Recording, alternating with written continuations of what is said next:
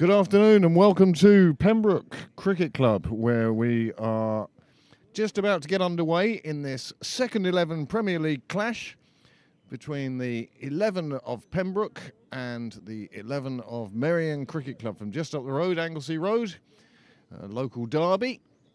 Always well contested, always well welcomed. I regret to inform you at the moment, I'm the only one with a mic, and you'll have to put up with my sultry, deft, dulcet, well, whatever tone comes out, that's what you're stuck with. We've no live scoring at the moment. I'm sure that will pop up any moment now.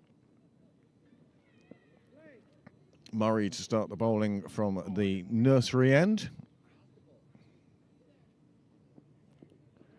And that one just going through to the keeper.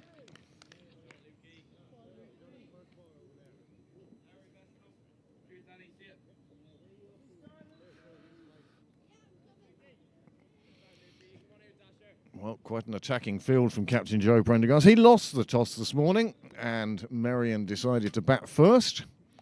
They've put Pembroke into the field, no doubt hoping that the beautiful day will tire out the players. My goodness, the batsman has come well down the track to that one. It goes down the leg side, however. And Merrion get onto the board. First one of many we will hopefully see today.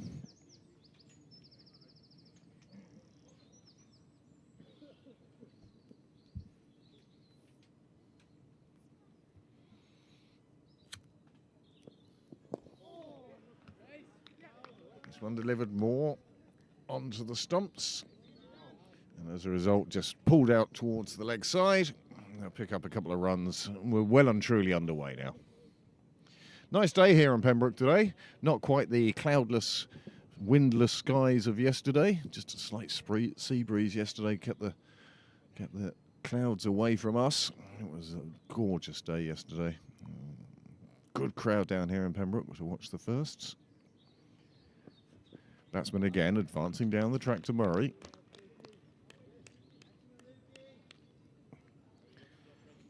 Luke Murray having a good season for the club. Of course, was more of a netter than most of us. His nets were in South Africa on the Leinster School Exchange programme.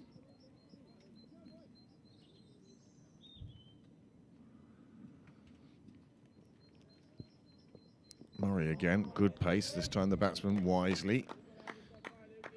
Just playing a straight back to that one.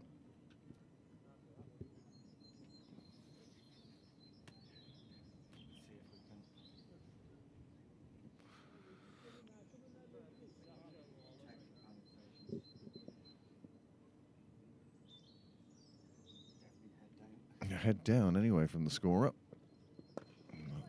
Probably trying to get that live scoring set up for us here now. Morning, Finn.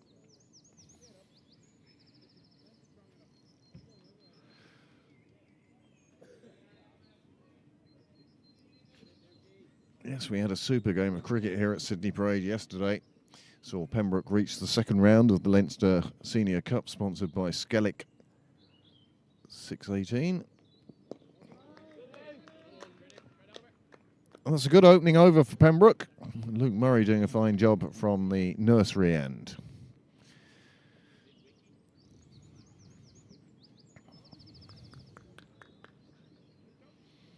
Well, it's going to be a Murray double act. This bowling from the St John's end now will be Dan Murray. Do you want Danish?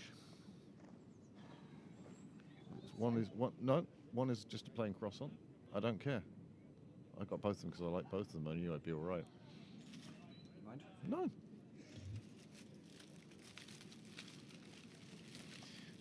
Niall and I tucking into our breakfast. We also have the cold pizza from last night, which we over-ordered.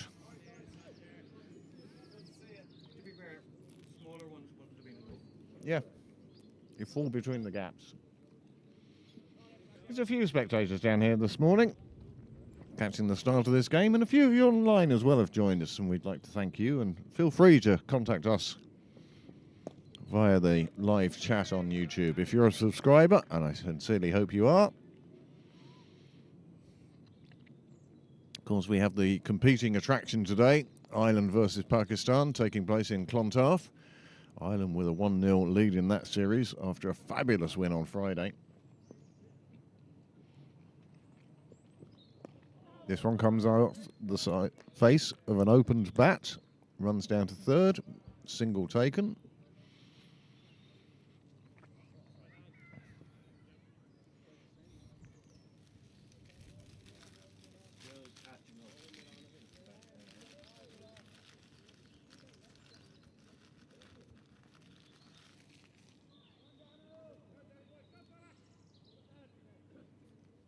Of course, our very own Andrew Balbirnie was a player of the match and star of the Irish innings with its 77 runs. But the most promising thing from an Irish point of view was this was accomplished with the bowling attack missing Josh Little. Mark Adair leads the attack so very well for Ireland these days. Has really grown into that role. And here's Dan Murray bowling, hoping to do something similar. They're already asking for the sight screen to be moved. Yes.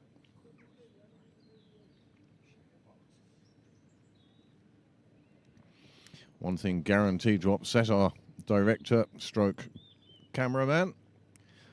A moving sight screen. You'll see the effects of it now.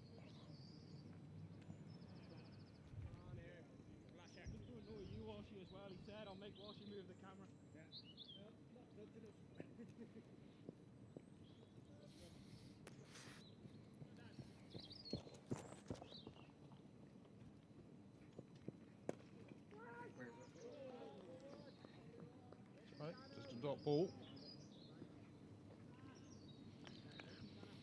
This oasis of calm in the bustle of Dublin City that is Sydney Parade.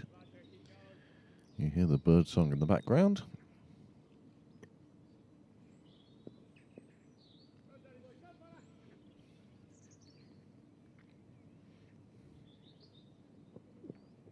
Good ball for Murray on this occasion, drawing the batsman into a shot that he didn't really have any right to be playing.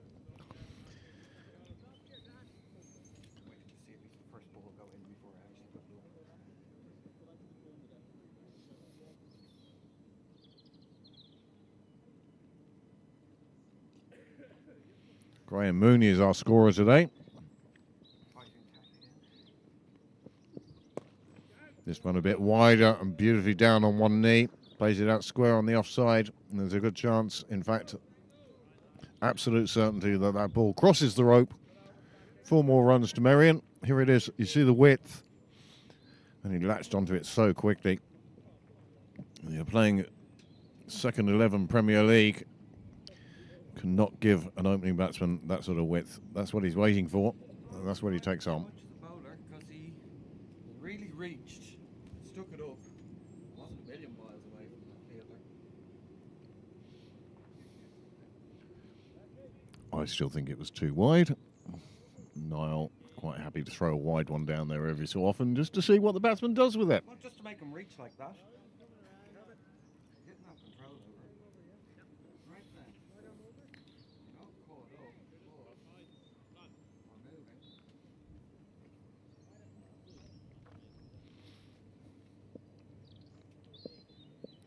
Left-hander again, face now.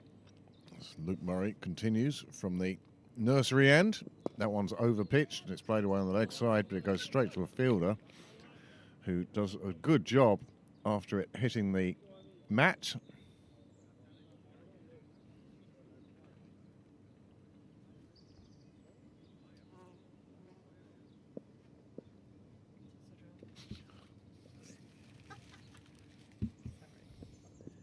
Thank you.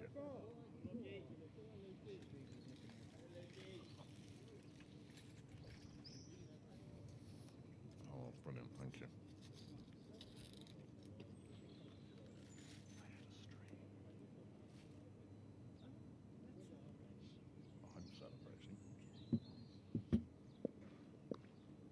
It's my Martin Luther King moment. I had a stream.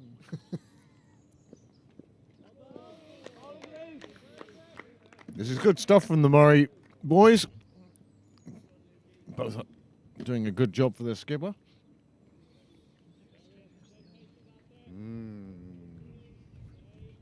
I'm having that one, so I'll just put my fingers all over it.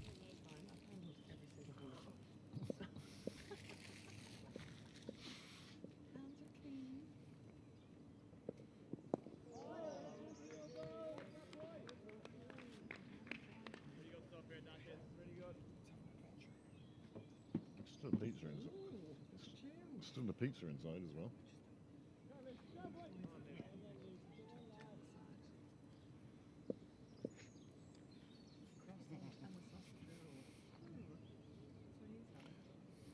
Sausage roll. Well, Amanda has turned up with sustenance in the form of sausage rolls. Well, that's a good delivery, and that's a cruel price to pay for it as well.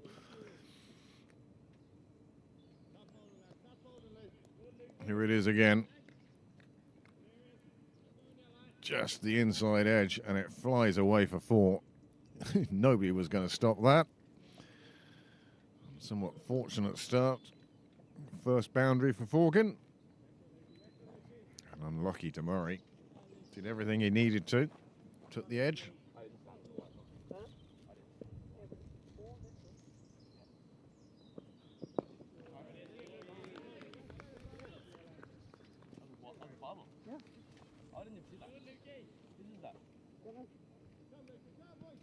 For what on the bottom?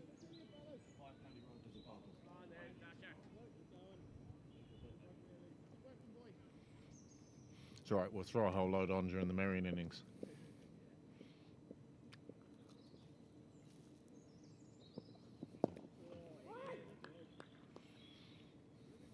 Well, a couple of steady balls to finish the over.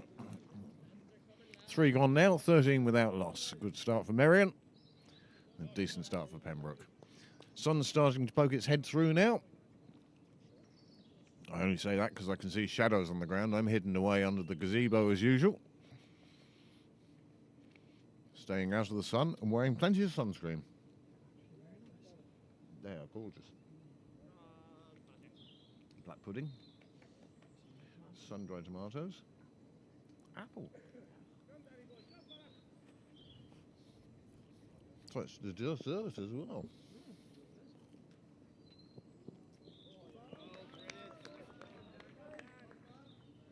Forkin just letting that one go through to the keeper.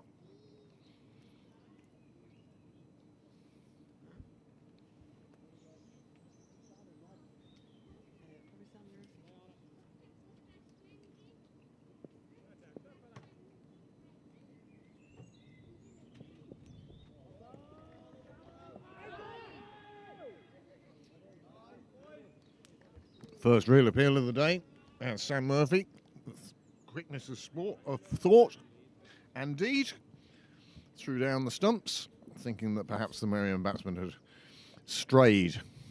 He left that one alone, had come forward, and there's the throw, but he got back well in time. Another one that goes wide on the offside, and that's crashed away to the boundary. And another 4, another too much width. Same result.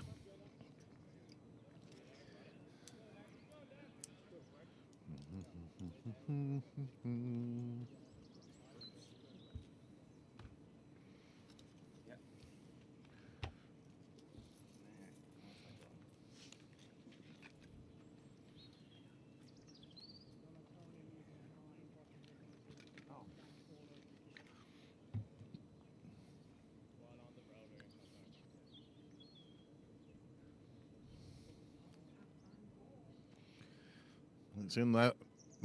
He's looking in the covers for it. He's found it. It might be a little damp now. Yeah. How many sheets?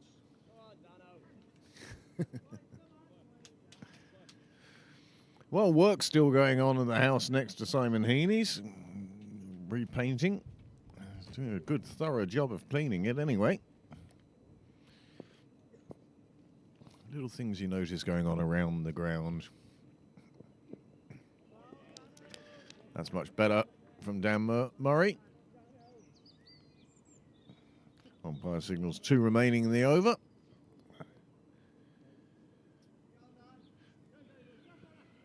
It's a sort of thin veneer of cloud today, just keeping the strength of the sun off us.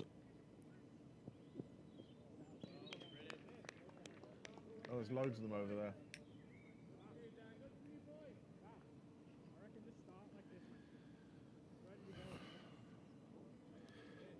I want to cover you in sugar lumps.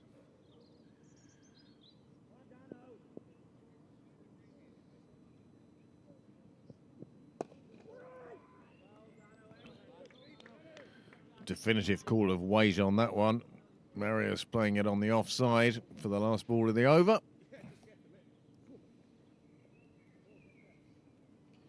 Four overs gone now. She is.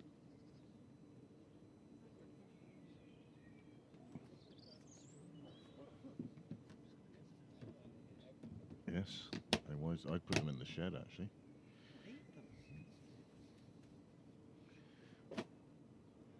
Just in case.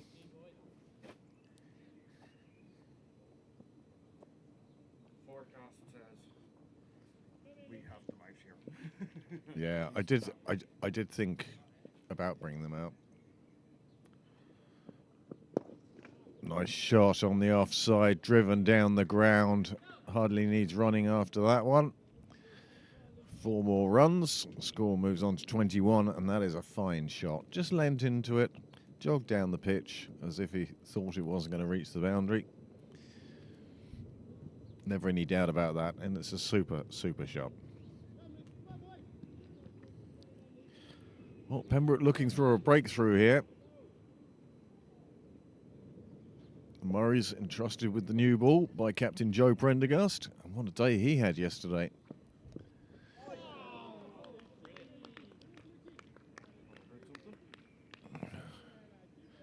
Only the anguished cries of, oh!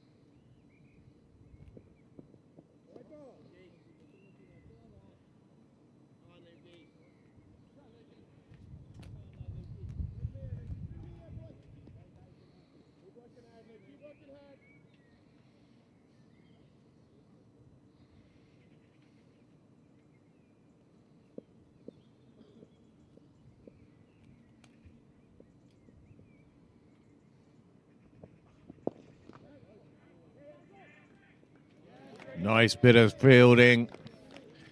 Greg Collins showing all the athleticism and flexibility that he did when he was keeping wicket. Now he's showing it in the field.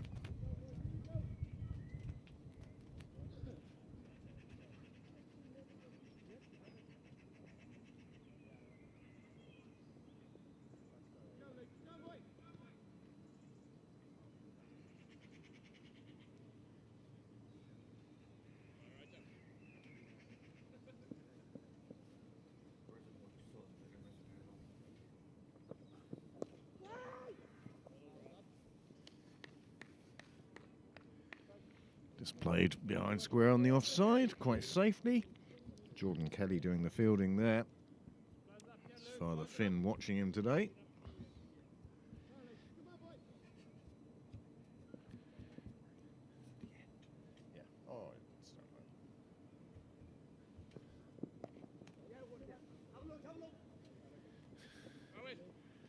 Brother fields for brother.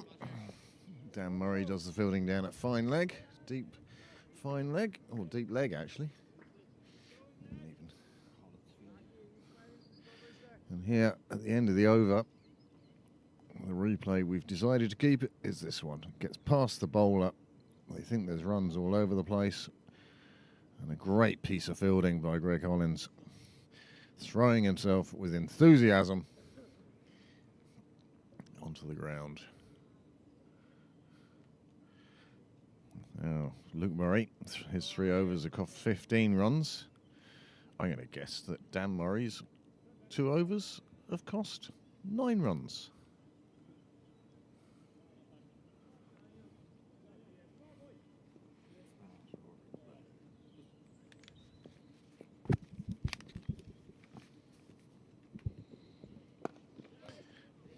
Shot into the offside, but nicely fielded as well.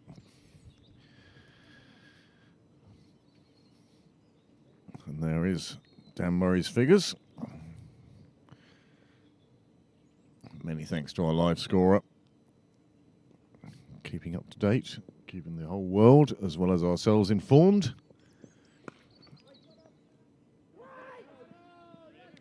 Nice bit of fielding in the covers and a nice bit of teamwork, ensuring that no single was taken.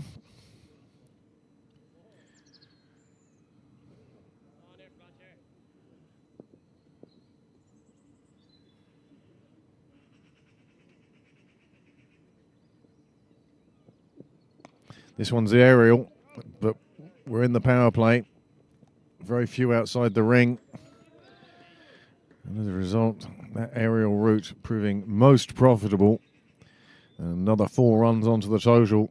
And Merrion going along very nicely here. It's strange to think that this is the pitch that scores of 140 and 141 were recorded on yesterday in that Leinster Senior Cup game.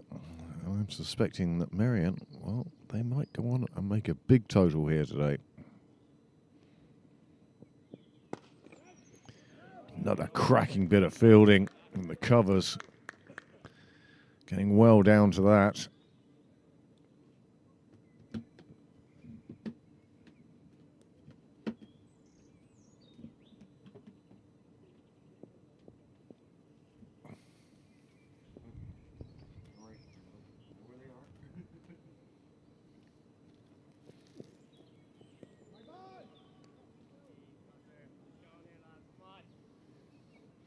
Murray's been flirting outside the off stump with a few deliveries for a while now.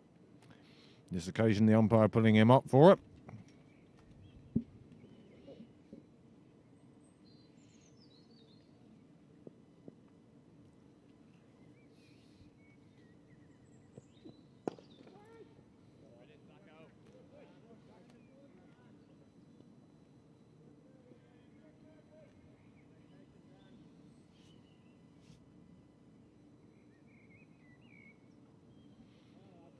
Again, we have 3 cars down here between the 3 of us. We came from 700 metres away.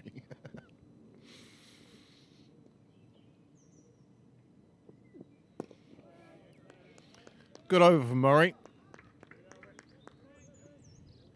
Another one passes by, 29 on the board, and he's doing slightly better than his brother.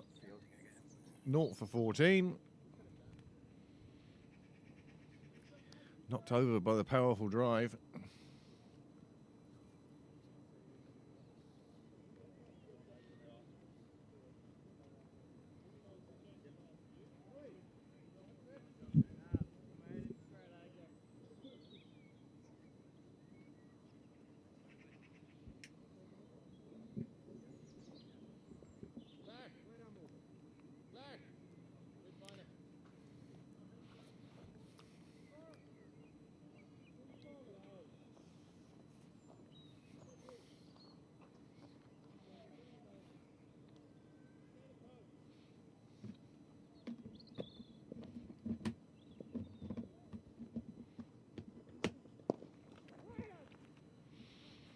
Well, into the 7th over, we see our first change of bowling. Captain Joe Prendergast, well, he fulfilled this role for the first yesterday, coming on to bowl. I still remember Joe Prendergast, the off spinner. That's no longer the case He's taken up seam bowling and taken to it like a duck to water.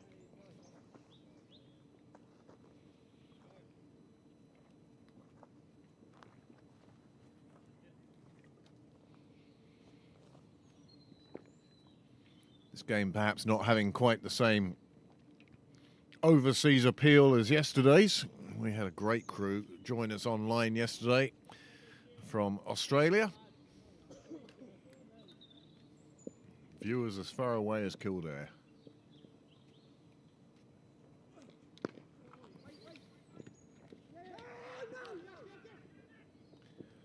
Well, that was a bit messy. Nothing comes of it, but that was a bit messy.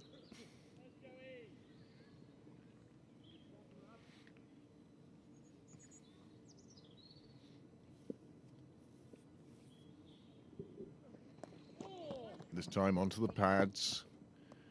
Turned around the corner. Ethan Clark doing a fine job. Tidies up, just keeps it to a single.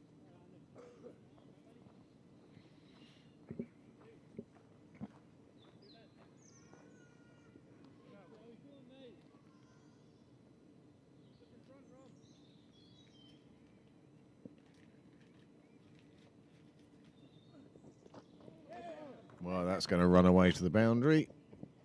That's it. Dan Murray comes round, fetches that. Sam Murphy standing up to Joe Prendergast and doing a fine job there as well. But occasionally, when you're standing up, Joe's pace and his line slips slightly. You can find yourself in a bit of trouble.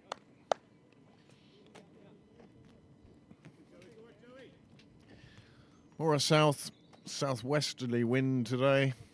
We just had a little sea breeze yesterday, which was magnificent. Just kept the clouds off this little corner of Dublin 4. Nice ball from Prendergast. Played back to the bowler. That's the over up. Just the 3 coming from it.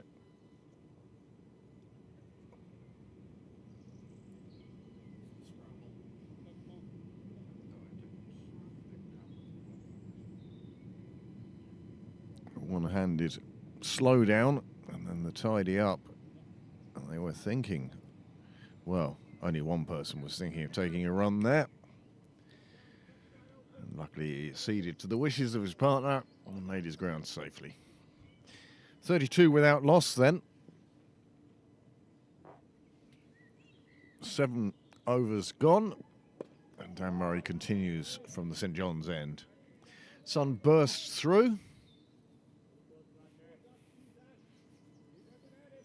I know I've said it before, and I will say it again. Pembroke looking magnificent in the sun today. It was a 12:30 start today. We're coming to the end of that first half hour. Another one clipped off the toes. Another one, the field has been put there exactly for that shot. It's only a single conceded. There's the Merrion bench. Well, at least one of the team is a great believer in sun's out, guns out. The Merrion vest. But they'll be content enough on the sidelines at the moment. 33 without loss, that's going well.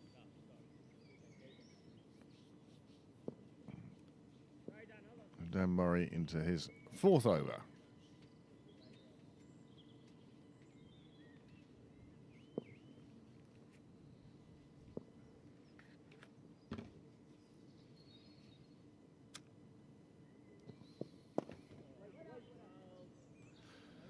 That's more squirting away on the offside than anything else.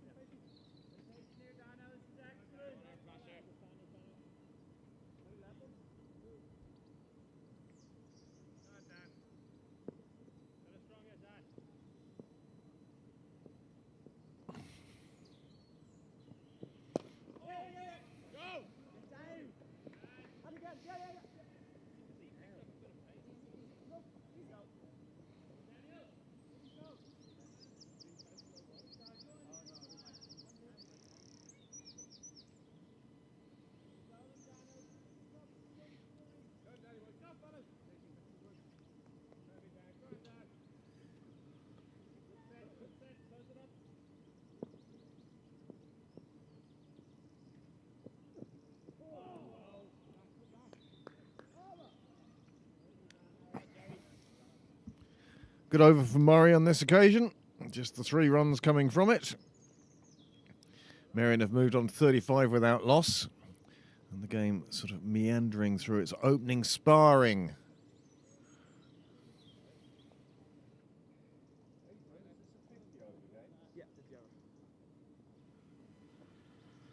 These second 11 Premier League games, of course, 50 over games. Bowling restrictions are 10 per bowler.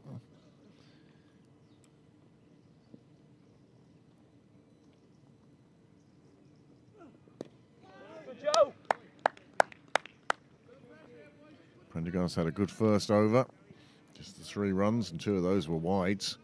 So, a promising start for Prendergast, but one has to say that Marius and Forkin are doing a super job here for Merrion. They are providing a good solid platform and they're seeing off the openers.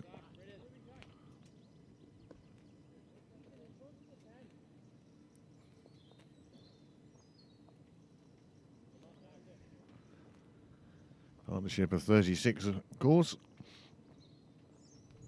Batsman scored 30 of those. What an amazing game the Leinster Senior Cup threw up yesterday, involving Merrion. That's shot of the day so far. Latched onto that one, just a bit too straight from Prendergast. Pulled around the corner and the boundary. Yes, Merrion would have been cock-a-hoop at bowling Phoenix out for 97 yesterday. Adam Chester, the only one to stand up with 52.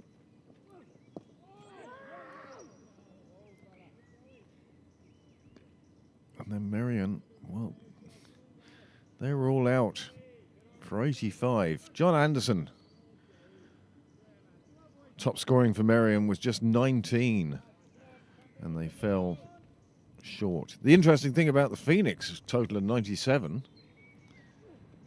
was, as well as Adam Chester's 52, there were about 30 extras and 7 ducks in the card. If you know how to use the Cricket Leinster Match Centre, it's worth going back to see the card for that game. Absolutely incredible.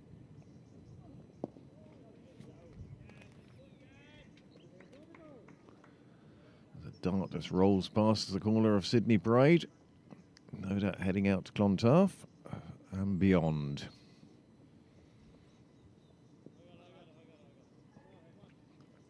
Ethan Clark just couldn't get round to that one.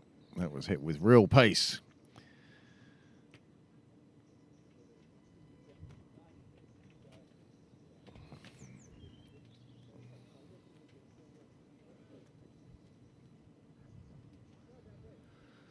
Both batsmen on 17 now.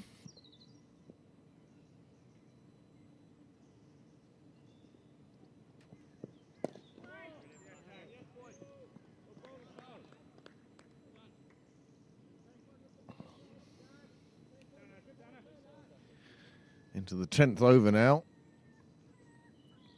Falkin already asking for a fresh pair of gloves.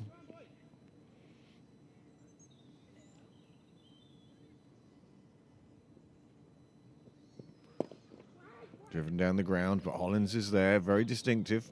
One of only 2 players in the floppy whites today. Greg Hollis and Robin Kelly.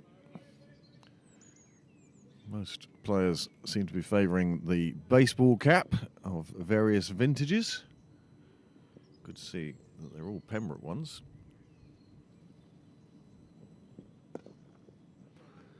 Well, that's too short from Murray. That's pulled away again behind square on the leg side into the bushes. Another 4 onto the total. And Merrion meandering along quite handily here, going along at nearly, what, over 4.5 and over.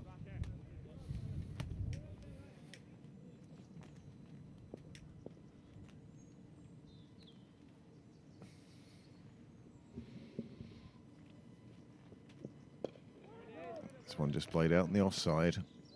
Kelly, the owner of the other floppy, does the easy fielding.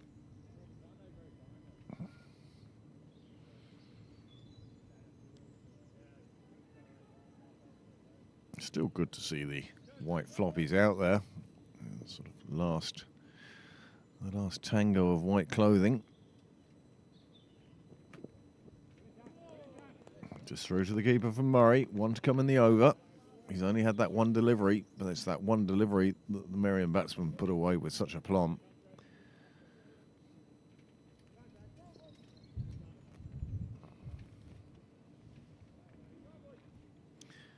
Certainly a bit more of a breeze today than yesterday, and that's keeping the temperatures down. When I say down, they're still very good. You won't see any headlines of hotter than Rio,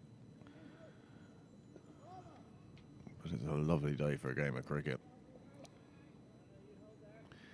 Another over completed. That's 10 gone now. And that's that loose delivery just too short into the batsman, and he's played it away beautifully. Racing away to the boundary. No stopping that one.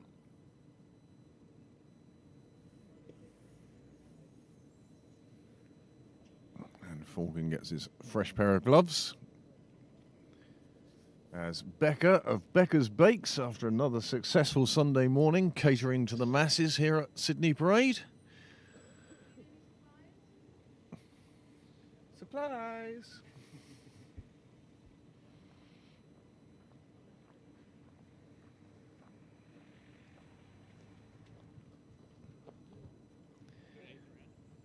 Well, not too many spectators here now. The leftovers from the morning's training pass by. Nobody yet has come into Pembroke, even on their way to Clontarf. That game starting in a couple of hours.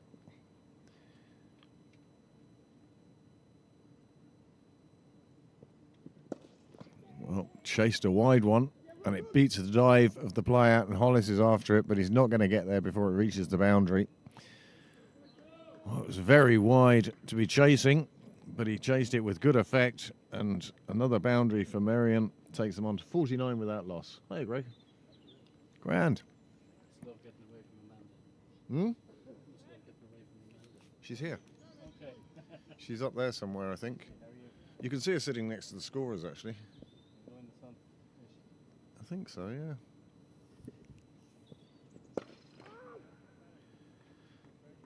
Oh. At the time, en route to Malahide.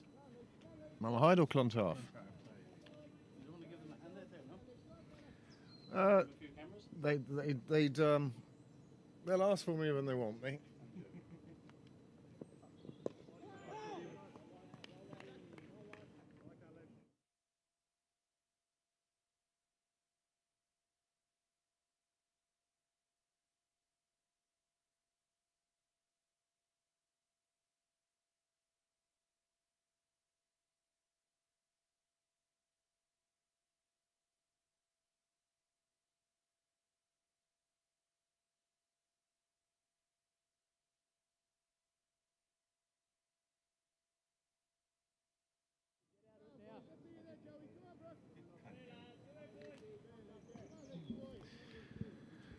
Well, one of the leading lights of the Veterans Cricket Association of Ireland. Craig Mullins on the ground at the moment. He's on his way to Clontarf. Well, that was a good effort at a run out, and at the moment it's looking like run out is the best thing. Luke Murray has returned at the nursery end for this over. Joe Prendergast's taking a break. He's just shaking things up a bit. And no harm. 50 partnership now for Merrion. They've reached the half-century mark without the loss of a wicket in this innings. And winning the toss and batting first seems to have been the correct decision. Falcon really looking to get on with things now. It's the end of the over. He's trying to take everything on, and that's going to provide its own opportunities. And here's the replay of Greg Hollins sprinting to the boundary line. Ball always going to win that battle. Hollins just getting to within a couple of yards of it in time to pick it up.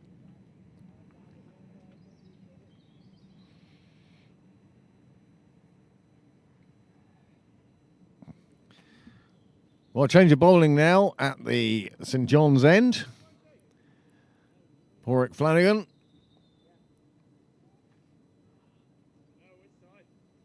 A little bit surprised we didn't see him an over or two ago.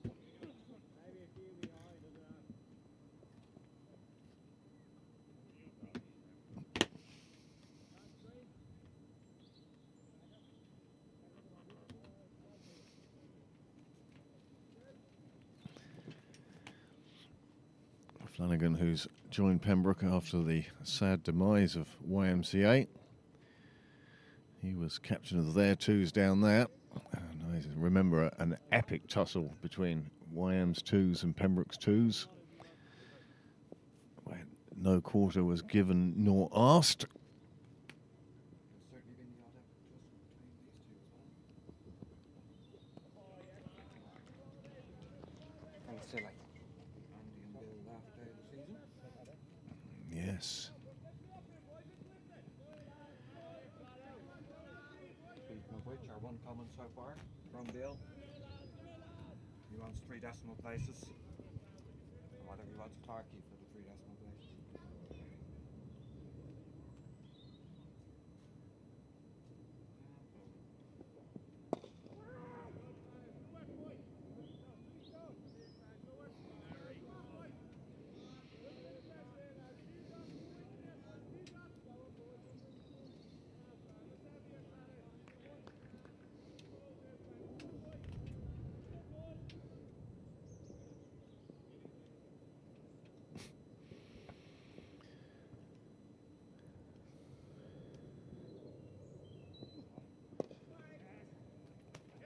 Flanagan certainly posing different problems to the batsman than what he's seen before.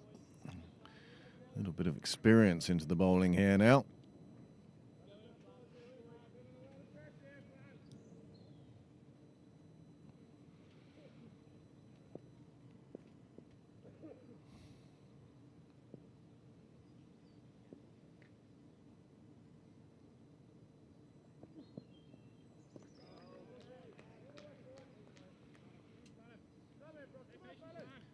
Flanagan straight into the right line and length.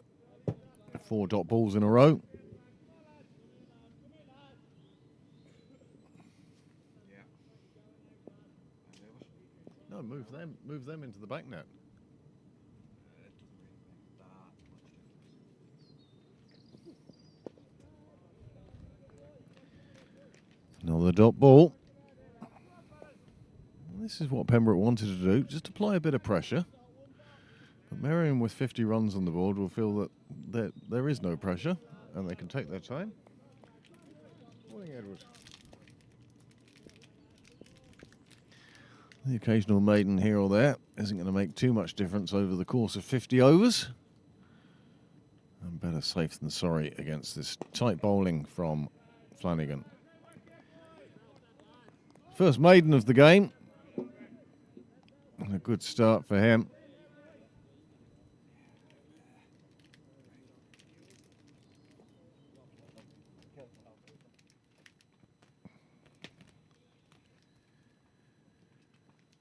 So after that maiden, the score remains on 50 without loss.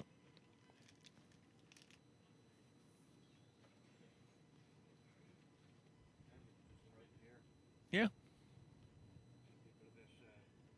You might bring them back a bit. Just moving the ground mics.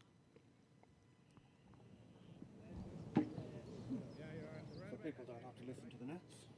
Yes, the sound of the ball thumping in the nets is never a good one to have on a stream. Luke Murray again. Every so often he's delivering this absolute peach of a delivery.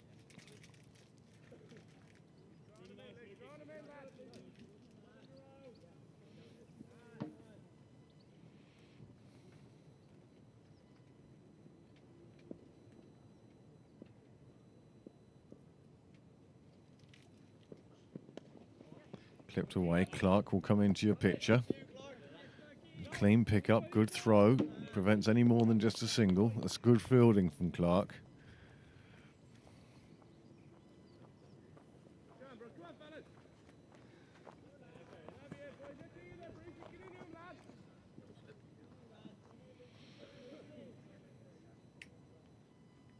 No, we started with a couple of slips, Ed, but slowly but surely they've been whittled away.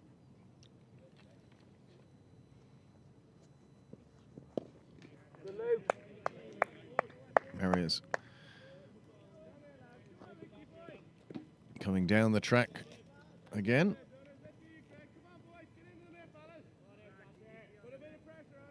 He's faced more of the strike. See you later, Ed.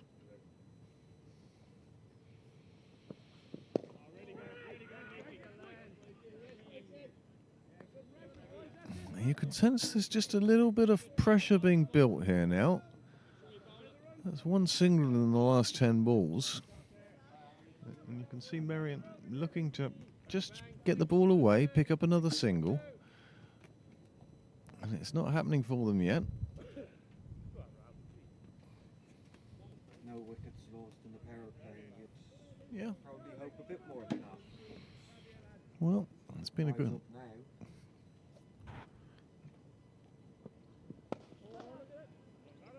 Again, another swinging bat. You can see how positive the Merrion batsmen want to be, and this is going to provide its own opportunities for the Pembroke bowlers and fielders.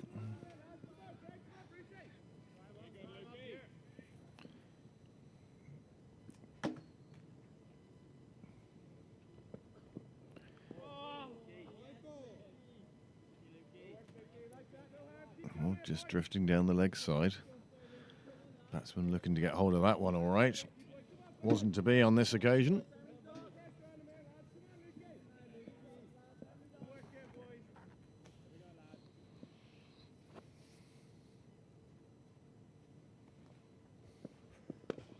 Another flailing bat.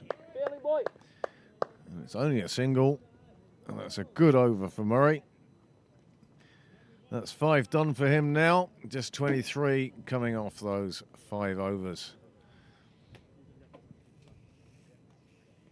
Merrion having got off to actually quite a bright start, seemed to have become a little bit becalmed. There are the Pembroke bowling figures so far. Well, they're all very consistent. 4, 4.4, 4.6. And yes, Warwick Flanagan's 1 over and Maiden's. So, unsurprisingly, he's going to continue.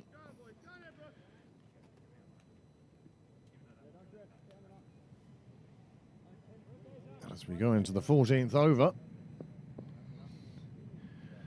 Power play well behind us now, and yet Pembroke with 4 outside the circle. That one stopped inside the circle.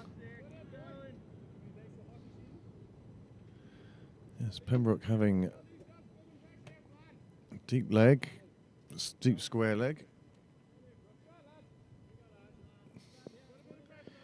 deep point, and third man. Those are the 4 outside the ring.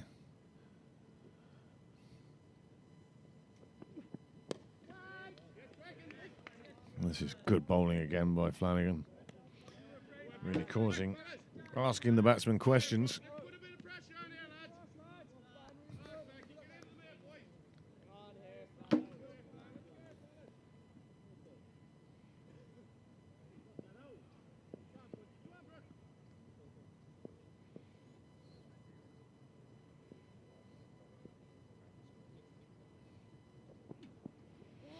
Through to the keeper, and that kind of missed the edge by very much. You can see the batsman's head shot around, wondering if it was going to be taken. He really was fearful that he had got a little bit too close to that one. Wasn't to be the case for Pembroke. And Flanagan now with 9 balls delivered and not a single run or extra from his deliveries.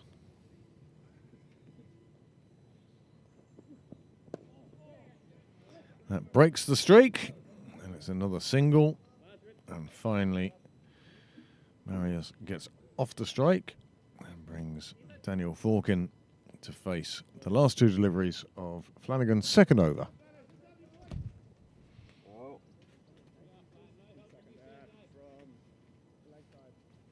Time to move the sight screen again.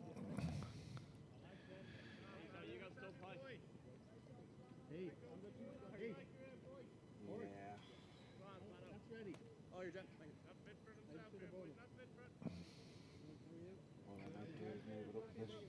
Yeah, sure. I was watching last week. You need deep square? I think so. Yeah. That's, yeah, okay, fine, fine. You see the wheel. It's closest wheel of the side screen. Yeah. This one clipped away on the leg side. They're going quickly looking for two. They think they'll get there, and they will. That's well run from Merrion. This slightly weird angle of the camera for you at the moment, down to the fact that Flanagan going round the wicket to the left-hander.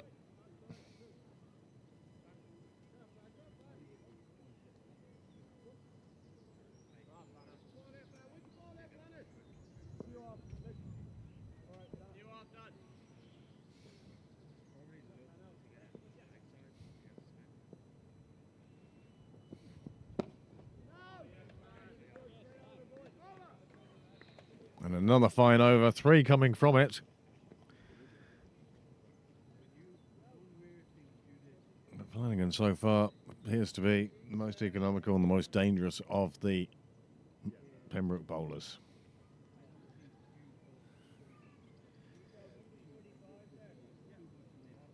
Another change of bowling now, this time at the nursery end,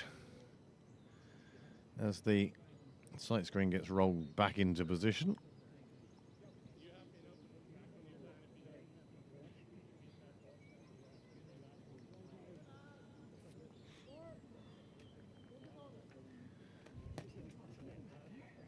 It's what? Nice.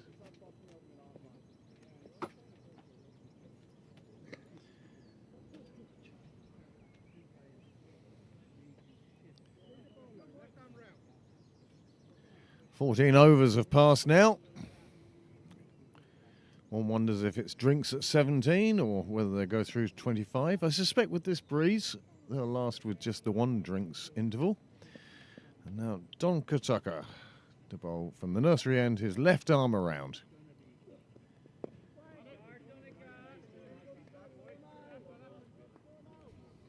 I hesitate to use the word orthodox when it comes to Donica.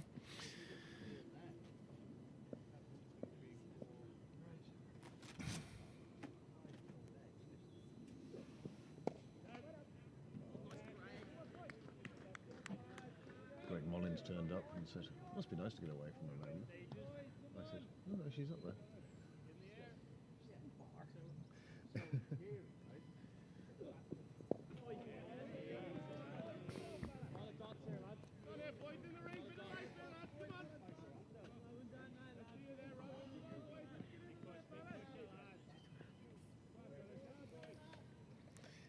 Graphics goal.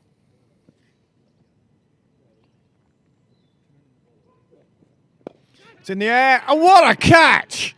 Oh, that's the best catch I've seen this season.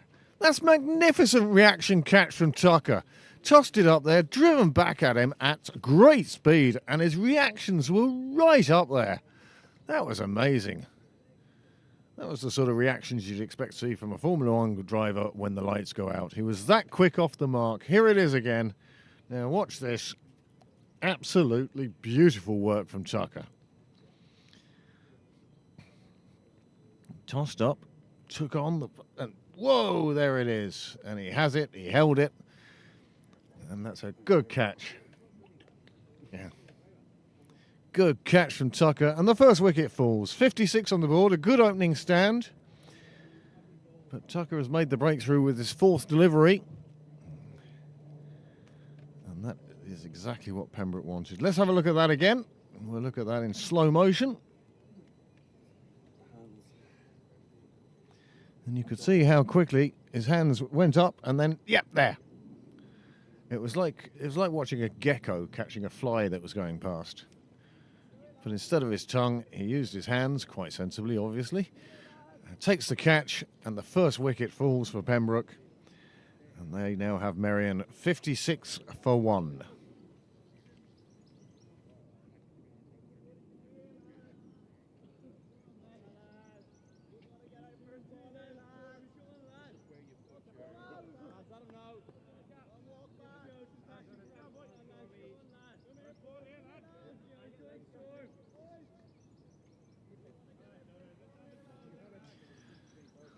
So Tucker, 2 balls remaining in his first over. He's already taken his first wicket. New batsman comes out to the middle.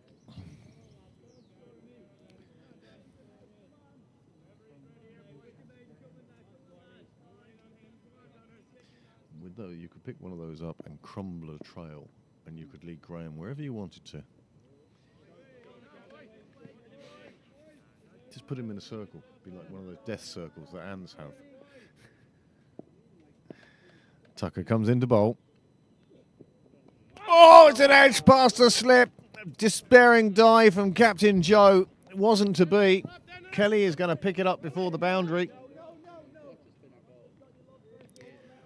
Oh, Tucker inducing the edge. Stanton getting away with one there. And that was very nearly 2 in 2. S.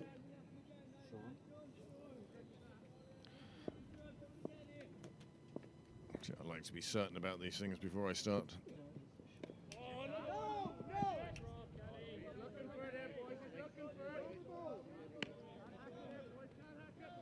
Here's the ball that ruined the wicket, maybe.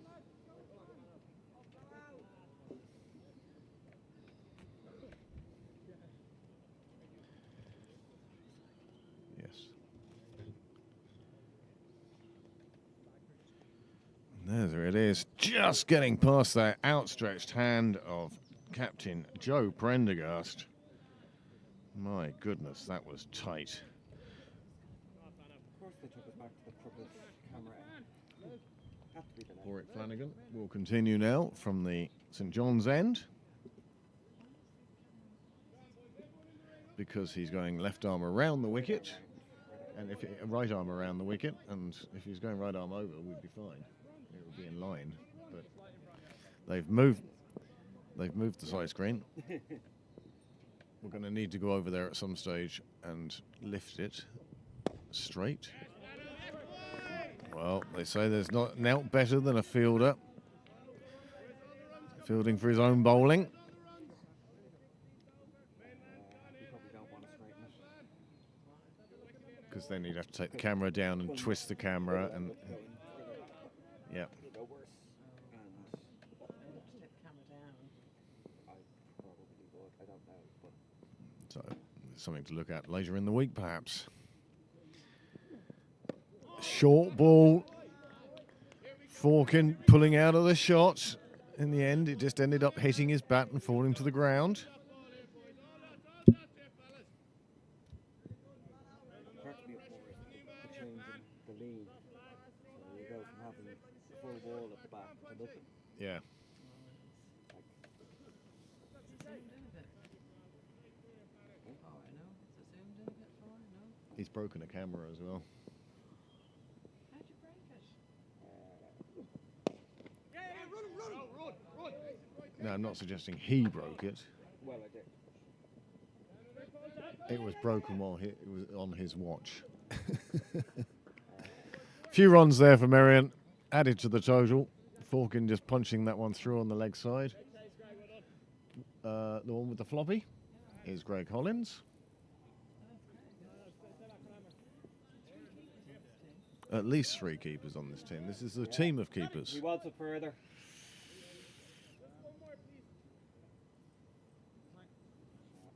Don't want it straight.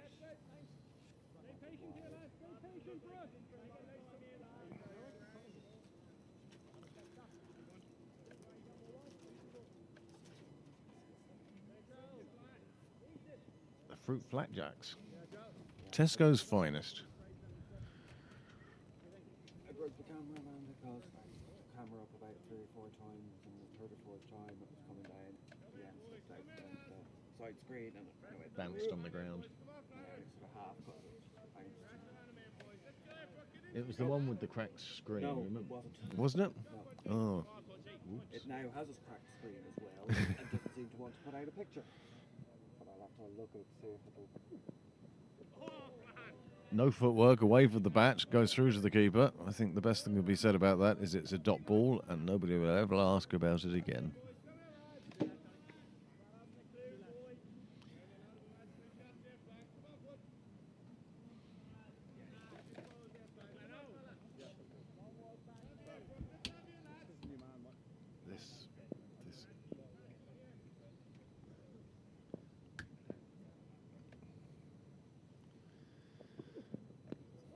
Onto the pads, they come through quickly. The non-striker very quickly getting down. Falkin, he's been in a while.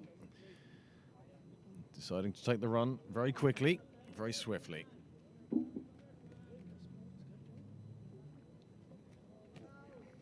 Oh, I just picked up 2 bottles of water, 2 bottles of it here. rocking. Just bizarre. Because they're moving it. It does give you a very security camera single coverage view. This one squirts off the outside edge. It will go down to third man. There is a fielder there. It won't cost any more than a single. And the umpire loudly and decisively calls over. 63 for 1. Just having a quick scoot on the cricket Leinster match centre.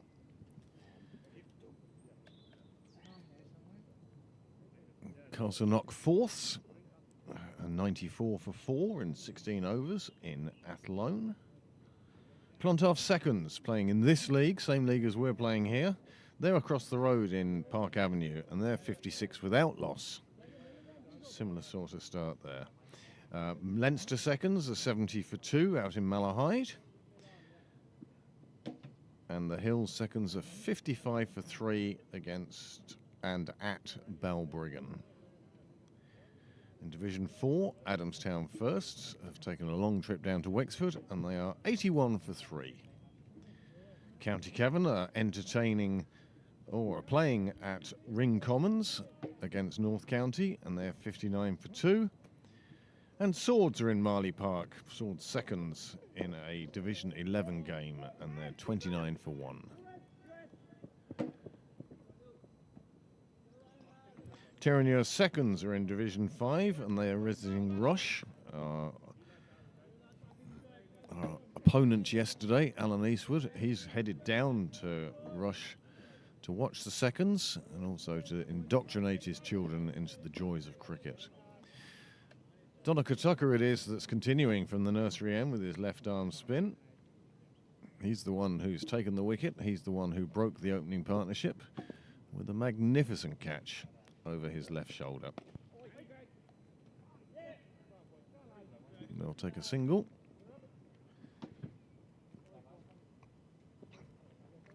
Adamstown seconds, well, they're entertaining Kilkenny. And Adamstown have reached 33 for 2. And Ashbourne seconds are playing in Bird Avenue. Oh, poor lads. Full toss, just punched away on the leg side. The fielders will chase after it. None of them will stop it. It will be the first boundary from Tucker. And that just getting away from him a little bit full in length. Anyway, Ashbourne have reached 29 without loss in 10 overs. Clondalkin are up in Anglesey Road, playing in a Division 7 game against Merrion Fourths, and Clondalkin are 46 for 3. And the last live score I can bring you is that North County Fourths are 34 without loss, and they're entertaining Clontarf Fourths. Appeal from the keeper, not entirely what short for.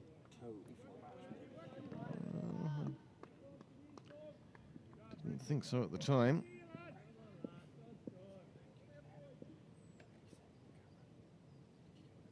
Oh, yeah. Oh, big shot. Man on the boundary. Catch is taken. Super take.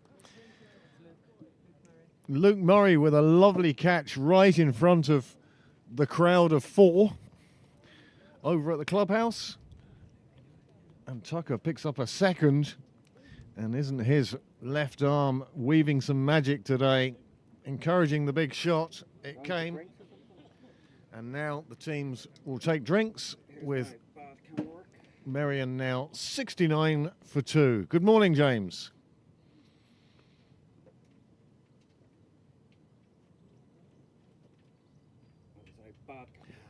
Is it him? No. Is it him? No. Yeah, Is it him? No. Where's the ball? So as the players take drinks, we're going to take a short break, comfort break, call it what you will, and we'll rejoin you when the players rejoin the field in a few minutes. Many thanks to the 29 devices currently online. We hope that that represents A good spread of people around the place. Let us know where you're watching from. The live chat is open on YouTube if you're a subscriber. Thank you.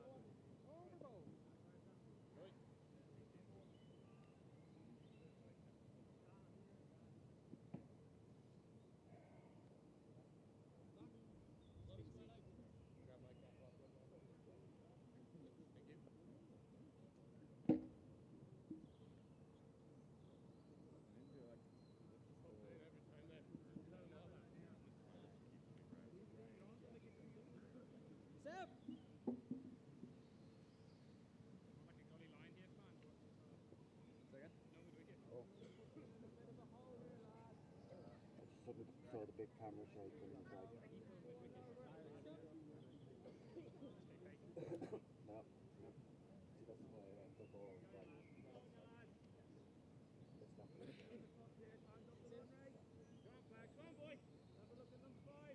Oh, flat out.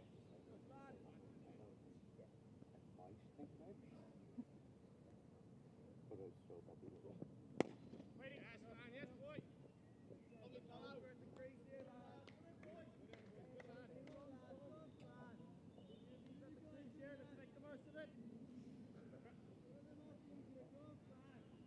I haven't seen them.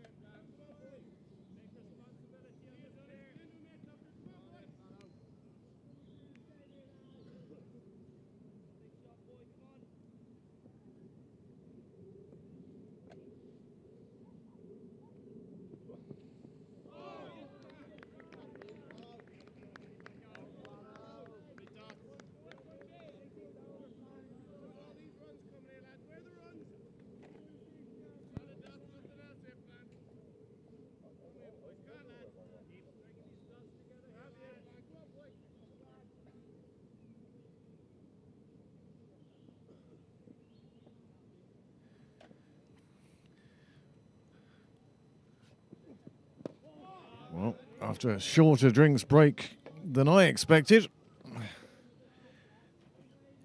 Flanagan comes back with another maiden. Two relatively new batsmen at the crease. Merrion 70 for 2 after 18.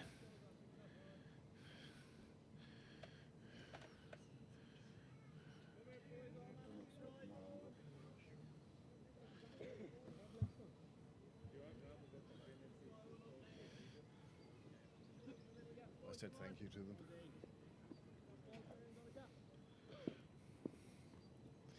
Well, it's over slightly to the side of your screen, but it does open the leg side for watching. Oh, another one edged, another one past slip. Just not running to his hand at the moment. And they'll pick up 2. Well, it's proved to be a productive shot for Stanton.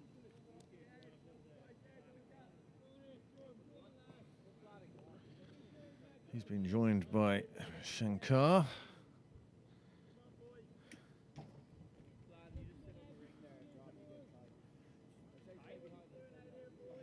Oh, we will. We will. The mere fact that we do have the picture straight at all. Down to a couple of the younger Merrion side who have come down to look after the sight screen. And in doing so, they're also looking after that camera for us, and a fine job they're doing too, and many thanks to them. Afternoon.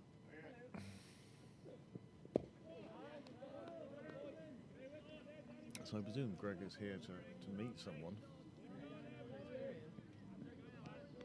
All right. Come down to have a look. Come down to have a look before he goes to Blantyre.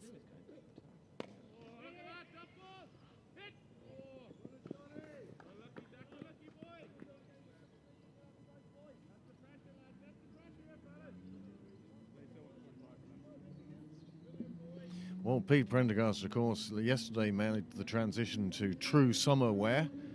He brought brought out the white bottle legs under a pair of shorts and baseball cap and t-shirt. And Well, out from the ball getting hit down to a nice wooden shell. yes.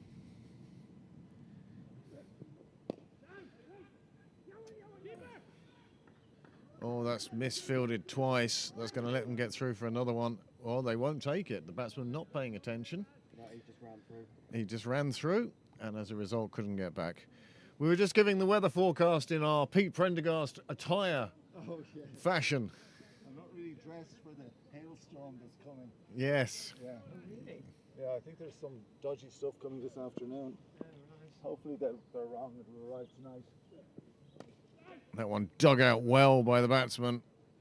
Played out through extra cover, where I think it's Ethan Clark doing the fielding.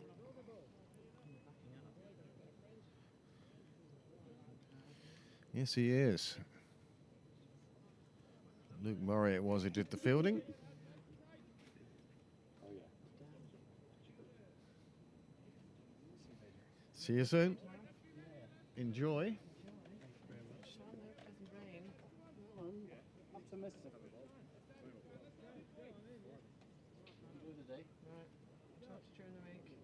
During the week. I'll try and strike it up a tiny bit, I think. Get away with a tiny bit. Just don't Get them both equally wrong. Don't break anything else. It's only a foot or two off being dead straight.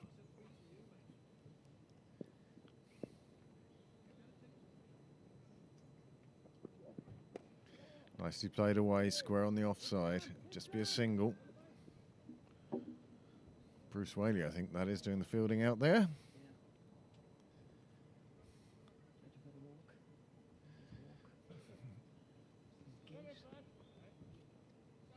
Yes, his gate indeed. Side screen getting moved on a single by single basis now.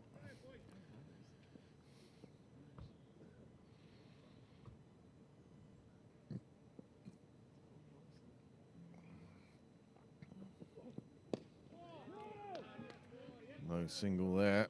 Clark hoovering up anything appearing in front of him there. Just on the leg side, just out of shot.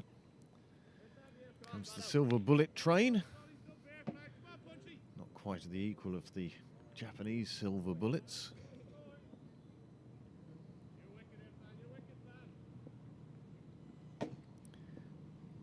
Flanagan bowling again.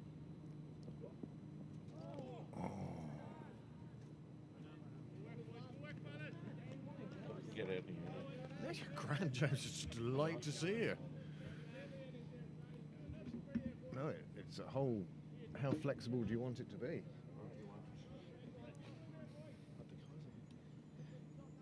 Well, it's my great pleasure to welcome to the commentary box this afternoon James Cresswell.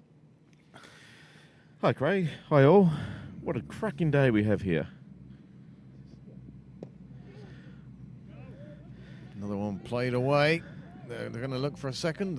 Again, the batsman in disagreement as to how many runs there are. Well done, Amanda. Obviously, the sausage rolls have brought James to us. Legendary. Well, it's a good stand by Merrion, wasn't it? Good opening stand. Yes. And then, well, there's a magnificent catch from Tucker. Bowling left arm around, and it was hit back over his left shoulder, and he got to it.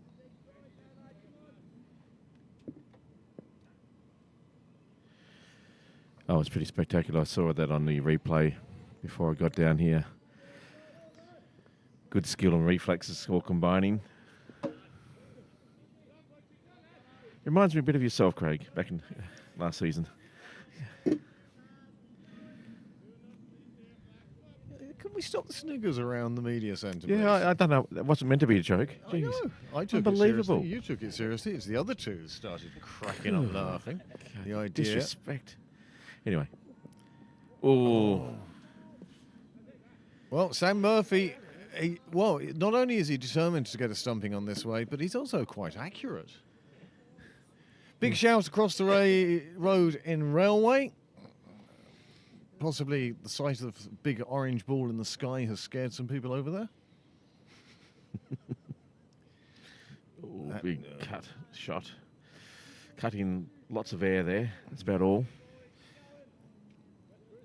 Clontarf seconds.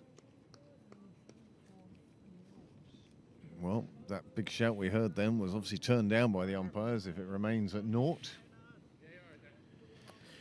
Tucker coming over the wicket now. He has a left-hander in front of him.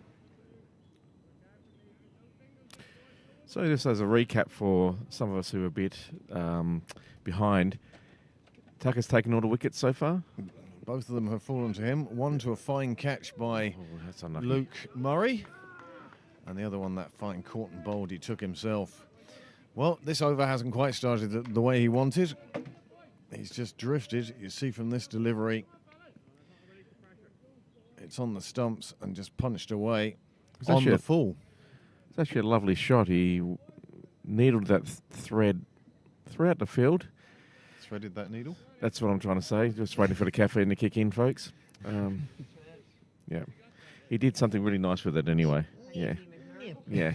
Yeah. That's Hyperdemic one you can use, actually. Say it again.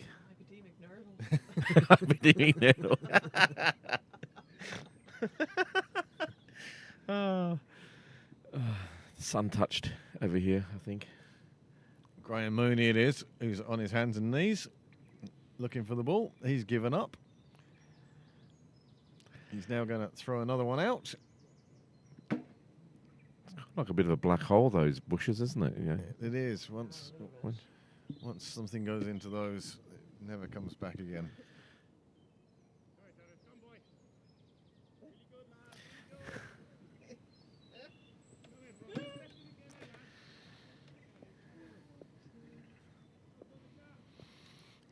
So, lots of flight that time, bit too much. But there is protection down there in the deep. And that was a slightly wild ball. One would say it's Lack of control on that delivery. slight one lack of felt. control. Yeah, very lucky to just get away with a single on that.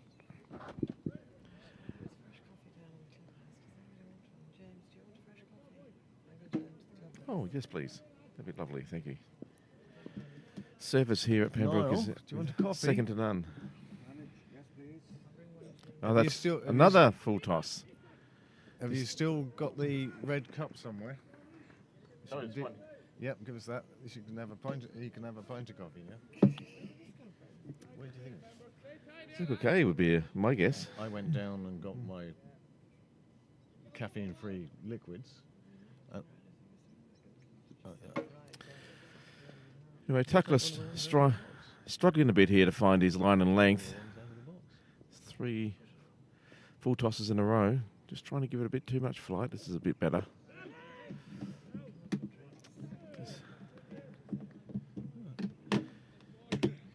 Hit down the mid on there, no run. Bit of sun breaking through these clouds now. It's still very nice out here, but a little bit overcast. Oh, it's a better ball. Straight back to the bowler there. There's no run.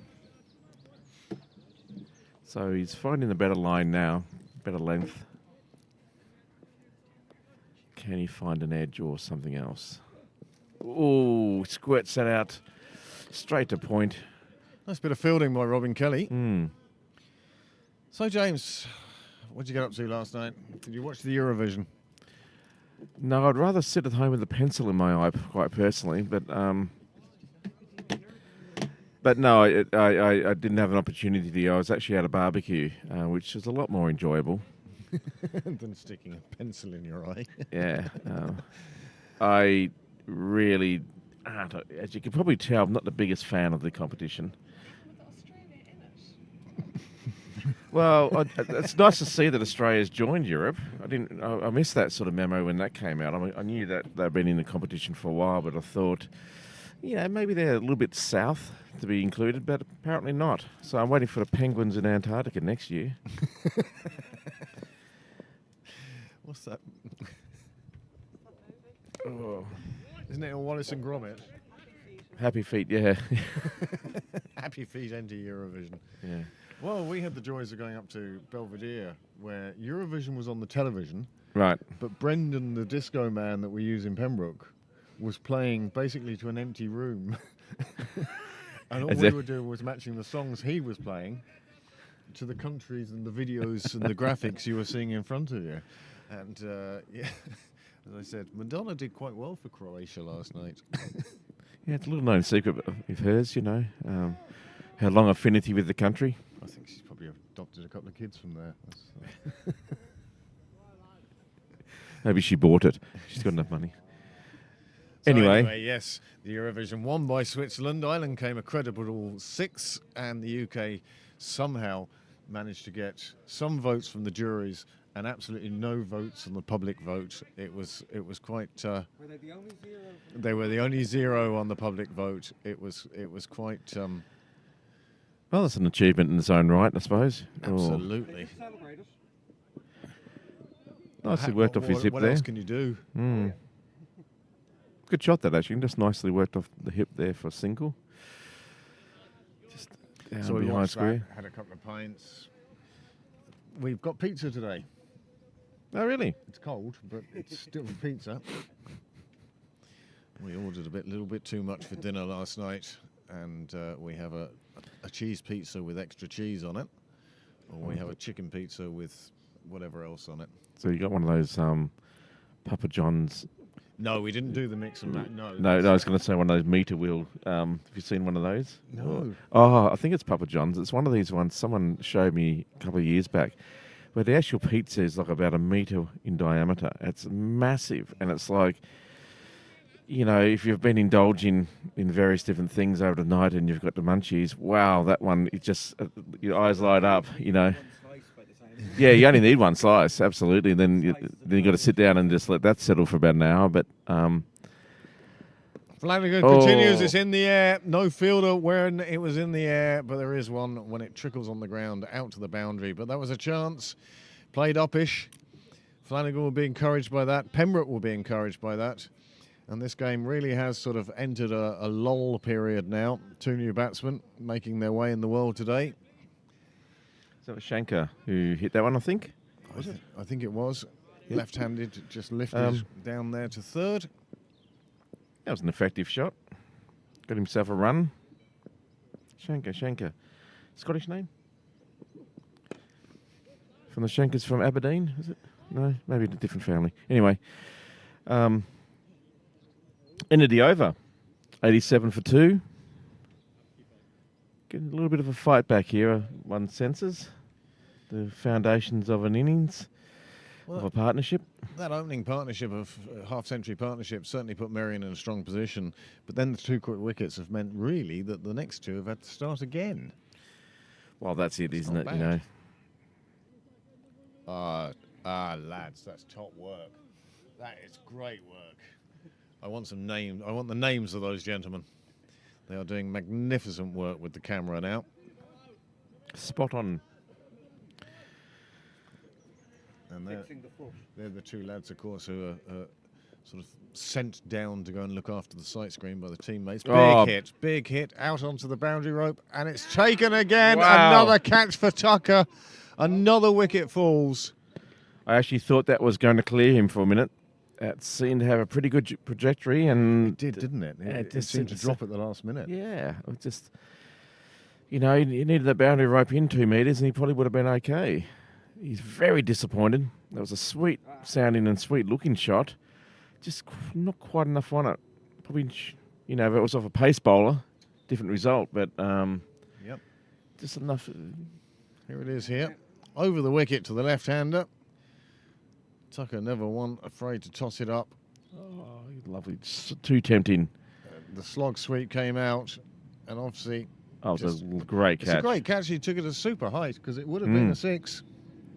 Of that, there's no doubt. Greg Hollins doing magnificent work there to take that catch. And that's Merrion now 3 down with 87 on the board. 87, that's the Australian unlucky number, isn't it? They've never liked that number. That was a magnificent catch. And just as that partnership was starting to get established, really. Yeah. We're on to right-handers. Yay. No more moving the sight screen.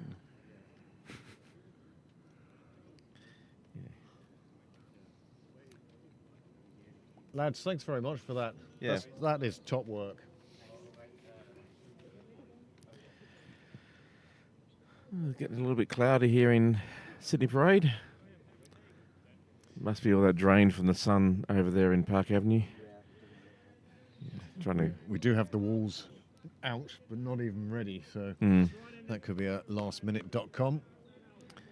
I think we just put in the West Indies, best of the West Indies, then, don't we? Yeah, desperate attempt to stop people turning over to the international. Yes. That's starting in 1 hour's time in Clontarf.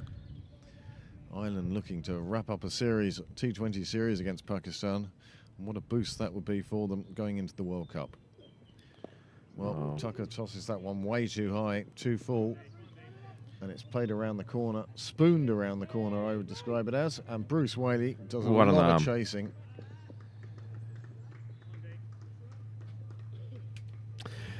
Yeah, it was not a very. It was a pretty ordinary ball, and just worked nicely behind square. Picks up 2 runs. Good running for the guys. Or was it 3? Anyway.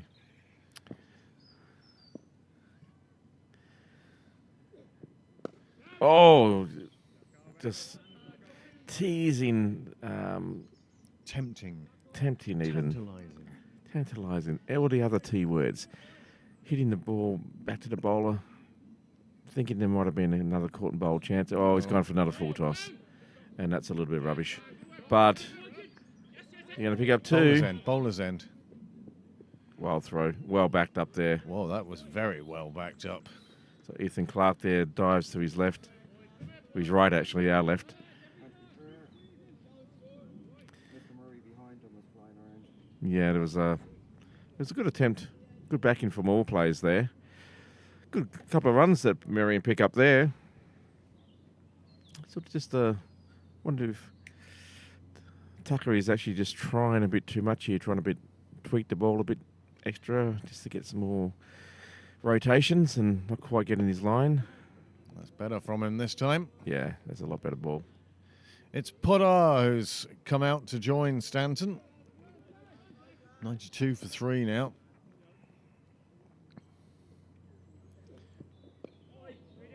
Well, Tucker, as well as taking those 3 wickets, has had a couple of deliveries take the edge and go through the slips. Or past Joe's outstretched hand, I should say. Mm. And they've done well. Well, Stanton's looking good. I think he's looking pretty solid there. And I think he's going to have to be the one that does a Nick Stapleton sort of performance, as happened yesterday. Stay there to the end. Just be the backbone of a total. Yeah, just keep building and building and building. Wonder what par today is going to be. It was a low-scoring thriller yesterday. 140 to chase down. And Ended up being a much more thrilling game than we expected, and then it sort of died away again at the end, didn't it? Yeah, sensible batting always ruins a cricket game. Yeah. Yeah. Our scorer today, Graham Mooney, he's providing us with the live score stats you see across your score bar at the bottom. And many thanks to Graham for that. It's also available for children's parties, but he's multi-skilled. Anyway, I digress. We're back.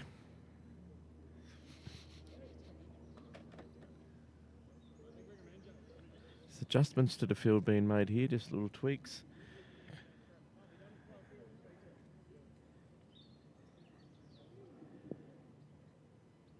Flanagan continuing into his 7th over, all from the St John's end.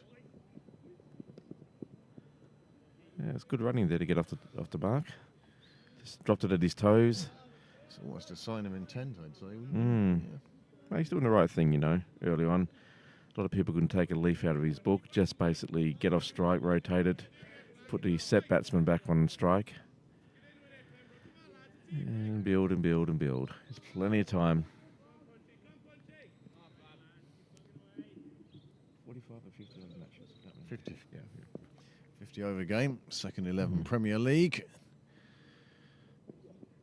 Oh, goes for the big cut shot outside. Outside off there, reaching for it. Wasn't sort of, would have been very lucky to get anything on it actually. Pretty well left. Flanagan doing a magnificent job for his side. 13 coming from 38 balls.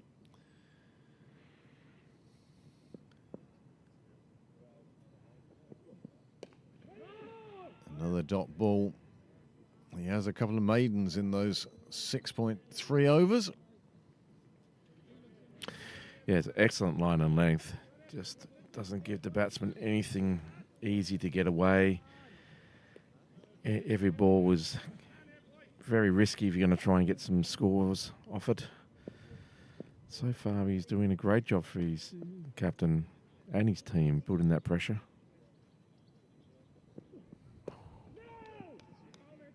Big call of no there. Quite rightly so.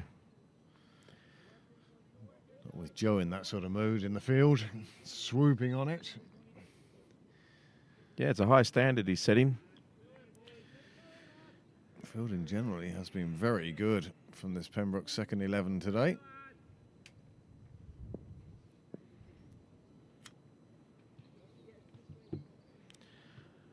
Just waiting for that Sandshoe Crusher Yorker. Not today. Oh. Again, they're trying to take a single inside the circle, and again it happens. You can see what they're trying to do here. They're just trying to keep it turning over, get the run rate moving. Good batting, actually. There's not much else you can do. Like, he's bowling such a good line of length that, you know, you can't go for a big shot without massive risk. So that's actually quite intelligent. Just take whatever little opportunity you can to rotate the strike. And it just, even though the fielders are quick, it's just deep enough, you know. But they're both switched on to the call, these two batsmen, which is impressive. Played down to third, quite deliberately. Just a single. Again, it's that rotation of the strike. Posing different problems for the bowler each time. Yeah. Again, caught out. End of the over. Caught out there. 95 for 3. Greg. Greg, I think, yeah. It was a fine catch because it was arms extended, take it up here on the line. Had the jump. Time his jump really well. Well, in fairness, I don't think Greg Hollins is quite in the Michael Jordan high jumping category, but he did get off the ground. Well, yeah, Hollins, yeah. I think they're being launched in shops next Monday, aren't they? Yeah. Tucker to continue into his 6th over. He has 3 for 25 from the 5 to go so far.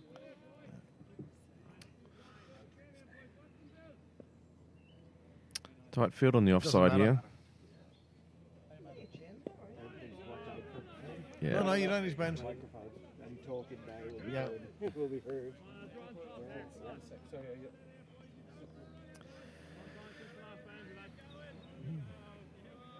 I think Noel's subject to a transfer offer here now. Yeah. Oh, he's moved his feet beautifully, gone for that. I've had enough of this, the batsman says, and bangs it over for 4. Straight over the bowler's head. Just bounced inside the rope. Oh, yeah. 4 runs. Lovely shot there. Picked up the length early. You're absolutely right, James. It was his foot movement that made that shot. He just danced down the track, got to the pitch of the ball, and then he knew he was safe once he got it over the bowler's head. And it disappeared out to the bushes at the far end. But they're still doing some excavation. And here comes the ball again. And there's another ball on the field now. Oh, this is going to be interesting. I've often played games where it's hit the right one. Just before right there. Didn't quite make, no, not physically on the ground. See? All right. Oh, I wasn't. Okay, sorry. Oh, and just cut out in the covers there. Just gets past the cover fieldsman. Protection in the deep. So just the one run. It's a nice shot. He decided to take Tucker on here. Bit tired of being pegged down. This could be a good opportunity for Tucker. Oh, this time straight through a fieldsman. Good backing in the deep there, but no run. great contest between bowler and batter.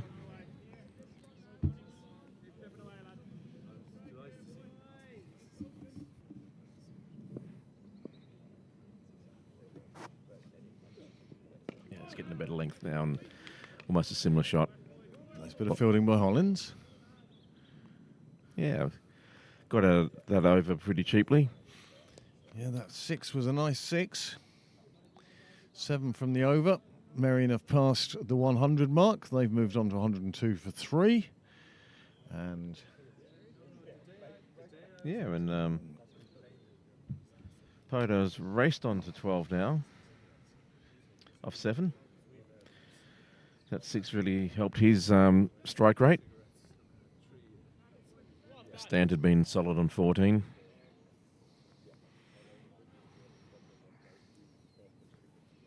Now we have a change of bowling, do we? Yep.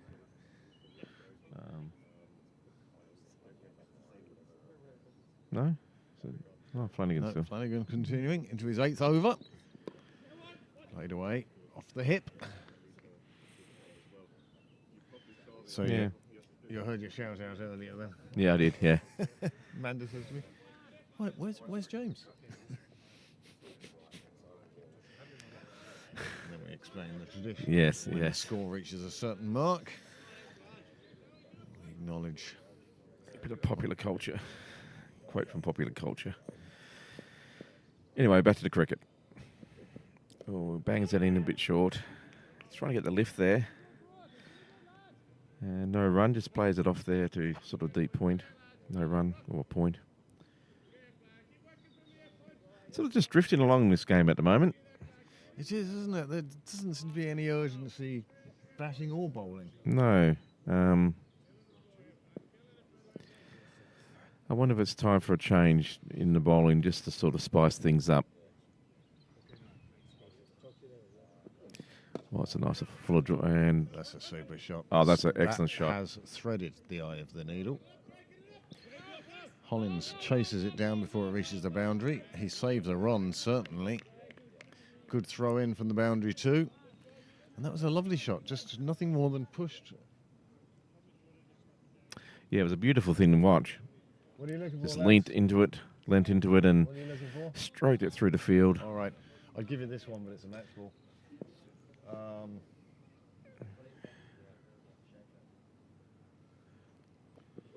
Oh, That's your best. that's another lovely shot. He's done that a couple of times. Just letting the ball run off the face of the bat, go down the third man, pick up a single. So Merrion are rotating the strike quite nicely now and picking up some runs.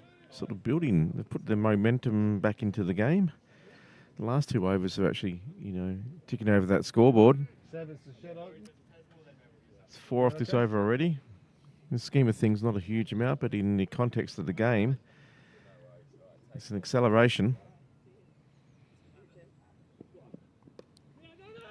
Oh, yes, no. Yep. I heard a yes, no.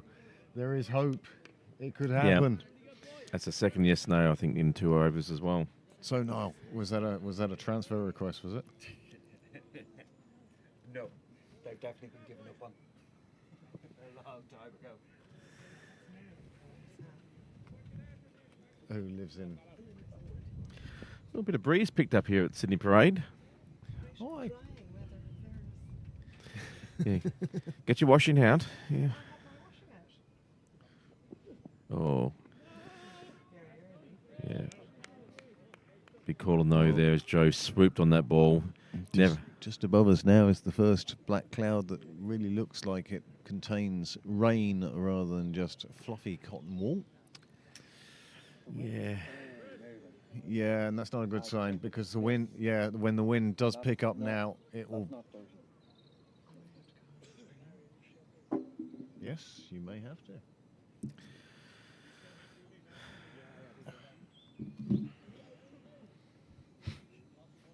Goes really well with your coffee, James. I'm sure. Amanda sausage roll. Change of bowling now. James has been calling for it for a couple of overs now, just to spice things up, I think was the phrase he used. Well, you can't get much spicier than Bruce Whaley. He's coming on to bowl from the nursery end. He'll bowl his off spin. It will show something different to these batsmen. And Let's hope he's as successful as the first spinner we saw today. Donica Tucker with 3 wickets to his name.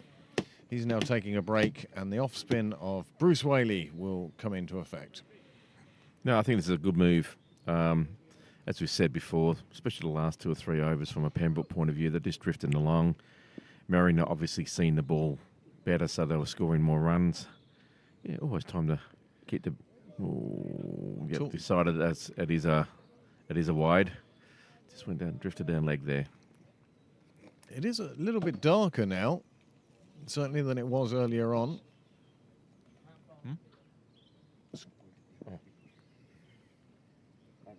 Oh, God. Just pushed up to long on. It'll be fielded out there with a long barrier. I would say a textbook one, but the gap between the front foot and the knee, far too big. However, the hands did the job. And a single, wide and a single from the first 2 balls. Another one drifting down the leg side. He's got to pull that line back, outside off. Getting some encouragement from the sidelines. Well, the batsman did well to leave that. He tried his hardest to hit it. Decided in the very last second he's going to leave it. That's better. He comes forward. Better for Merrion, man actually. on the boundary. Makes sure that it's a safe single.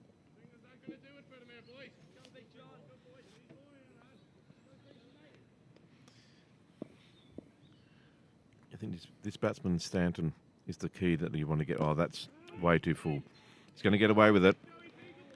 Well, it was too full a ball. Then also the batsman came down the track, and between the 2 of them, if the batsman hadn't moved, he could have hit that anywhere he wanted to. He's got him. He's got him down the leg side. It's taken an edge on its way through, and the wicket is given by the umpire, and the batsman walks off very disappointedly. Stanton it is, who departs for 18, caught down the leg side. Great bit of work by the keeper, Sam Murphy. Sensational work. The bat was flaying.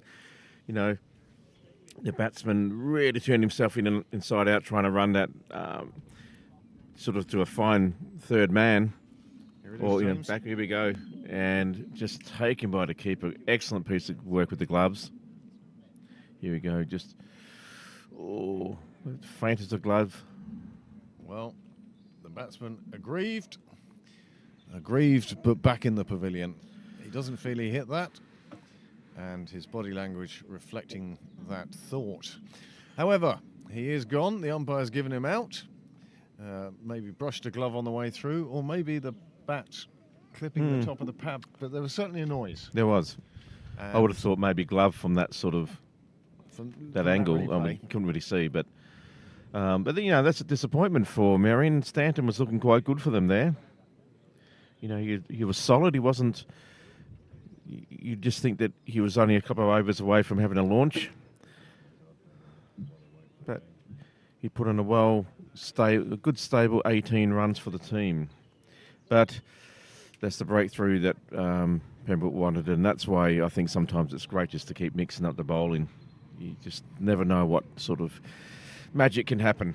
Well, you did call for it.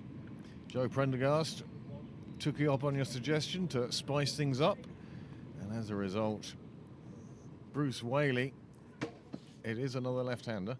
Bruce Whaley has picked up his first wicket, 1 for 4.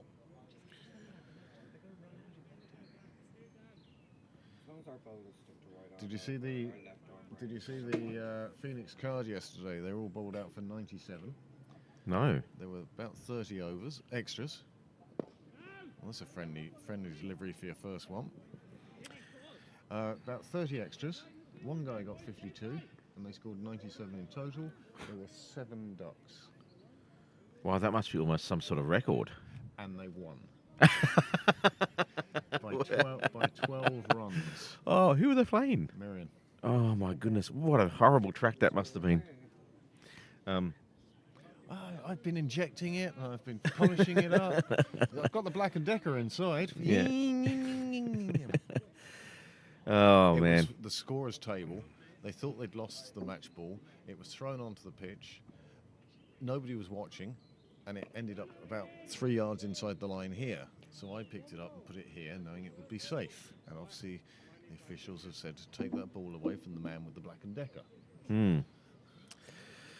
Wouldn't you love to do that one day? Even with a totally separate ball, just to have one that was mirror shine. Yeah, You'd just almost painted in chrome. Yeah, that's right. See what this one does. Yeah. Does this one swing? Well, Flanagan into his 9th over now, and I think there's no doubt he's just going to bowl 10 straight through. score on 111 for 4. Nelson. He went up on one leg. And we have a bit of an earthquake.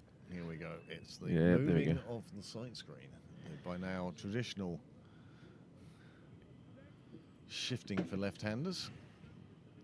Gives us this most peculiar picture for you. Sinan now. Do you know what it reminds me of, actually, is places like Balbriggan and Warringstown who are using that one static camera to cover the whole square. That's the view that you seem to have now. However, until we install Spider Cam, Yep. Helmet cam. Oh, well played there. it does allow you to see Flanagan's bowling to the left-handers very clearly. James is tucking into the sausage roll now. The first bite is in. He's gone very quiet. Oh, just a... Oh. That's- Should open a shop. Yo, Amanda, you should open a shop. The sausage roll, not a sausage roll shop, the sausage roll shop. Well, Flanagan has toiled away for his skipper today without success. His figures are very good. 0 for 19. 19 runs conceded, no wickets taken, and no chances either, really. But for 8 overs, he's bowling at a ridiculous economy rate. That's 50 deliveries he's bowled, and he's conceded 19 runs.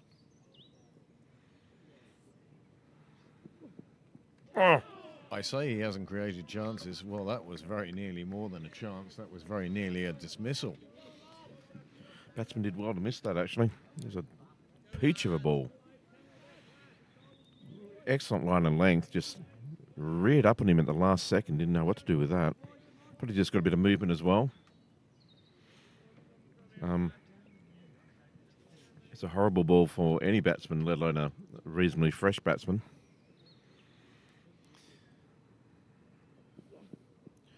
Because he has Bruce as well.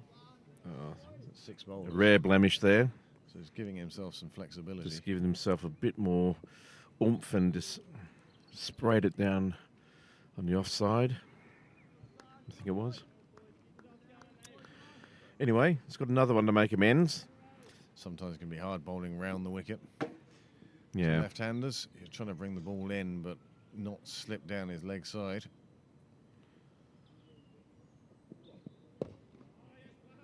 Yeah, it's a better line, but it's well played. No run there. Sounded a bit like a dead bat, that ball on that bat. It didn't sound very nice at all. Not the ping in. That sounds like when you middle it. Just anyway, he survived. Whose bat were we talking about the other day? With Robin Lewis's bat sounded very dead, if not cracked. But again, once you have a favourite bat, it's very hard to give it up.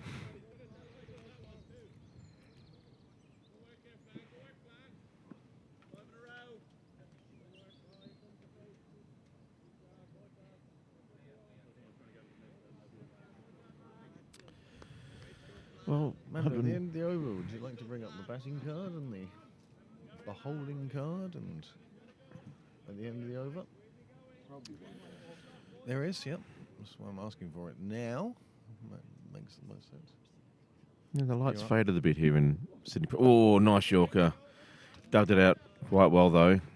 Straight into mid-off, but no run. Well, actually, that's in That was a very good ball and a very good over. Navigated well by the batsman as well. So there we go, James. At the end of the over, we've brought up the Merrion seconds card. Yep. You can see good opening stand from Falcon and Marius, and Stanton's done well, but wickets have sort of fallen consistently. A run rate of 4 and over, a 1-1-2 for 4 off 28.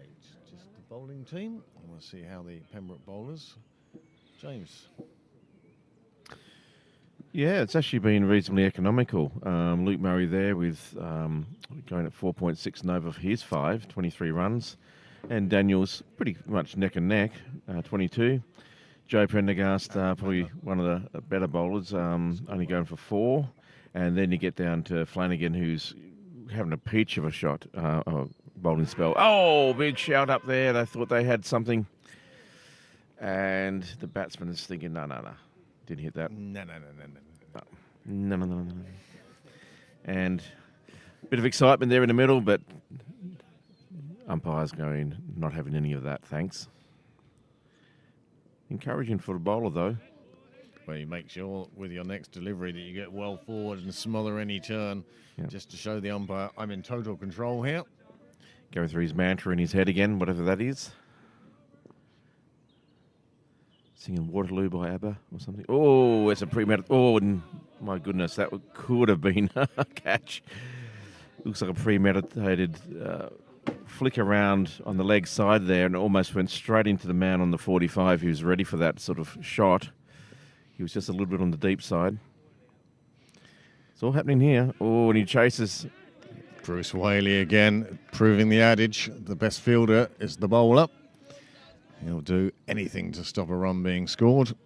Max, thanks for the feedback. Hopefully this improves matters. What's that? I was the quiet one, yeah. Sorry, Max. I come back from the Another microphone. great piece of bowling there. I sit back. Fielding. It's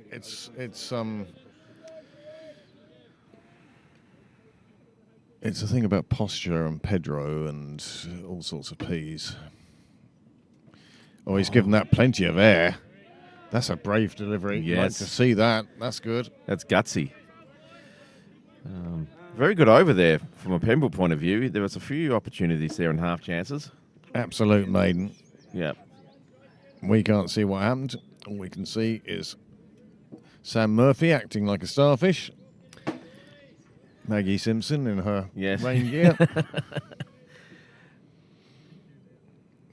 And now score 1-1-2 for 4.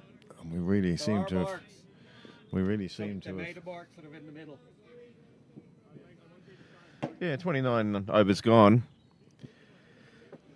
So let's see if these guys can put on a similar partnership to what the openers did. That'd be very important for Merrion to post a pretty big score. Flanagan to continue. Oh, big swing. strike. Well, there's an appeal. I don't know what for. LBW perhaps, because it's just as likely as a court. Thanks for the comment, Bill. Always good to hear from you. Yeah, I'm not quite sure that was. I think it was just like, wasn't that an awesome ball? Yes. Yep. Well, just 5 balls remaining in his spell now. Flanagan has done well, we've said it before, tremendous job for Pembroke here. Deserves a wicket, but it's a cruel game sometimes. Another day, you come in and take 8 wickets for 98 runs, which is better. Yeah.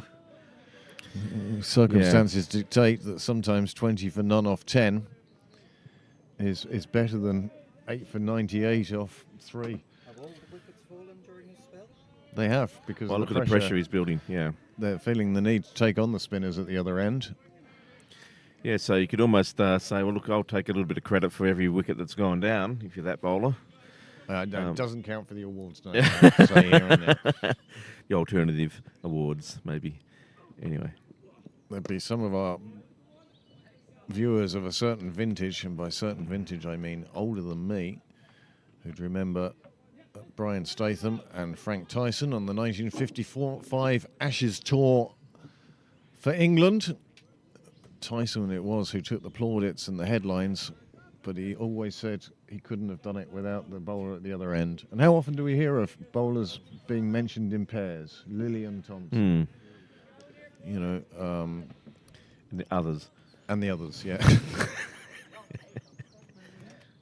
Warner McGrath. That's the problem. Oh, was keen to get down the other end. Don't know why that would have been. Two a young slightly lads were silly. better than these two. These Yeah. two are having to learn. They're having to learn their trade, and they're not realising how much concentration it does take.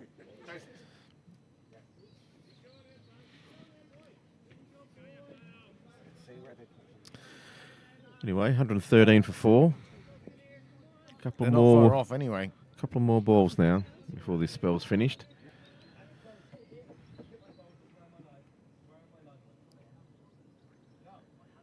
I swear on my life. Do you remember doing that as a kid? Yep. A number of times I should really have been dead. I swear on my life. I did tidy my room. Apart from that bit, yeah. Well, he's going to finish strong here, I'd say.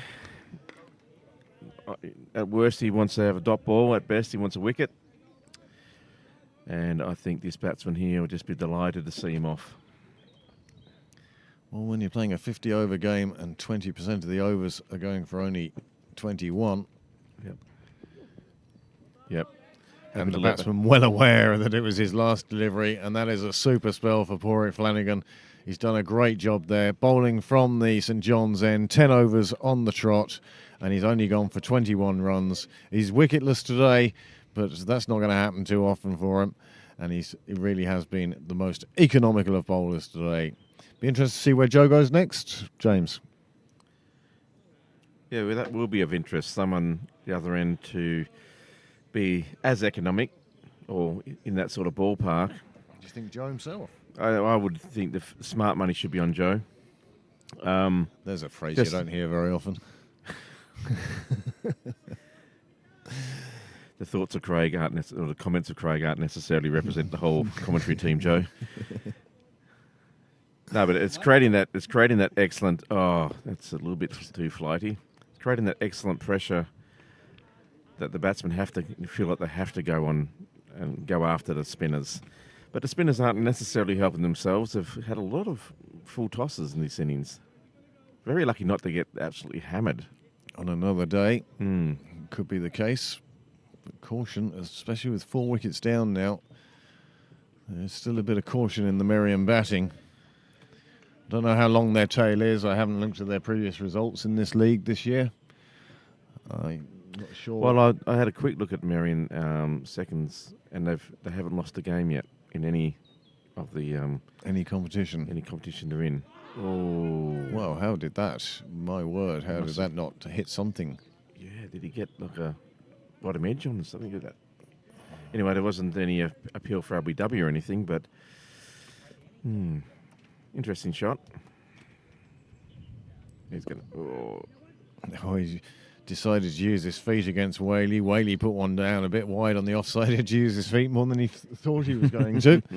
But it worked out well for him. He played it down to mid-on, and they took the single. This will bring the left-hander on strike now. The sight screen will move. The non-striking batsman will move. And Bruce Whaley will now go around the wicket to Sinan. One feels that this guy's got a lot of power in his strikes. He's a big man. Big long levers there, and I think if he connects, it's going to stay pretty hit. Go for a good 8, 7 or 8. I think a 6 might be adequate.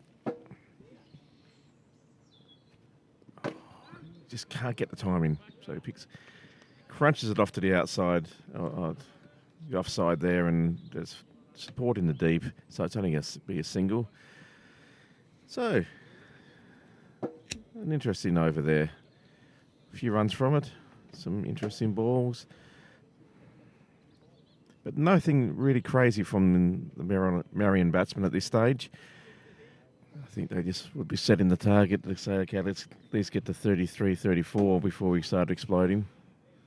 I think you've called it absolutely right, James. I think Captain Joe has decided that... Stop kicking the ball and taking the shine off it. So, yeah, I think that's a good move. Joe, who's one of the... Yes, I did see them on social media. I like it. That's brilliant. For those of you watching in black and white, Yes. the red is behind the blue. Joe was just about to bowl into back of Dan's head there. He was looking down at the nets. No, but at least bring himself on for at least 2 or 3. I almost would have liked to have seen him try the leg spin of Ethan Clark in an attempt to quicken the game one way or another. Bring the leg spinner on. He might buy you a couple of wickets. They might get a few runs. But at the moment, Pembroke is just sort of doing their best to suffocate Merrion. That's true, but on the other hand, you could look at it like by building this pressure on Merrion, because they're only really going at recently, 2 or so and over. Yeah, it's a very small sort of walk. That are they creating pressure on the batsmen who are going to think, well, 114 or 120 is nowhere near enough, especially after 30 or 31 overs. Are they going to start swinging a bit earlier? So it's. I suppose it depends on your point of view, but if these two guys are here in 4 or 5 overs' time, do you have to think that's was there a slight noise there? Umpire thinks not. But anyway, asking questions of the batsman and the umpire there. So I think this is. Well, at least they're trying something anyway from a Pembroke's point of view. They're changing the bowling around.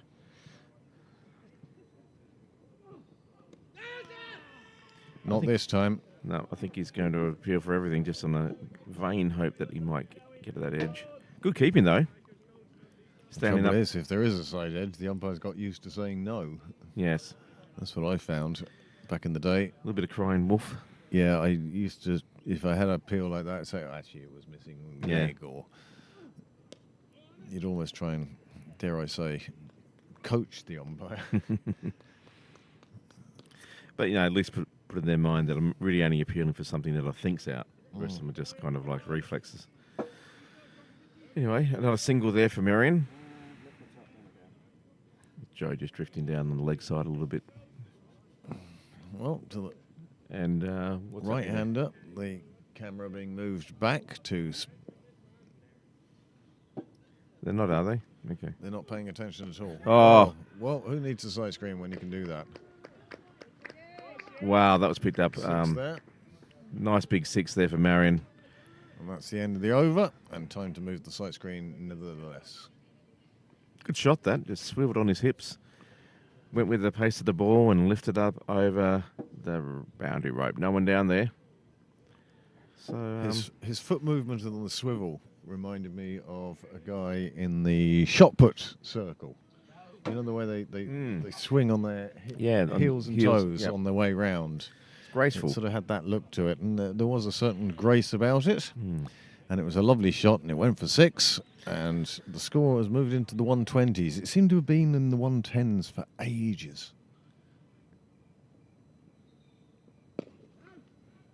Just leans back in his crease, cracks it out there to... It's a satisfying shot, isn't it? You always feel good when that one comes off. There's a big boundary out there on the offside. Just got it. There was a guy in the deep, but he was way square and just couldn't run that ball down as it goes out towards a sort of cow cornerish area on the ground. Lovely shot there. Powerful man. And it's hit that stays hit. Oh, it's short. It's going to get away with it for just a single. It's worked off his hip.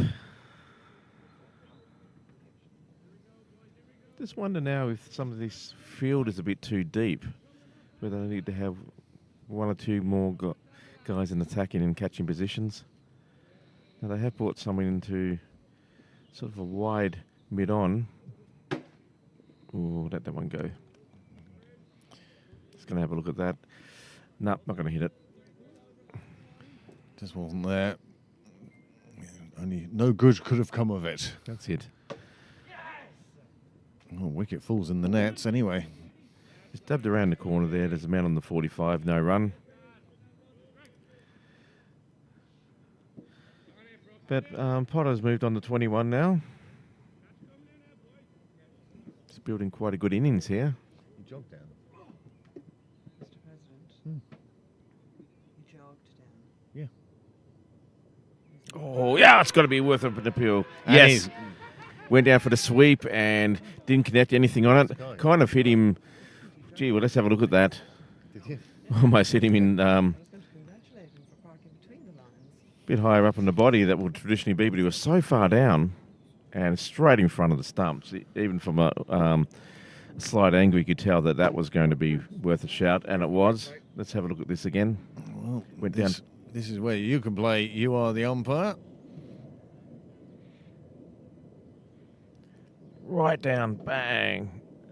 It's hit him in front, doesn't it? Yeah, it's almost like it hit him in the stomach, but he was so far down that he was only halfway up the stumps. Yeah. You know, any further down, he'd be lying flat on his face. He wouldn't want a bat, he wants a shovel. Yeah. Well, that's the breakthrough that Pembroke needed and Merrion absolutely did not need. 128 for 5. They decided to go off and have a drink or two. There'll just be 17 overs and 1 ball remaining in this innings. And you were talking earlier, James, about when do Merrion decide that they need to press the accelerator. Yeah, that could have been it, or it could have just been too tempting a shot to have. But, you know, what's shown here is that there's a couple of batsmen got some good starts, but they just haven't been able to get on, you know, stay with it long enough to get into the 40s and the 50s, or, you know, really hold down the innings. It's Well, it's the spinners who have done the damage. Donna Kotoko with 3 for 32 from just 6 overs. And Bruce Whaley now picking up his second wicket with just 3.5 overs, and one of those was a maiden. No, it's been a great spell there by Bruce. Donna Kotoko and Bruce, the guys who have made the breakthrough. And look at that economy rate by Podrick Flanagan, 2.1. I mean, that's just exceptional for your team and your captain. Full spell, and apart from that last wicket, the other first 4 all fell while he was applying pressure at one end. Absolutely. That's Well, good. the partnerships have been varied. 56 was the opening one, and nobody's beaten that yet. And now, whilst the players sup on their energy drinks or protein drinks or just go into the bar, who knows? Athletes, every single one of them.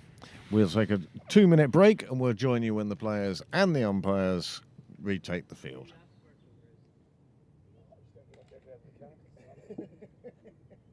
Not as warm as you thought it was. Was I painting too by the picture? Well, I should know better from now that when you come down to sit and parade on a wishy-washy day, you should bring about 3 changes of clothes.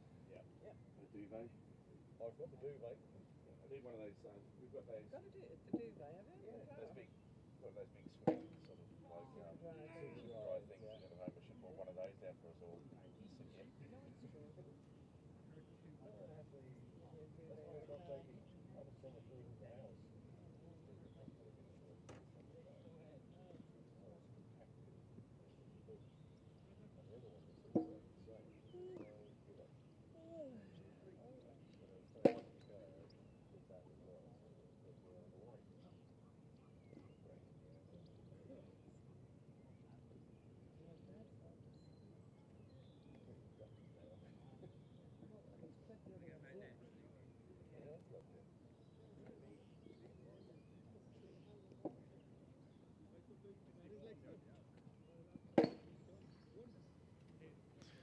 Well, I told you I'd be back when the players retook the field, and that's exactly what they've done.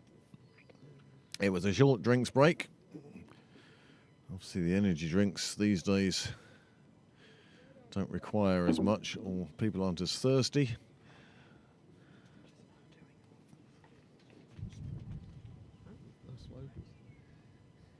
Drinks break used to last as long as a cigarette. That's true.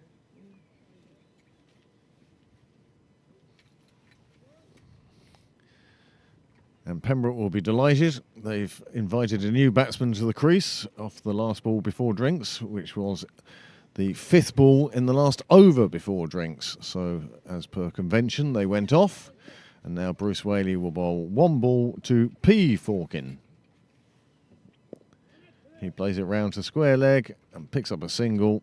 That will be the end of that over. And with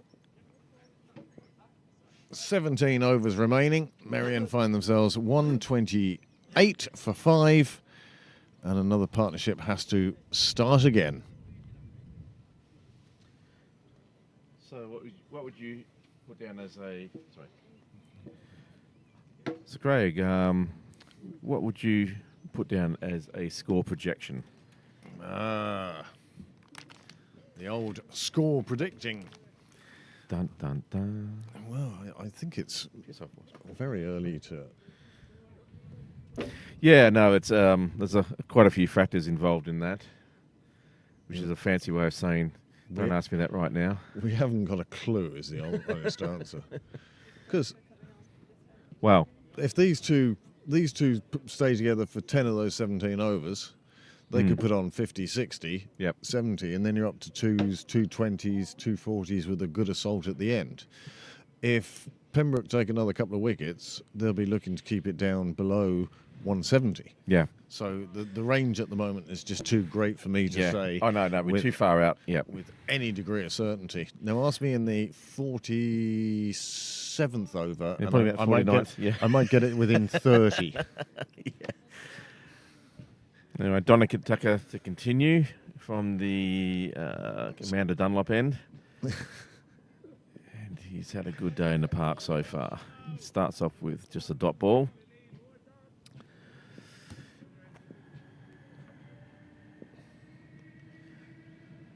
Another dart heading off to Clontarf. Those people are going to miss the start of the game anyway.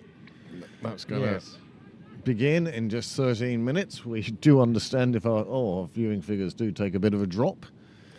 But we'll stay here reporting on not only this game, not only international, but around the grounds. Just had a bit of a visual in my head there of a Simpsons episode where they're in church and Reverend Lovejoy's at the front, and he says, there's one guy in the congregation, and he says, "Well, I'm glad there's one person who could resist the big game." The big game! Runs off. Yeah. So we just lost away our viewership there. We've turned off our own viewership. If you're watching this on a laptop, of course, split screen. Go crazy. Citron. Anyway, it's a Heard it side back- screen adjustment or something needs to happen here. There's a little bit of heard it backfiring at the parks. Yeah, it was left that and right then. combination. You know the woman you were talking to? Oh, it's serious, is it? Yeah. Oh, it's very short. That's not very attractive. But well stopped down there in the deep. There is protection. Oh, no. Has he got it? Yes, he saved two, I think. Because that's the one you left it on. And I didn't even look. So normal service resumed with the return of our technical wizard. I'm about to walk away again. I know. He only came for his coffee. Now it's on the right camera. The questions asked about the ball, quality of the ball there, I think, whether it's actually round and white. Umpire's saying, yes, I think it still is. So, Tucker already with 3 wickets to his name, well into his 7th over. Just again, a little too full. Both of the spinners have been a little too full, but who are we to say? They're the ones who have picked up 5 wickets. true. I mean, to be fair, they haven't really been punished for the full. No one's really gone off and hit 4s and 6s from all their full tosses, but they're a bit lucky. Obviously, they're just trying to get it up in that, must be a rough area there that they think they can cause the ball to do some extra magic. No, still a chance to run out here, and he's not happy. Anyway, the batsman who ran stays in, and his partner's actually leaving. He caught it early. His partner didn't seem to respond at all, and then it's just an absolutely disaster there for Merrion because he has actually stepped out of he's left his ground, I think. I think it was the leaving of the ground that meant that it was Sinan who heads back to the pavilion and Falkin who remains in the middle. Yeah, just another batsman who was just starting to get a bit of a foundation for his innings has now been run out. That was a pretty suicidal run at the best of times, and maybe they would have got through if the if the runner had have responded on the call straight away, but it wasn't to be. And that pressure now has added to Merrion's woes. They're another wicket down. 135 for 6. And that 240 odd that we may have thought was possible is looking a little bit shaky at the moment. Bruce Whaley to continue from the KV end, the Kieran Volker end. Nursery end. That too.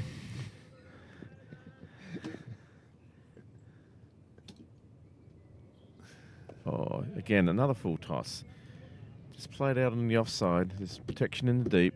Boundary rider down there, so only one run. But I think... Thank you, Craig, but I might just pace myself.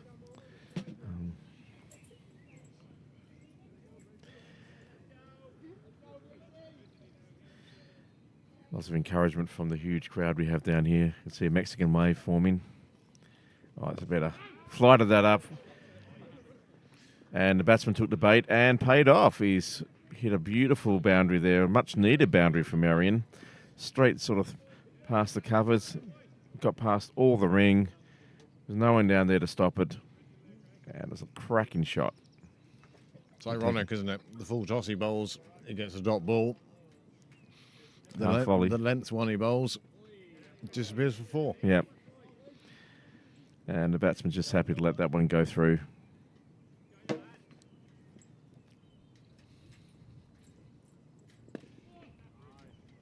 Nicely played. Yeah, just lifted it up a little bit, but soft hand, so it didn't go back to the bowl for C&B opportunity. Well, that's going to be 4 and deserves to be. It was just a loose delivery from Bruce Whaley on this occasion. Practices his bowling action one more time. He knows what he did wrong. He dragged it down. Well, I'm not sure if I got the pronunciation well here, but the Dijkstra, I'm really liking watching him bat. He's looks like he's like a bit of an energizer bunny. Left and right button there, right? And the left one is this picture.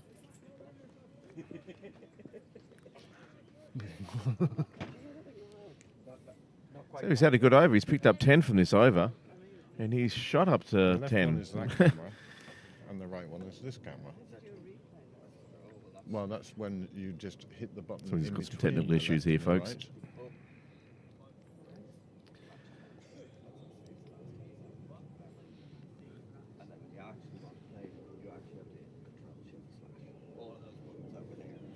Control stiff slash. Sounds like an attack in the New York subway. Anyway, after that over, Merrion jump up to 146 for 6. That was a really good over. I really liked that batsman. I thought he's showing good intent and good energy and willing to play his shots. It's nice to see, and I think this is just what Merrion need. Too short. Cut away there to point, but there is a man, and he stops it very, very nicely. It's Joe Prendergast, the captain. And some man he is. He's some man he is, and nothing much gets past Joe.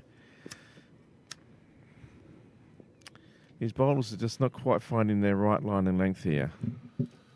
Just don't seem to... Oh, that's a bit better, but...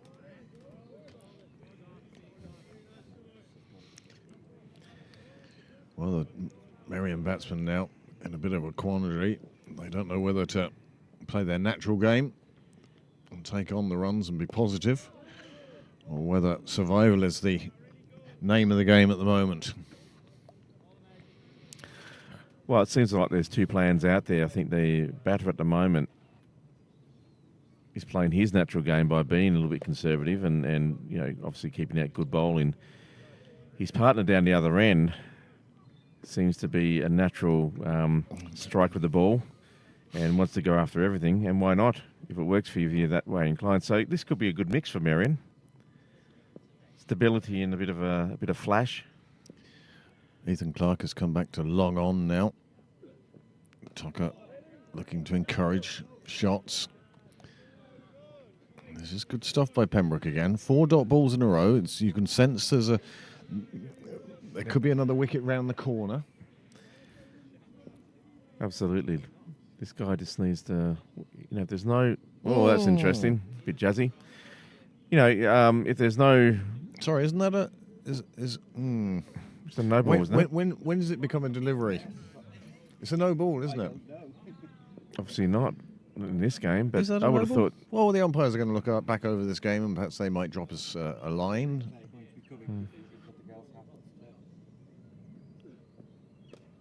Because the ball went down the pitch Yeah. and it was off the pitch, which is a no ball, or it bounced twice before the popping crease, which is a no ball.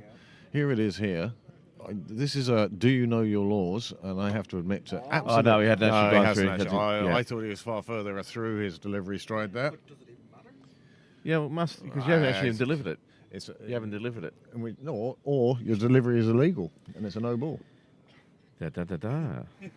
So let's throw that one up open to the floor. Aidan Sievers is down Wexford. Oh no, he's actually umpiring today. Many congratulations to Aidan Sievers of the Wexford club. He's worked his way up through the umpiring ranks and now is taking charge of the international T20 between Pakistan and Ireland that's taking place in Clontarf in 4 minutes' time. I'm sure the national anthems have now finished. Bruce Whaley to continue. Just watch this batsman. I really like his style here.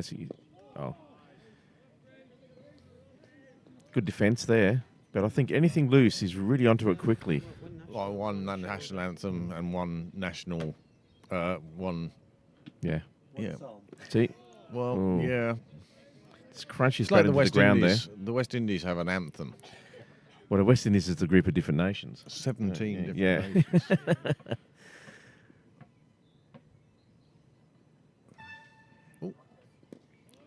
Get forward and defended that one out to the covers quite nicely there.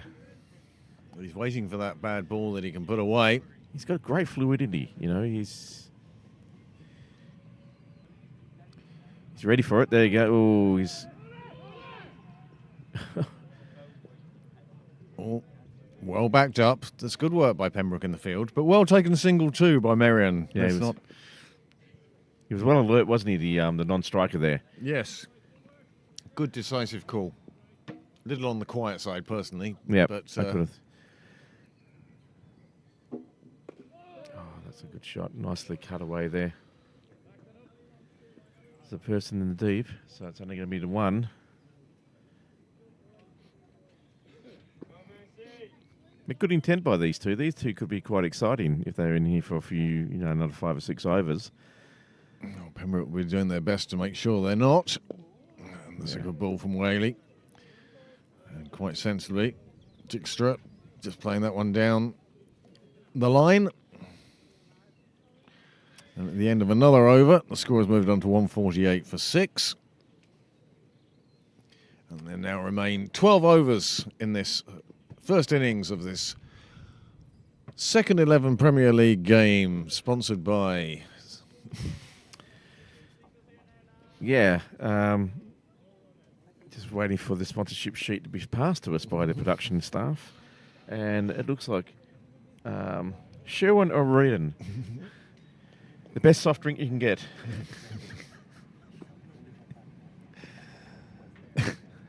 Tucker now to go into his 9th over, bowling from the St John's end. Oh, that's a lovely delivery. You love to see that sort of delivery. Left arm around, turning away from the right-hander, just going past the edge of the bat. And all you'll see in the book is dot. Another one tossed up. Again, the batsman deciding to show a little bit of respect. Yeah, that's a double-edged sword about being a free-flowing batsman, is the fact that you do become vulnerable for a good spin bowler. That's a meditated shot. Just get it around the corner. He's done well. It's going to be 4, I think. It's actually a very good shot in the end. Well, it's all part of the new game. It's cricket, Jim, but not as I know it. Different Look, cricket. It's great to see, and when I first saw these shots being played, I daren't say, an old fogey, a stick in the mud about them. what was wrong with proper cricket shots.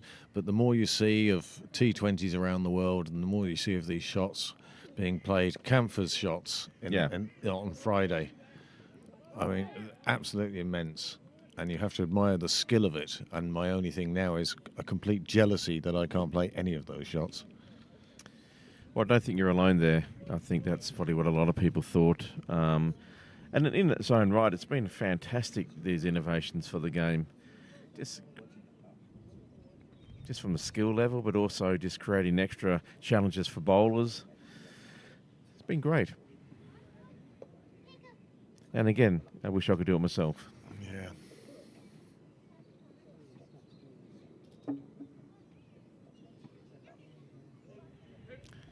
Just in the field here. Captain coming into a more square leg position.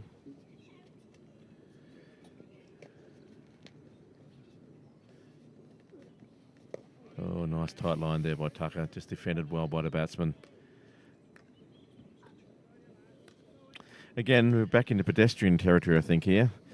It's this game of chess is going back and forth. Merrion definitely looking to consolidate, aren't they? Sort of half out of the peel by the bowler there. The batsman was pretty. The keeper was up quickly, but batsman has none of it. But anyway, I think anything is going to hit the gloves, just in case there was a little slight noise. Have a go. I mean, it was a very nice ball. Good over from Tucker. That's his 9th done. 3 for 43 for him so far. Ethan Clark just rolling his arm over in that odd time-honoured tradition of, Skip, I'm here if you need me. Just making sure, yeah.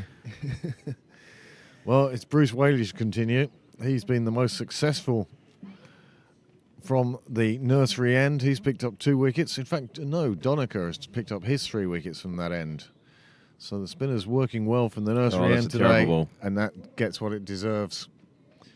It deserved to be spanked, and it was.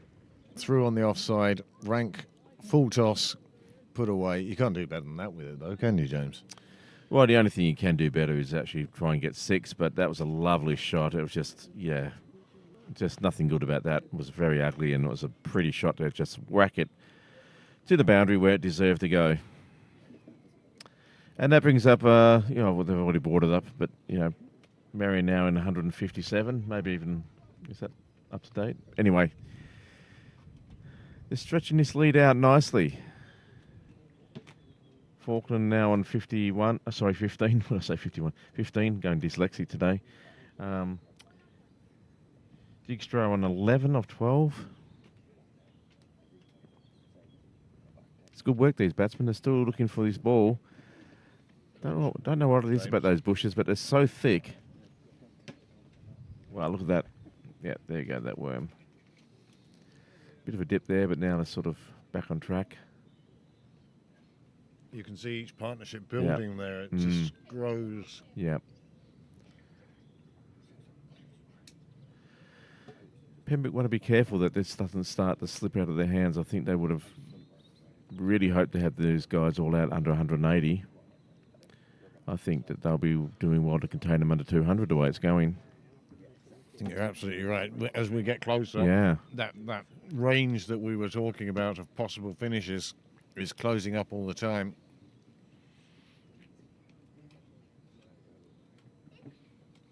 I think they've found a ball now that they're happy with. Well, Graham deciding to throw the other one back in. That's the one they're going to stick with. Graham takes the other one back to the scorer's table. Well, we'll be safe there anyway. Yeah, get the brasso out. What if you need to start polishing it with a rag? Bruce to continue. Oh, it's another rank full toss. This one's dispatched straight over his head down the boundary for 4. Wow, this is not what Pembroke need. Bruce just losing his line, his radar here. 2 really, really rank balls. Just needs to sit and get back to basics, I think. I think the batsman is coming down the wicket to him each time as well. Yep. I don't think that's helping him, to be honest. See, that's better. Oh, that's a better ball. And the batsman afterwards giving it the reverse swipe as if he should have played that shot in the first place. Maybe he should have. Big open field here.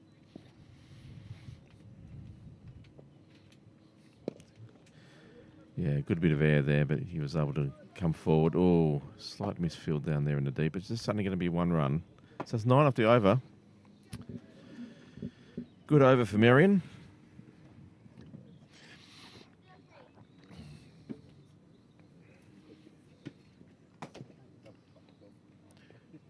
All of a sudden, this acceleration in the run rate's happening. Oh, There's lovely the shot late I was cut. talking about, the open fields. Yeah. Ethan Clark is chasing it down. He will pull it up inside the fence, but he will also stop the third.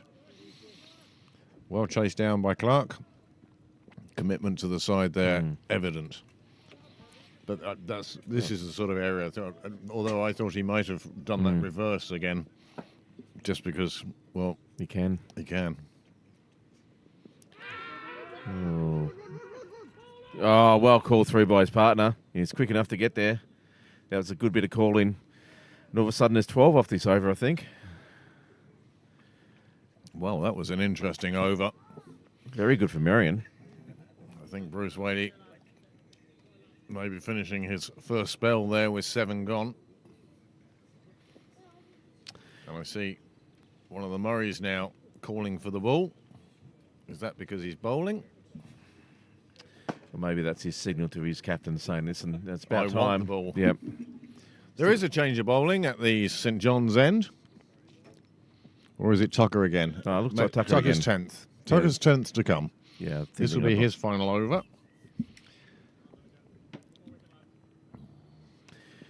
Then what do you do? I guess bring back one of the Murrays.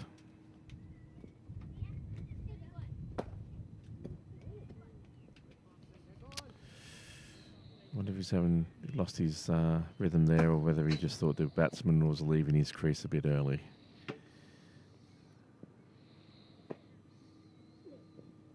Oh, nicely flighted. Oh. Shot the stumps there. Thought they hit it. Picked up an extra run. A lot of excitement in the middle there, but no wicket. Here we go. Bang. He was well and truly in. He was well and truly in. Right. Well, I can tell you, for those of you who have remained with us and have forgotten that the Island game is on, the start there has been delayed. You've missed nothing. I don't know why it's been delayed, but that is the situation at the moment. Because there was rain due at 3 o'clock. Well, delayed is the only word. Oh, Oh, that's that's- way too short. I could bowl that ball. Yeah. Why aren't I a seconds player? I think they caught that batsman by surprise, actually, and he just I think that caught everybody by surprise. resulted in a dot, but... All right. There is rain due at 4 o'clock, so I don't know why. Sort of begs the question. Oh, Oh, nicely pulled away. There's plenty of cover. He got it over the head of the fielder at square leg, Joe Prendergast, but it went out to the boundary where Bruce Wadey did the fielding. lucky that wasn't more expensive. Well, that was a pretty... it could have gone either way. It could have been a magnificent catch at square leg, or it could have been more expensive and disappeared into the gardens. Neither happened. Changing the field now.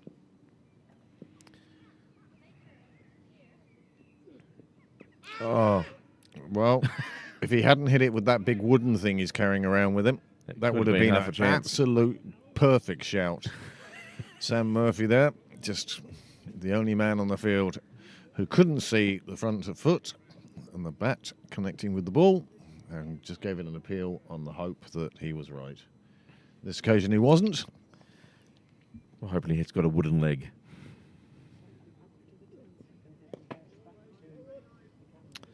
Just play it out to mid-off. No run. End of the over, end of a spell there. A good spell by Tucker. He's gone for under 5 and over, and he's picked up 3 wickets, and vital wickets they were at the time, including, I have to say, one of the most magnificent caught and bowls I've had the pleasure to cover for Pembroke Cricket Live. Oh, it was sensational. You'll want to watch that on slow-mo a few times. Make it a bit of a screensaver for the week. Well, the trick is, if you go into settings on YouTube as you're watching the video, you can choose playback speed, and you can take that down to a quarter. And if you take it down to a quarter and watch the replay, it's almost frame by frame. Lovely. Yep. Then you'll see the actual panic in his eyes when he realises how close to his head that ball actually is. Yes. Saying you can watch, Donegan can watch his caught and bowled. If you go into YouTube settings, you can take it down to quarter speed and watch the replay. I said, and then you'll be able to see the actual terror. Well, change of bowling. Dan Murray now from the nursery end. Luke Murray. Is it? Dan Murray, is it? Okay. Take it all back. I really believe at this stage that both of them should have tattoos of their names or at least an initials. Oh, I think one of them should dye their hair blonde. You just have to do the sort of like, one of them wears like a luminous Yeah. yellow wristband, the other one wears like a luminous green. The other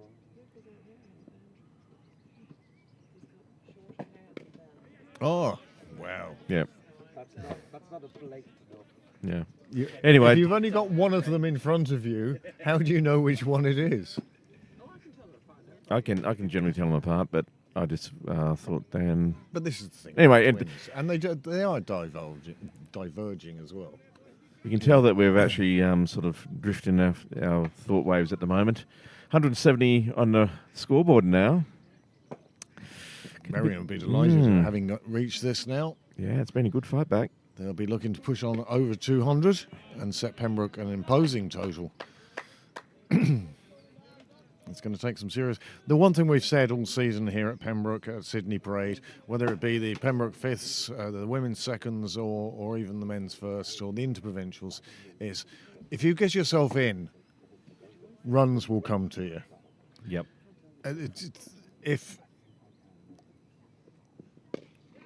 If you try and take liberties with the bowling, you're back in the pavilion. Yeah. And look at these two. All of a sudden, one guy's on 22, Falcon's on 22, his partner now is on 17. They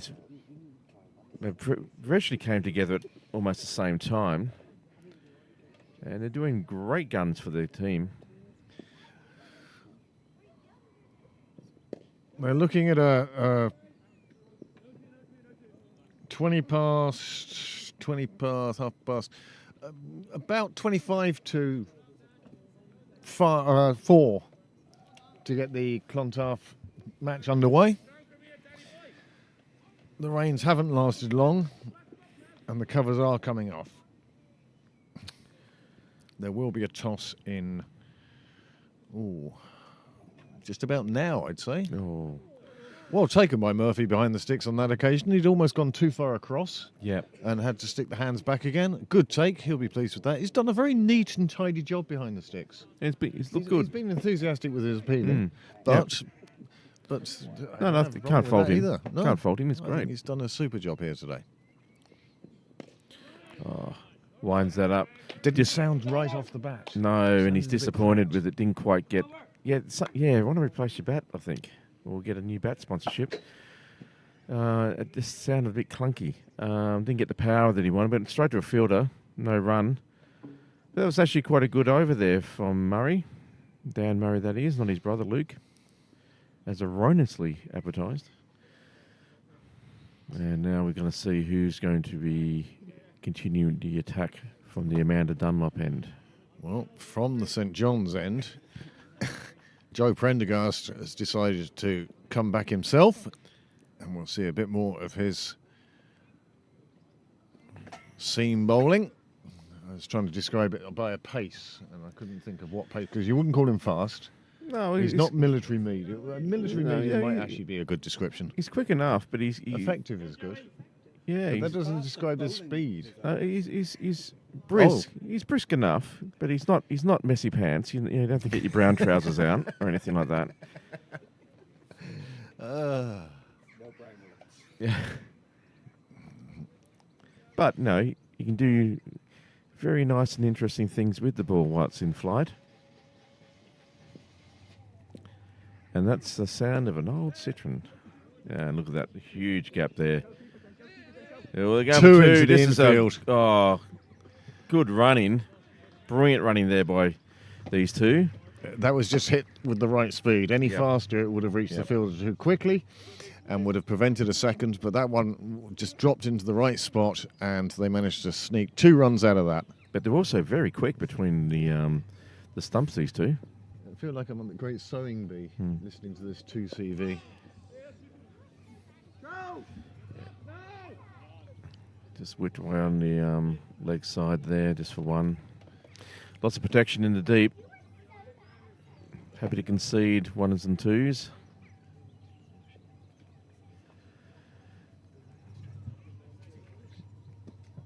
Joe's just making a little bit of an adjustment for the field. He's bringing long on and long off up into a more of a slightly deeper, well no, more of a traditional now. Long on and long, mid on and mid off. Do you want to put that in our bag? It's a better ball there by Joe. It's forcing a stop ball. Yeah, I'm covered.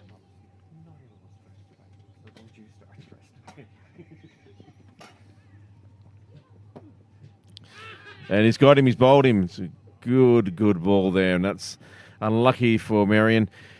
These two are looking fantastic. They were putting on good, healthy runs on most of their overs, and the breakthrough comes from Pembroke's point of view. They'll be greatly relieved. Starting to slip out of their grasp of it here. Nothing, because you're going to do a replay.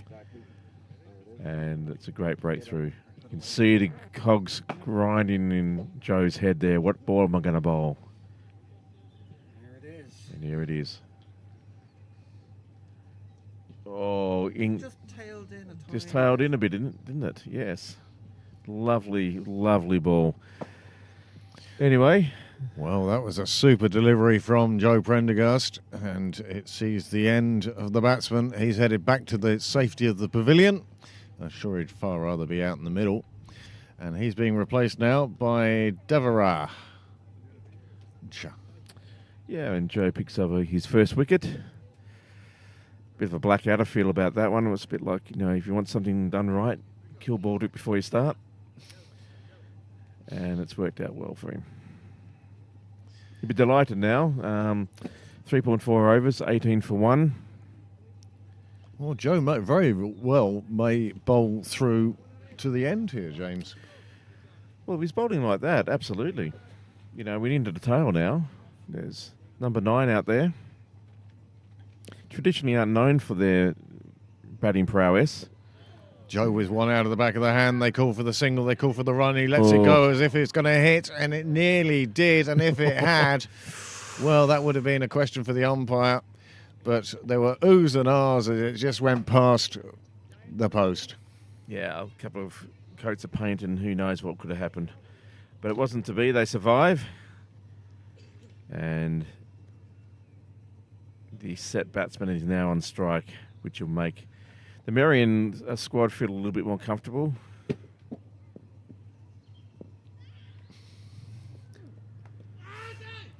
Again, another unsuccessful appeal. That's what I'm looking for, thank you. Anyway, good over there for Pembroke. Pick up a wicket. Much Here is the run out for those of you who missed it. The near run out.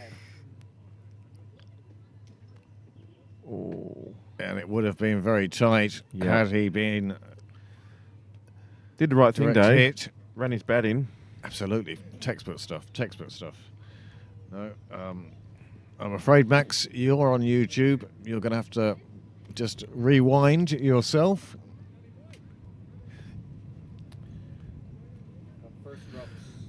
Right. You keep going, James. I'll do this.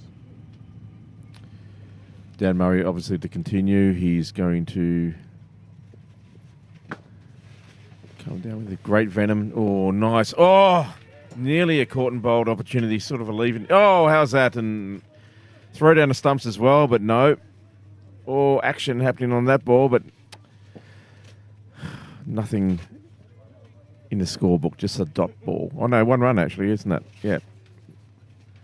So excited, I forgot.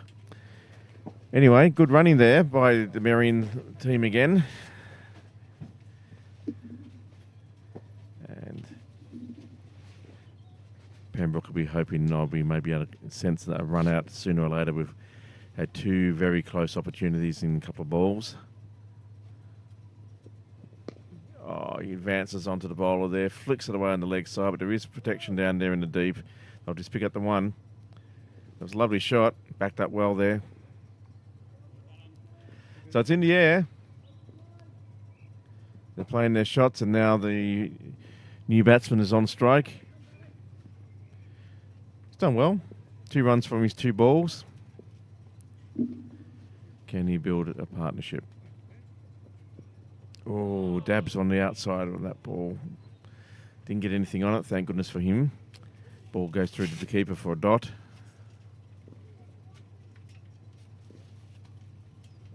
Ball just shaping away from the right-hander there.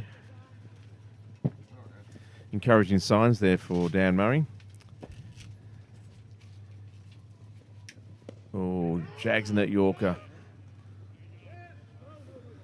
Slight misfield there in the covers, and they have a little bit of a half-hearted chat about whether there's a run on, and quite rightly decide not to go for the run. Been tested, this batsman, but he's doing well. He's keeping the balls out.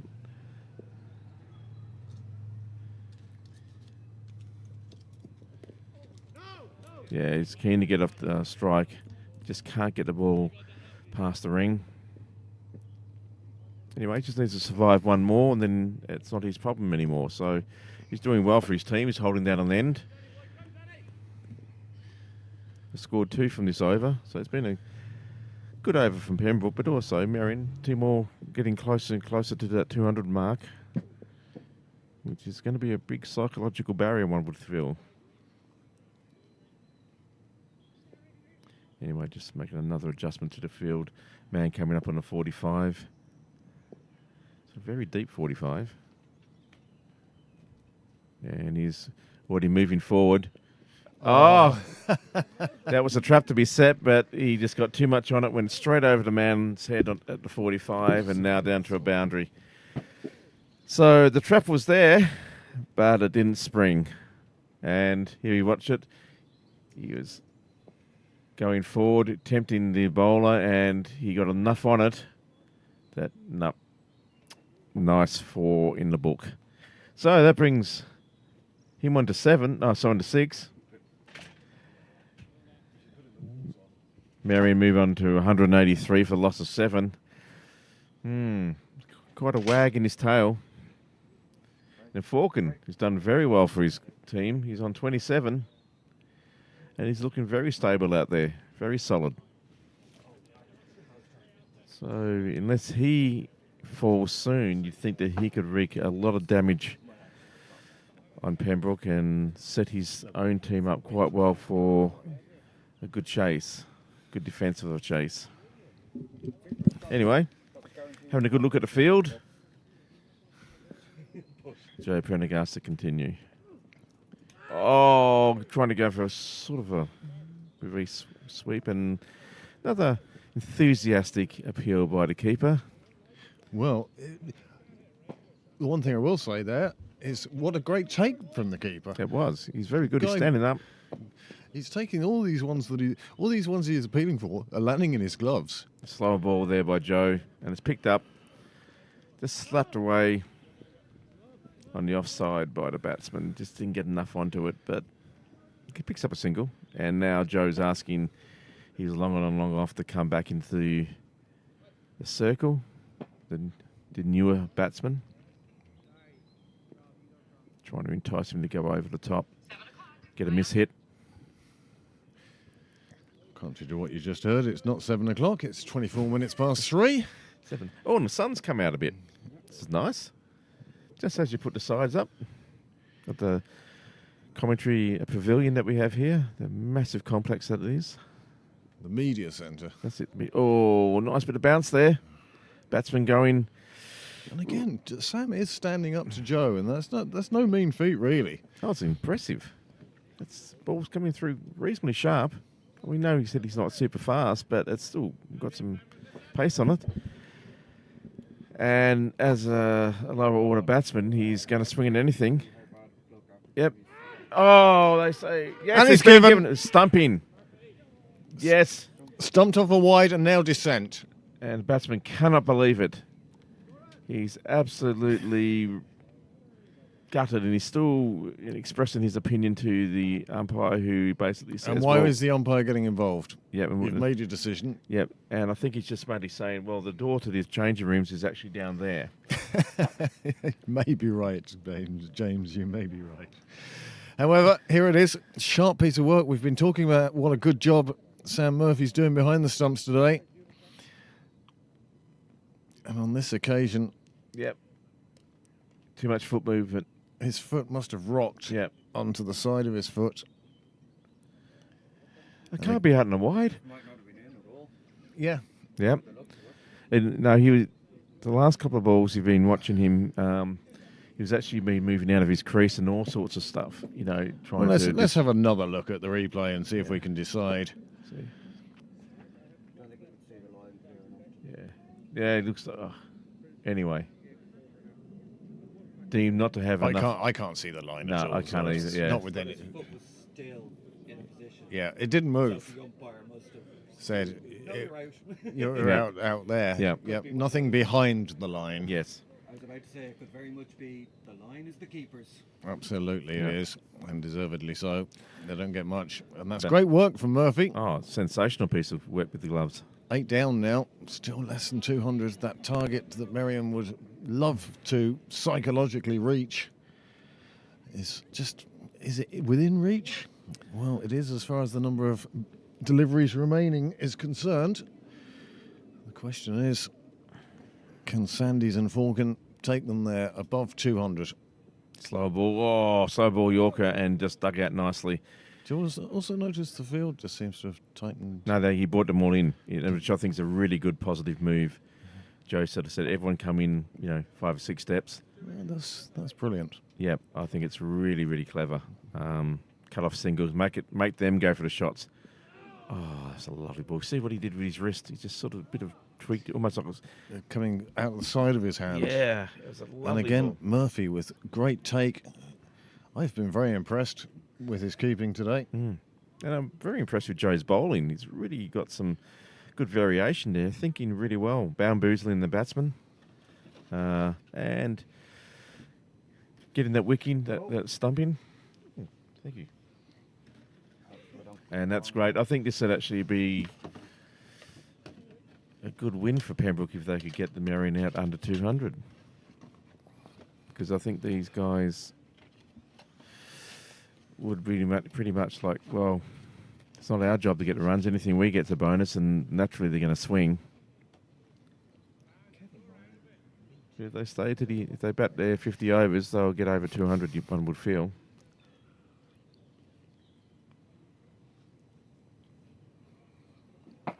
Right, from what I can tell from the wonders of the internet, there is a rain delay Oh. in Clontarf. We may be the only show in town again, James. Well, there you go. We, Why couldn't they start the we game just a bit had earlier? the toss and we're moments from the first ball being bowled, but the rain is back and so are the covers. It has got really dark as well. Pakistan won the toss and elected to field. And we'll wait and bring you any updates we have on that game as and when anything seems to happen. No, too high. Hit about nothing worth appealing there. Just trying to flick it away on his leg side. Do you think Well- going forward, Dan and Luke might be better as the change bowlers? Or do you continue to open with them or one of them? Or what would you think, James, going forward in the season? I would probably stay with Luke as a opener and bring Dan as a change. Good thing about Dan.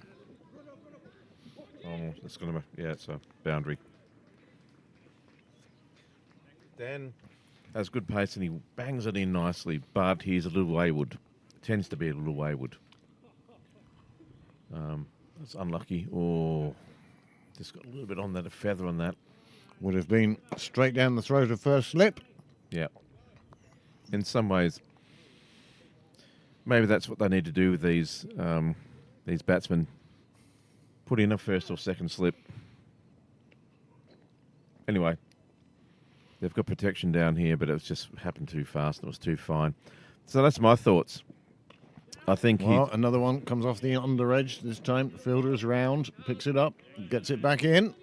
Just a single, but it does take Merrion onto 191, and that psychological barrier of 200 becomes ever closer.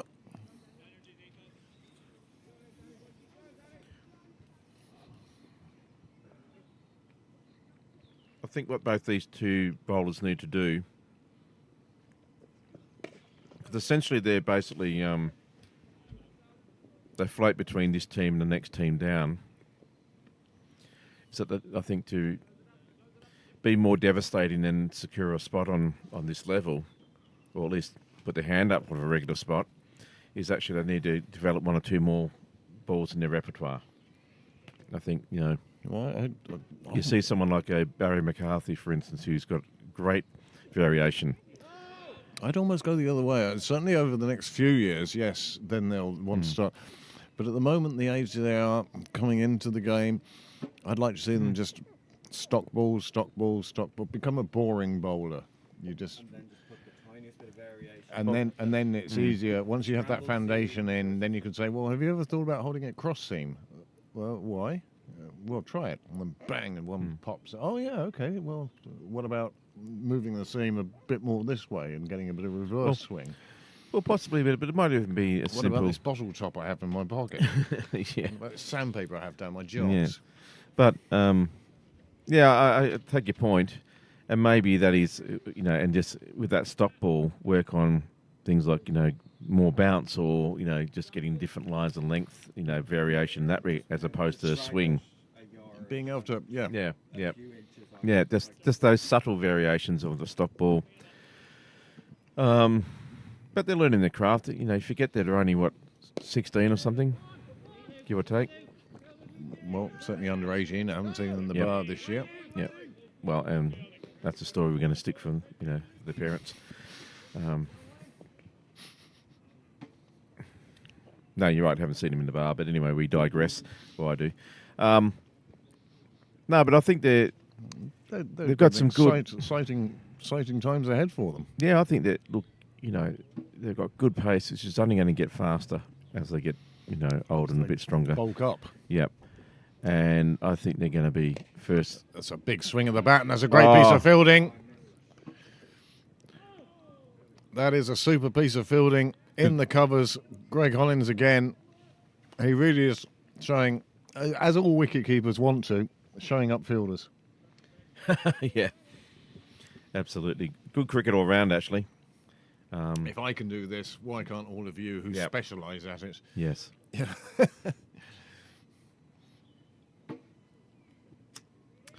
Anyway, it's crept up to 194, the score.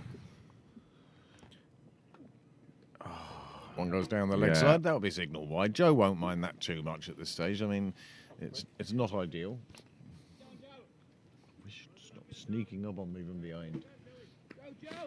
It's a phrase I often use. We had a few drops of rain onto the roof. Yep. The T20 in Clontarf hasn't started yet.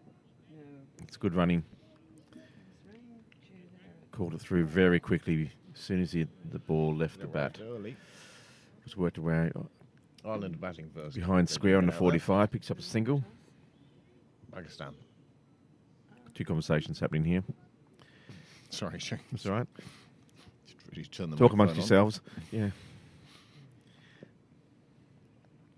Did you get the weather in? Did you get the washing in? Excellent. Good result. Dry.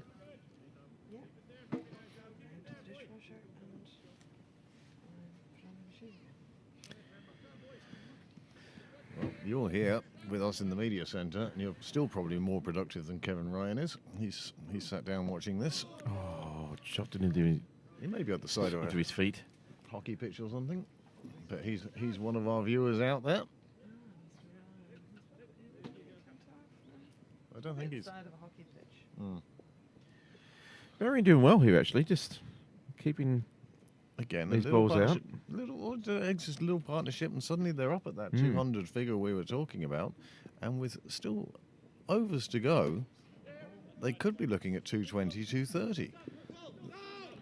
I do feel they'll look to accelerate now. They've now reached the stage whereby, ride your luck to see what happens. Well, there were 2 wickets in hand. You've got one more wicket just to throw to bat and see what happens. If it fails, then eke out the next 4 overs, Yeah.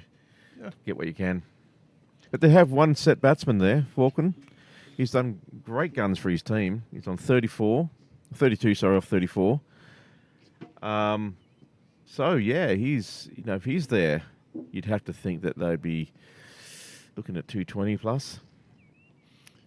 Yep. It's positive innings from Falcon. He's going at a runner ball, and he's come in and doing a super job for his side. Every run here vital now.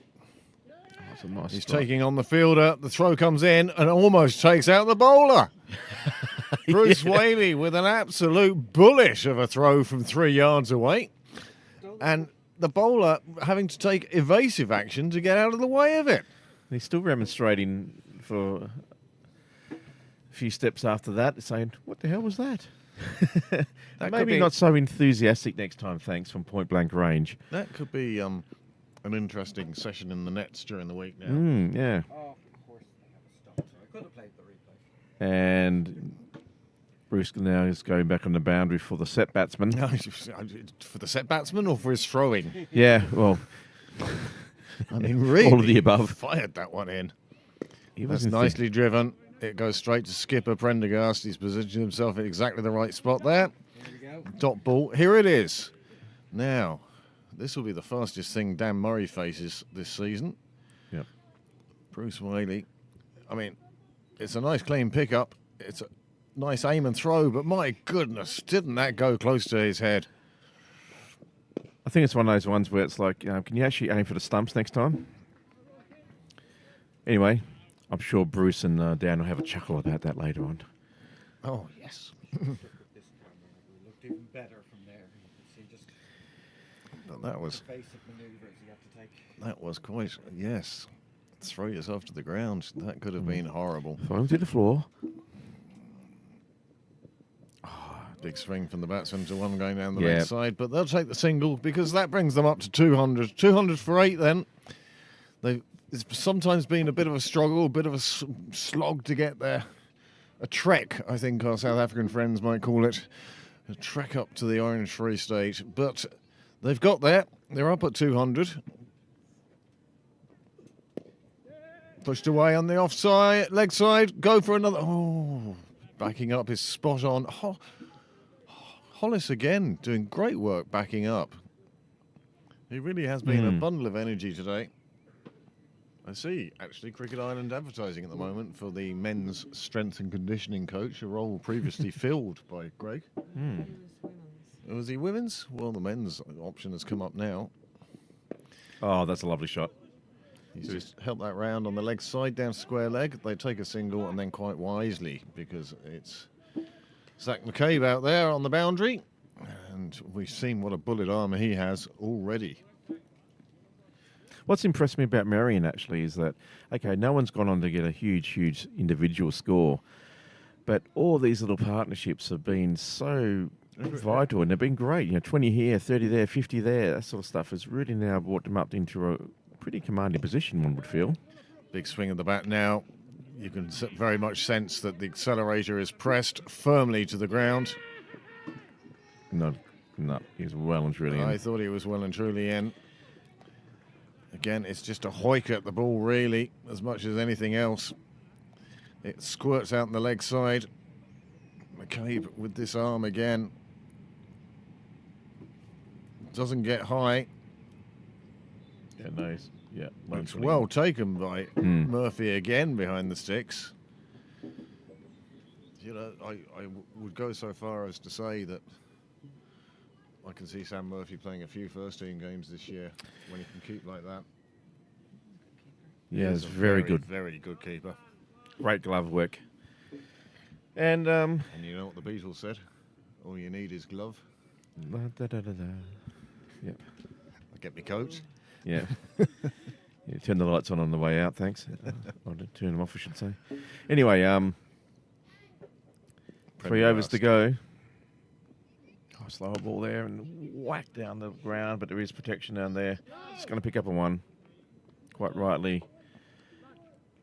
Not even remotely thinking about a second. Well, change of batsman, change of field. Sandy's on strike now. He's the Definitely not a cloud with sunny skies. he's the number 10. Already on 11. Oh, yeah, and he tees off. Puts it in the air. Who's going to get it? Oh, no. Couldn't quite get there to take the catch, but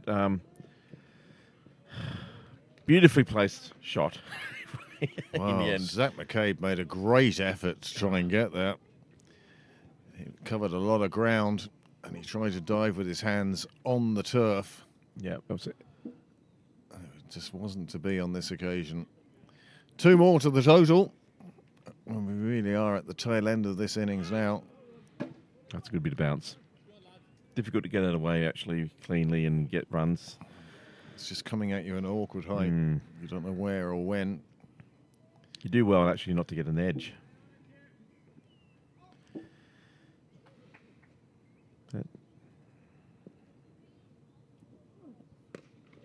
Again, another one smacked away on the offside. Thinking of the second. Only one of them is thinking of the second, and that's always an interesting situation to be in.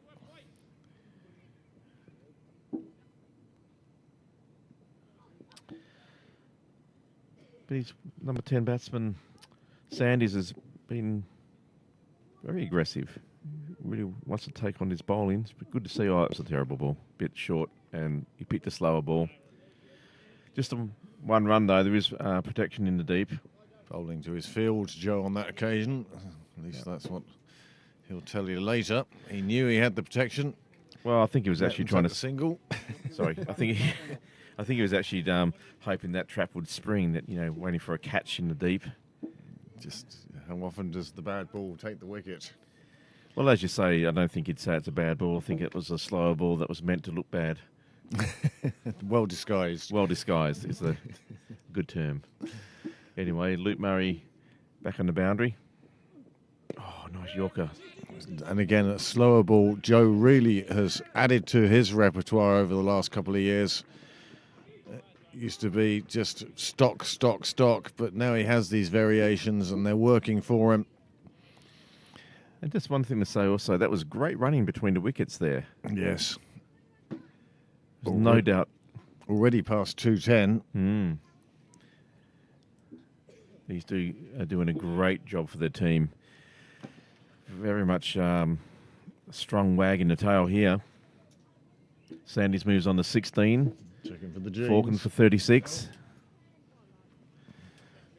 Can Falcons get a half century in the last 2 overs? I think he'd just be happy to get whatever he can get, but it'd be nice. He deserves it. He's batted very well for his team. They're very nice. Anyway, Dan Murray to continue. Well done, Dan Murray. He's bowled him, I think. Is he? No. No, caught behind. He The thought. appeal was for caught behind, certainly. Didn't- It's not being given. He's And not now gonna- Dan's asking him, would you not walk for that? I think he's just declined that offer, I think. Yeah. Well, but the umpire didn't think he hit it, so Move on. Move on.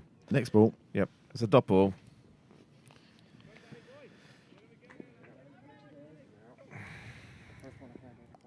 Until you can see something absolutely conclusive, you just can't question the umpire's decision, really, and especially here from the commentary box.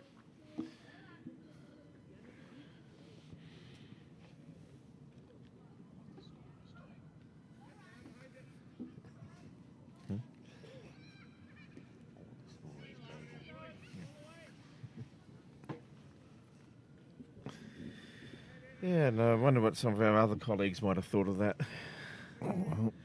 Anyway. Dan Murray will continue.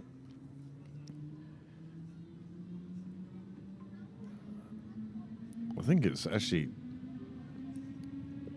shows the pace of Murray these days Yep. as to how far Sam Murphy is standing keeping. He was standing up to Joe. Well, Joe has overrun that, missed it himself. Well, it puts him in a weak position when it comes to giving out to anybody else about their fielding. Costs his side a run.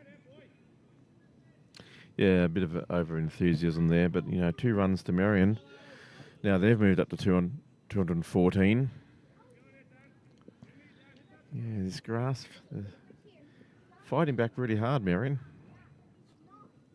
Trying that Yorker again. A nice shot out in the offside. The fielder goes round and brings it up inside the fence, but it still makes it to the fence.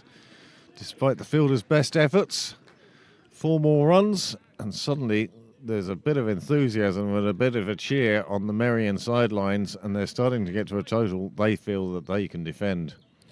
Well, Sandy's now, for number 10 batsman, he's jumped up to 22. Wow, isn't he doing a job for his team?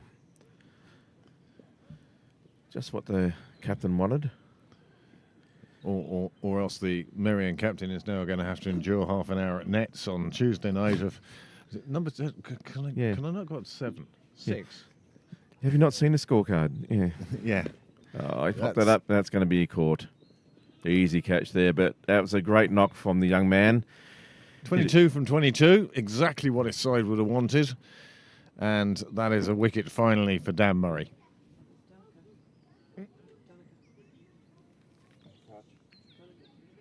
Yeah, good knock, that one. Well, he's now helped get his team well past 200 runs. Just on the splice of the bat there. Didn't really have the room for that shot, but that's the type of shot he's going to play. Donica Tucker wasn't going to put that one down, James. Nah, that's a textbook for Donica. Safe as houses. Anyway, that's the 9th wicket down. Narcolepsy's well and truly gone.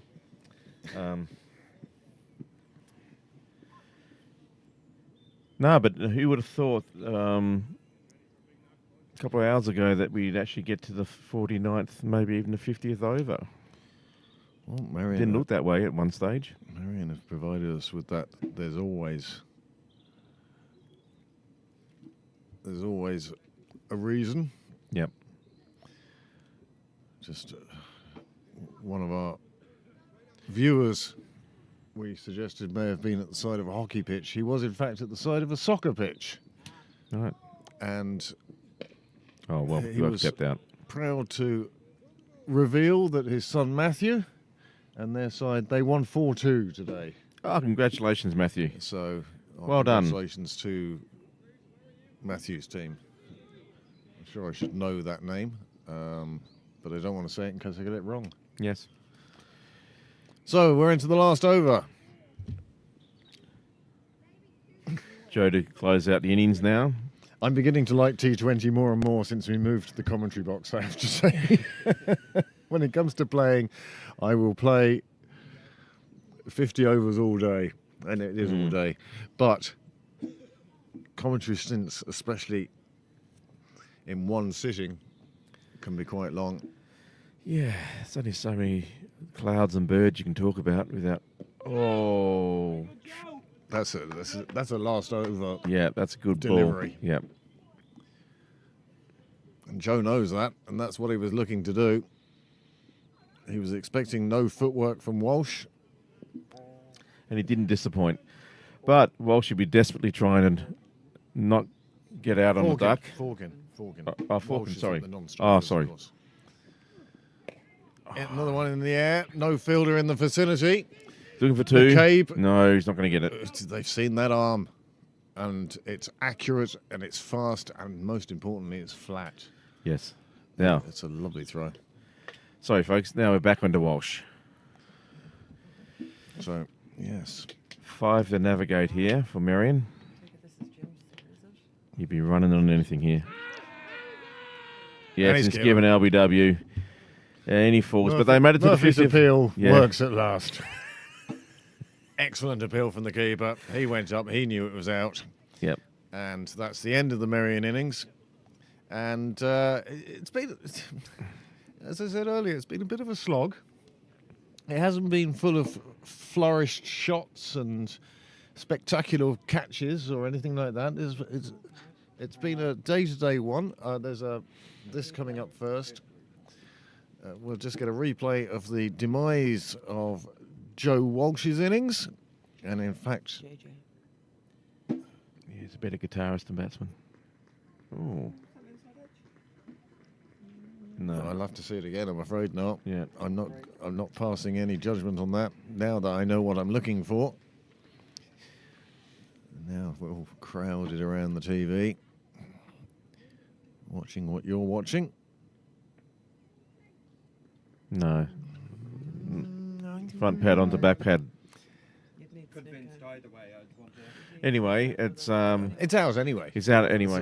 That's all that matters. It's just interesting to see what the umpire saw. Mm. You know. Anyway, there is the Merrion card. They got off to a bright start, but the introduction of Donica Tucker for Pembroke meant that a number of partnerships, although they started, they didn't really get to continue.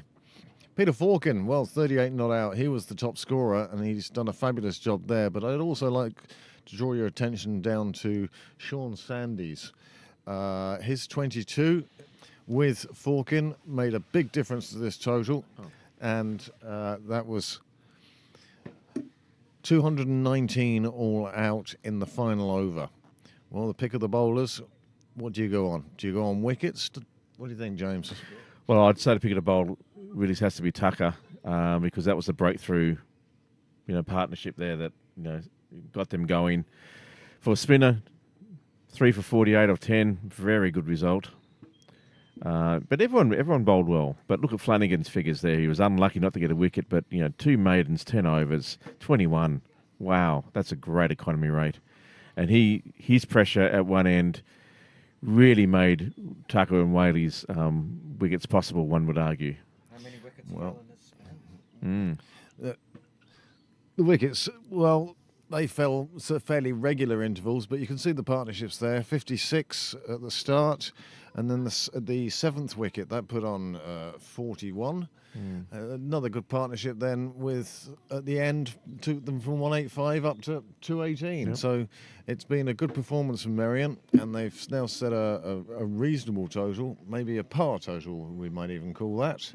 I think it's higher than Merrion feared they were going to get, but also higher than Pembroke wanted to let them get.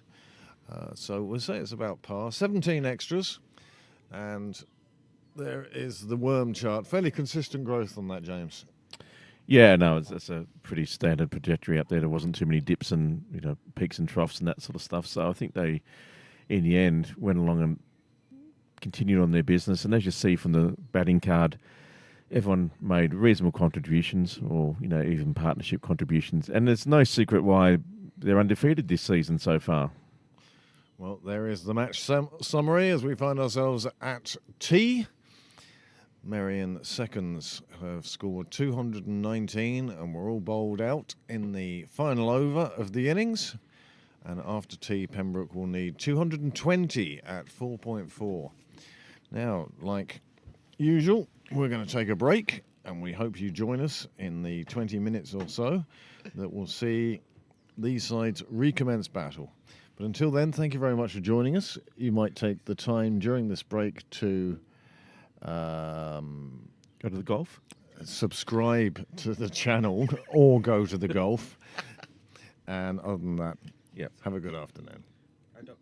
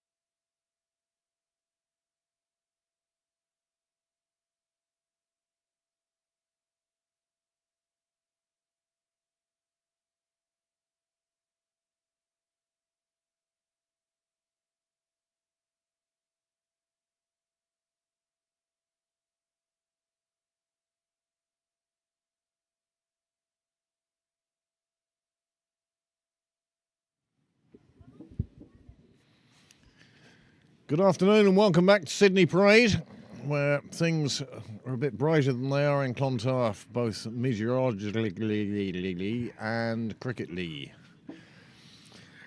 Pembroke are coming out to bat now, and this is the second innings of this second 11 Premier League, sponsored by, I'm not sure who sponsors this league. Sherwin O'Riordan, the fizzy drink you never knew you needed.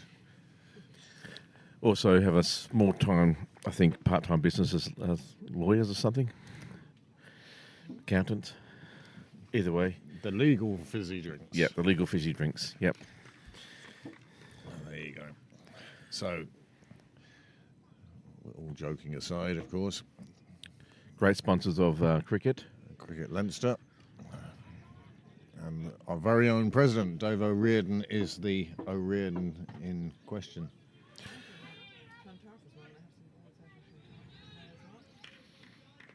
So if you're having an appointment with the judge, give him a call. We'll have a jingle before you know it. Anyway, yes, the chase is about to begin. Who are our batsmen? Let's have a look now. Yeah.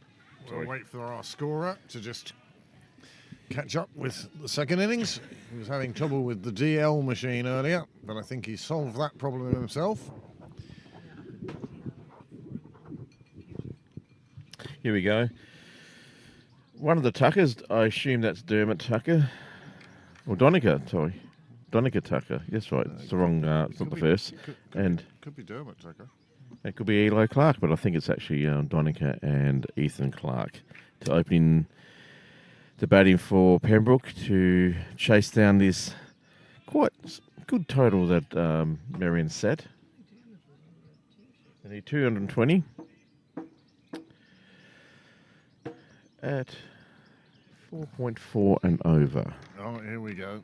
First moving of the sight screen. Yeah, and that is not the world coming to an end. Whoa, It's like the Titanic. Oh, my goodness. Yep. Careful with the equipment, please, gents.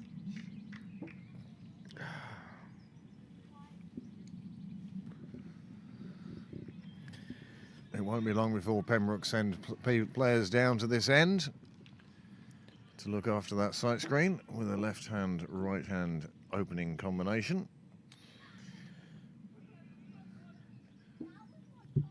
So Deravage used to open the attack for Merrion. Apologies if his name is not pronounced correctly.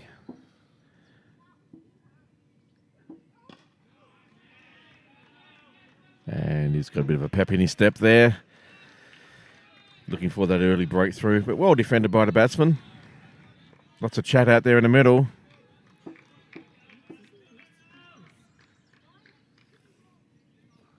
We'll see whether that enthusiasm can go throughout the whole innings. It's good to back your bowler. Oh, that's speared in nicely, but he gets it away. And it will pull up in front of the boundary. Tag team, get it back to the keeper. 2 onto the board, 2 to Tucker. And that's a good shot, actually. The cheering continues. And huge cheer came up there from the Pembroke support base that's surrounding the ground. Oh, it's a beautiful ball. Got right through him that time. And he's come down to have a bit of a conversation with the batsman. In fairness to him, I don't think he was sending off the batsman. I think he was just absolutely... Well, maybe he was. But here we go. Here's the replay. Oh, that's lovely. Just straight through the gate. He's cleaned him up. Yeah, and that's exactly the start that Merrion were looking for in defence of this 220. 219, sorry. They need 220 to win. And Pembroke lose their first wicket with just the very third ball. Well, that was a good bit of bowling there. He was fast, speared it in. Don't forget your chairs here as well if you want. And probably lack of footwork there early on. Yeah. Front foot didn't really come across. That's all. We got a bit cramped, I think. Well, no change. Another left-hander. Zach McCabe it is, who's coming in at number 3. 2 brand new batsmen now, again. It's all start again, isn't it? Now, this is not the start that Pembroke wanted, but Merrion are delighted. Inside edge. Yeah. Onto the thigh pad. Way too high Well, anyway. Welcome to the middle. Yep. They'd be hoping that would be for a short time. Short time, but a good time. Yes. He's quite effective, this bowler, isn't he? He's sharp enough. Sort of really spears it in. He's getting a bit of movement as well. McCabe showing no interest in that delivery, and quite rightly too. Just to see that you can see it, see the pace, worry about getting bat on ball in its own time. Well, this bowler certainly seems fired up. He's keen to defend this total. It's a long old run up, just about 25, 30 yards. And he's getting good pace and carry through to the keeper. Yeah, he's really banging that in strongly into the pitch. You hear the grunt after release of every ball. And that's a brilliant over there for Merrion. What a way to start. 1 wicket down for only two runs. That's a hell of an economy rate. And Merrion will be thinking, if we can have a few like that to start with, well, we've got it in the bag. Funny old game, cricket, though.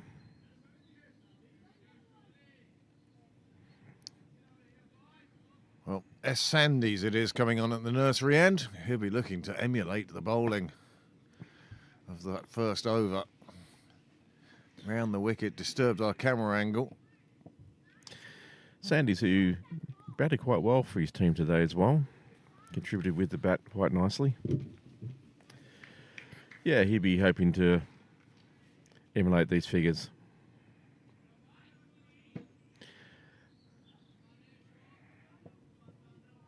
And Pembroke, of course, will be hoping just to get used to the conditions. That's a little bit overcast here. Still pretty good light. And just ride out this initial attack. Get comfortable. Rotate the strike and build a partnership. Here we go.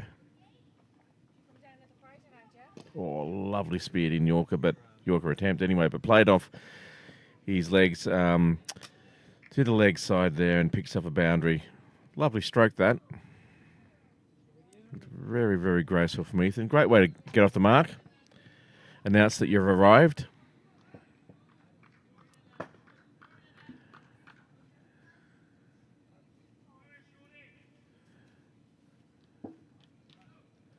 Picked up length really well there. And kept it down on the carpet. Only 2 outside the circle. That's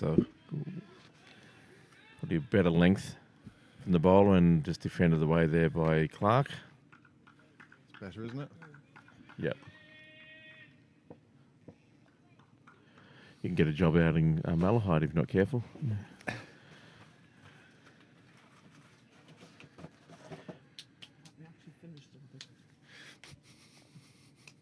Anyway, some pretty sharp bowling here from the Merrion attack.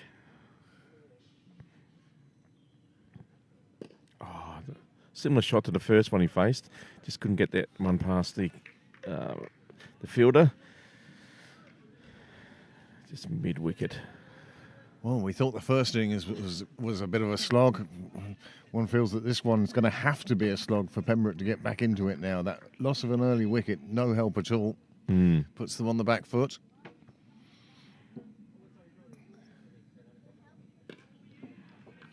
Yeah, well defended. Get the body right behind that. Well, wait for the loose one.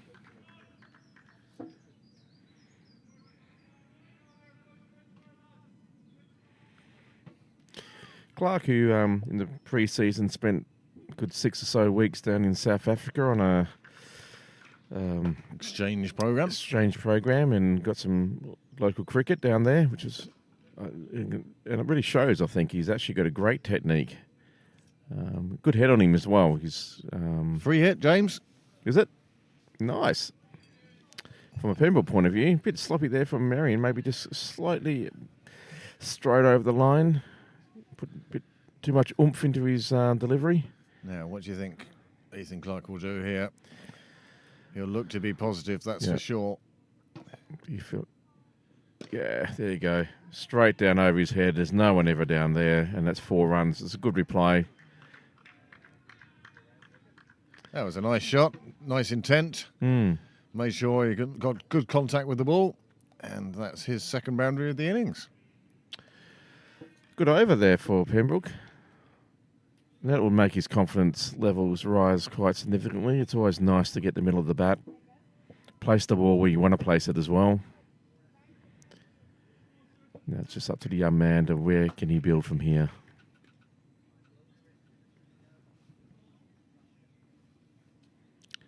I'd say the other bowler will be itching to get him back on there for his second over.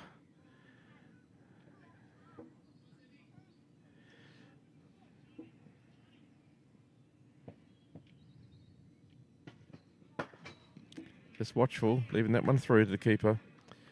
That's in the over. Good over for Pembroke. The score now after 2 is 11 for 1. Well, Clark showed a good head on shoulders there. He was showing a very straight bat to Sandy's first 4 deliveries.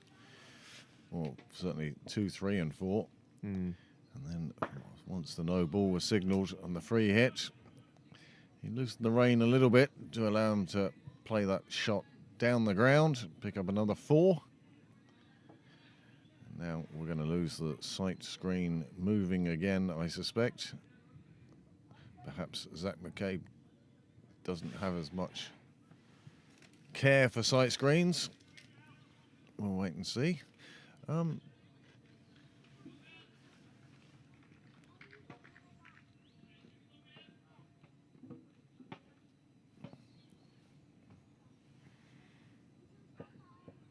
Oh, that's a good ball. That's a very good ball. He's in the middle of a good spell here. He's feeling good about his bowling at the moment.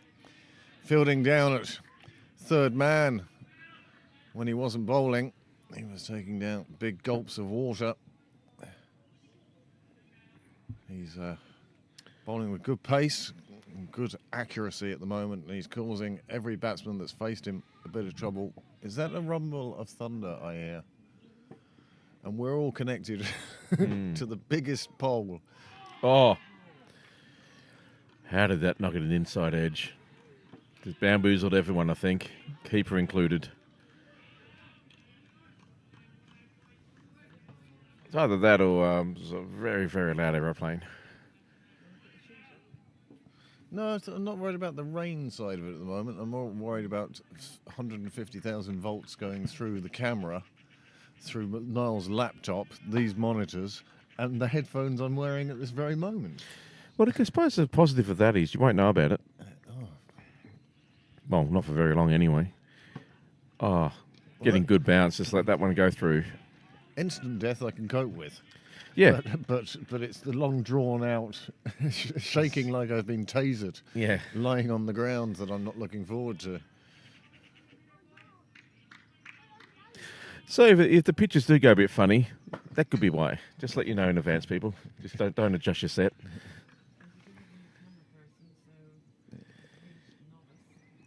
Anyway, back to the bowling. Yeah, just happy to let that one go through. Well, this is what Pembroke have got to do. Signalled a wide. I didn't think it was that bad. But no, I don't think he's signalled wide. I think he just actually signalling how many balls are left in the over. Because that was wide. My goodness. Oh, yeah, we should really bring some background noise and a bit of atmosphere into this game. We apologise for the lack of ground mics earlier. We could hear it all, of course, because we were sat next to the pitch. Nice drive down the ground by McCabe, but it does find the fielder in the ring. The timing not quite there. But nice shot, got across, moved his feet, got on top of it. That thunder is definitely getting closer. Mm-hmm. Now.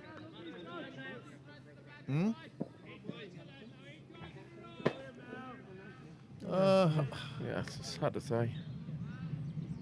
Now a dart roar. Yeah, dart roaring past. Not rolling thunder. Oh, bit of chin music there. And not taken cleanly by the wicketkeeper and scampering through for a bye. Well, that was alert work from Clark. He saw the opportunity for the single and he took it. And it was the last ball of the over. And so it will be Zach McCabe facing Sandys from the nursery end in just a moment. I mean, we're all going to die. Yeah. Oh no, I've left the windows open on the Vitesse.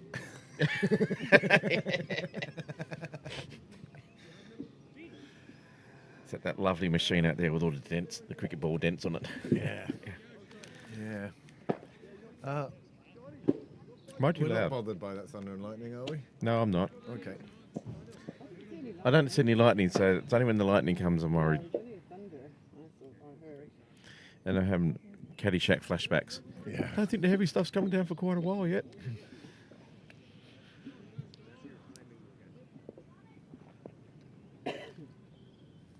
Sandy's to continue. It was wide. It was played with a lack of foot movement out into the gully. No runs. Looking to make amends in this over. Got a bit of stick in the last one.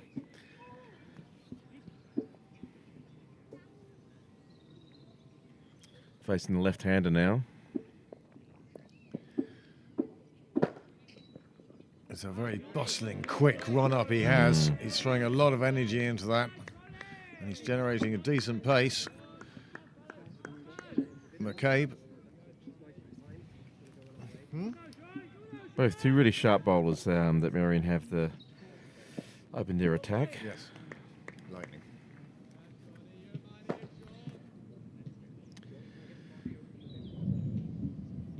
A bit of a rumble in the distance again.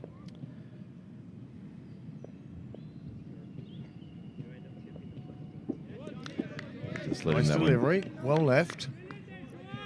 This is an interesting passage of play. I mean, it's not the flashiest. It's not your IPL. It's not flashing bails or dancing girls on the sideline. But Pembroke are having to dig in here. They know there's plenty of overs left. The two umpires are now conferring. I suspect this is about the weather, whether they go off or not. I'll get my coat. I'm here all week.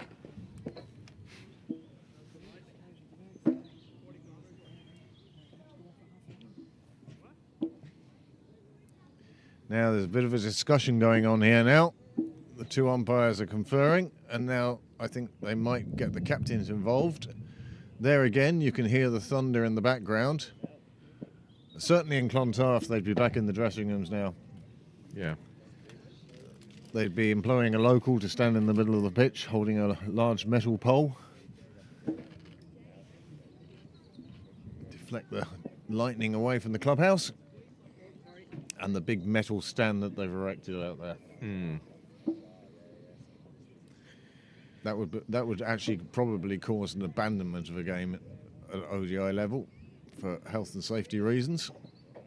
It's not just the health and safety of 11 players and 4 umpires. It's also the thousands of people in the crowd. Duty of care to those people as well. And as disappointing as what sometimes appear to be premature cancellations, Hugh Kennedy has walked into the place now. Afternoon, Hugh. Sorry, how are you? Grand. Grand. And the players are leaving the pitch. What time is it now? It is about 25 to 5. 25 to 5. 4:35. So I don't expect us back on the pitch. For at least until 5 past 5. 5 past 5. Wow.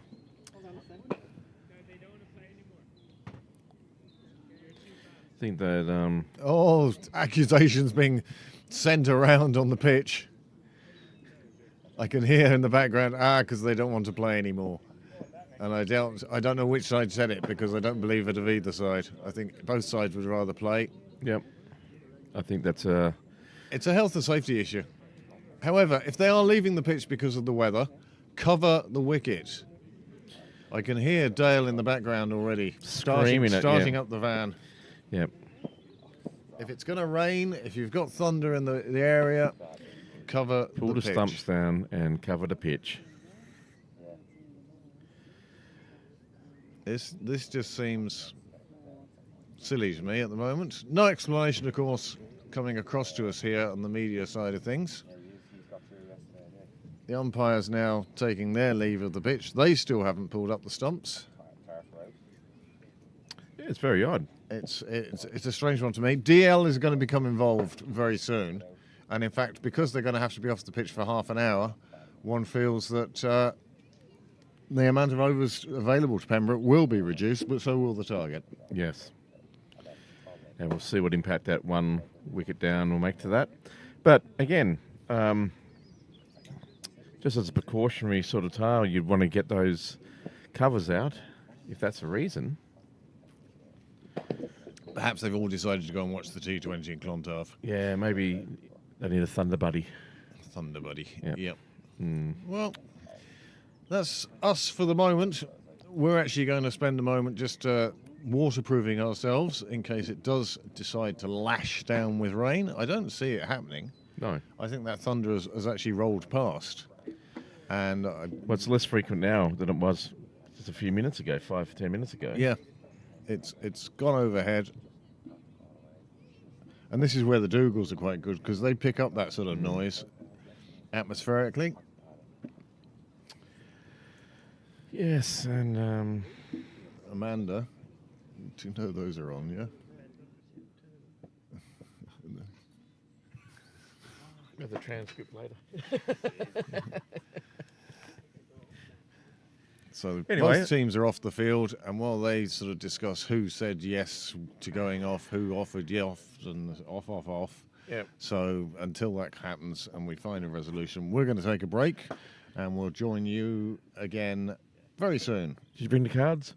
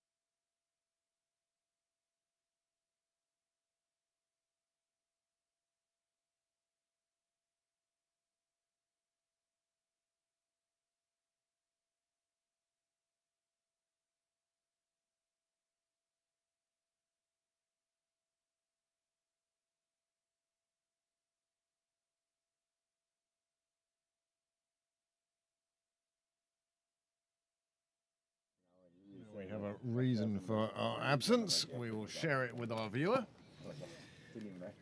Just to bring you all up to date as we are.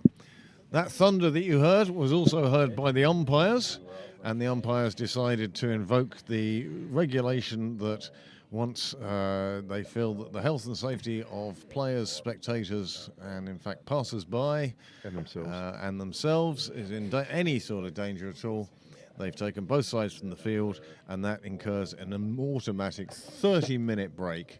So we will be 30 minutes since they disappeared because of that thunder. We haven't heard the thunder since. The closest noise we've had to it so far has been the noise of the ball thumping the back of the nets, and also of Graham eating another of Amanda's sausage rolls. Yes, you may. So there's no overs Is that a lost. euphemism? No. No overs lost for this 30 minutes. There's no overs lost at this stage. No. Okay. If they go back on after the half an hour, it's still a full rate. Oh, okay. Right. Isn't Okay. that- well, that's one piece of good news. And again, it's a necessary piece of legislation. I mean, we've played James in some ridiculous. Oh, that's a good. Did you get that one? Yeah, that's a good rumble But of thunder there. we've played in some dreadful weather. Do you remember Halverstown? Oh God. Well, yeah. Remember that one in Spain that we played in that we had to almost build an ark. That Well, was no, we drank during that one. Yeah, but I remember batting in that, and every time I went for a shot, the bat would fly out of my hands because it was so wet I couldn't grip it anymore, and yeah. it's like playing under a shower. It was. But yeah, Harvestown was a special moment. That was like, okay, who's got the rowboat or the rib? The thing about that one was we were fielding, and then when we went in for tea, and it was still raining, and it was still raining after tea, and they said, "Oh, we can't go out in this," and we said, "Yes, you can." As we all like drown rats ourselves. Yeah, absolutely amazing game, amazing game. I've seen the corner of the ground down by the chapel in Michael Sharp's corner at the end of Cyril's Way. I've seen that fill up with water, and a very young Jack Bell-Burney splashing around in there and dropping kegs into it to see what was the biggest splash he could make. Yeah, we have some weird weather here. More thunder, big black heavy cloud just behind Graham where he's standing in front of me at the moment. Sort of to kind of But to a the nice, left. a nice sort of nice colour to the sunlight at the moment. Yeah. It's that sort of. Well, the sun on half the ground has come out very nicely, and then the back of it looks like there's filthy rain, sort of maybe skirting the ground or coming towards us. It's difficult to say. Certainly looks like Clontarf are getting some rain. I can't Yeah. believe they're still playing over there. Are they still playing over there? I Graham's. played through hailstones once in the under-18s game. 2014. Under 18s game. Oh, okay. 18-14. See, well, why didn't you say? 16 for 3. No, nothing about coming off. So they're still playing there. 116 for 3. Yes. So Tector, Tector's out. Lorcan is 45 off 29. Camphor 5 off 7. well, that's How much did promising Tector anyway. get? Tector got 32 off 28 Well, he did well after, He did, after being given out. by Aiden. We were only talking to Hmm. him. Reprieved by a no ball. 14 overs. Now, next weekend, James, we may have to check with the secretary camera woman over there, but I believe it's Irish Senior Cup. Yes, we're playing. We have Coleraine in a home draw, which should be a cracking game. Always good to welcome down our friends in the north. Is that live? No, it is at the moment, yes. We'll turn it off now. That's okay. That's turned down. Yeah, that should be great fun. And I believe that's on Sunday. Seconds. Is it? Or league game? And on Saturday is the first playing Clontarf in a league game. Is my understanding. I'll check that because I'm scoring the All Ireland, not the league. The All Ireland's another week away, isn't it? Well, next weekend. So I'm confusing it with something else because aren't we supposed to be down here on Thursday, the 22nd, for another extravaganza festival or something similar to that? Wednesday and Thursday of this week is interprovincial games between the Leinster Lightning and Oh. the Munster Reds. Sorry, I'm thinking about something different. Sunday, the twos are here in the Senior 2 Cup When? next Sunday. Which is the game that Gordon Clark's debuting for Ireland? Why are the crumbs on that clock? Over. Underneath the wheel. Is that the over 40s game? Over 50s. Over 50s game? Under 70s. What are you talking about? No, he's asked when does Gordon Clark debut? Debuting in green. 24th of May. 24th of It's May. the 24th, that's right, yes. It's not that long away, is it? No, Did you get a written invitation from Gordon, did you? No, I got one from a higher power. And I got a begging letter. so that's Thursday week. The man with crumbs all over his top. Yeah. Just a bit of run. Anyway, I'm sure we're just annoying the living pants off our viewers here, or they're probably all turned off hopefully by now. Well, we're just waiting for this time to expire. The thunder and lightning seems to have passed, but we'll see you soon here. We came off at 14:37. So 10 past, they'll be back on. We were just on. So until then, James will turn down the volume, we'll relax, and we'll just take a breath before we recommence this Pembroke chase. Adios.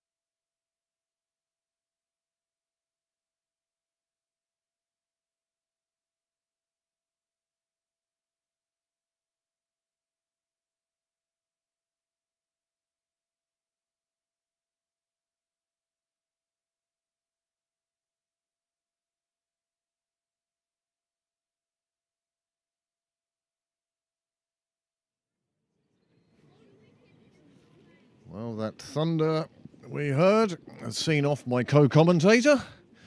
James has gone off to find his thunder buddy. And Graham now is heading out to the umpires to clarify the situation. The situation being, I can tell you, that no overs have been lost on the basis of that health and safety check.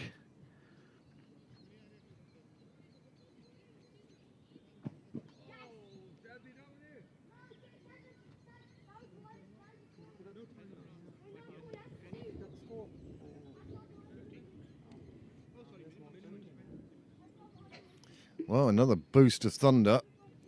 Is that going to be another half an hour? Or is that within the first half an hour? I say it's within the first half an hour. 10 past 5 was the... I think the regulation actually says you have to wait for half an hour after the last one. But without the regulations in front of me, I haven't a notion.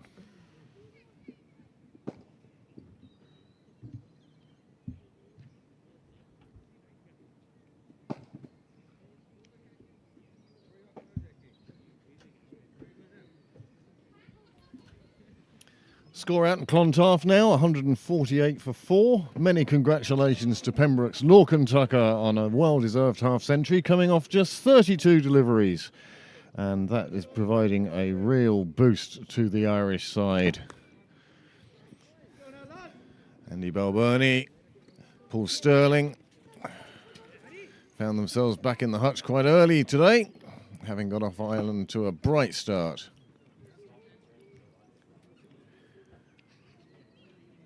Well, Sandys it is, who will continue. Still 3 balls left in his second over, and Pembroke resume now on 12 for 1.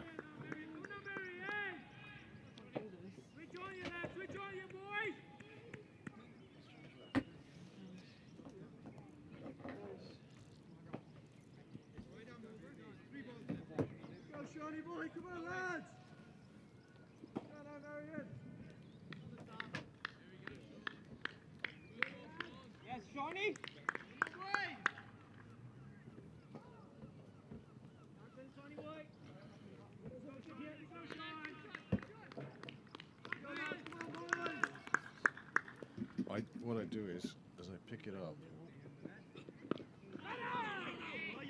well, Merrion rejuvenated by the break.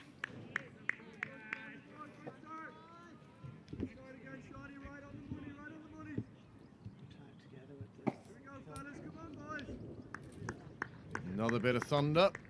By all rights, the umpire should take them off again now.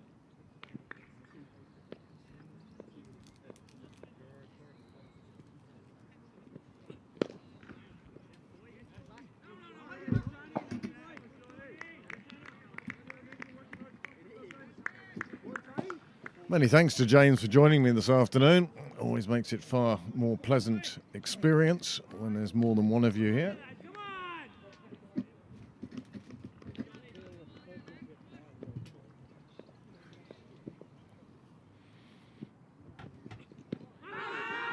Pitched outside leg, I feel, and so does the umpire.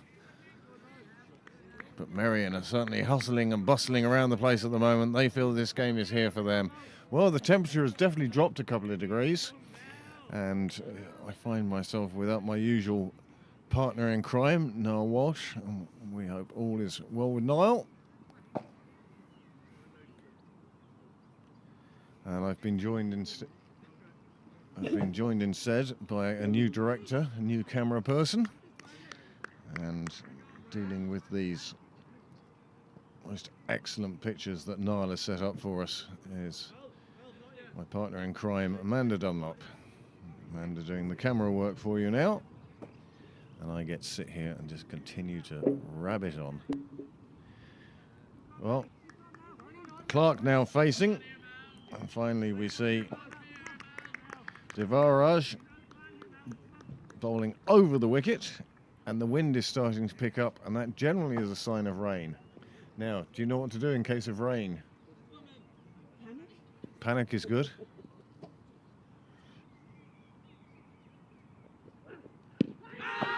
Going down leg.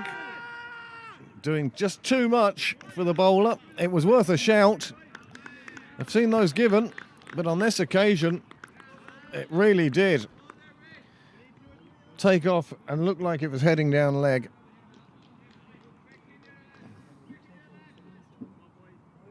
I will.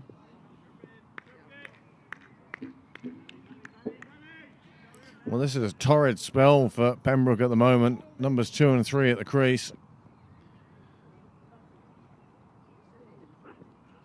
Good ball, just speared at by Clark. The keeper claiming for a catch that was never there.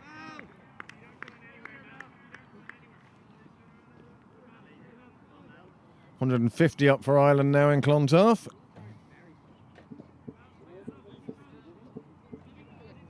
He got his 50, but he's now departed the scene. Lorcan Tucker has been caught. And Ireland will have 2 new batsmen at the crease with 2.5 overs to go.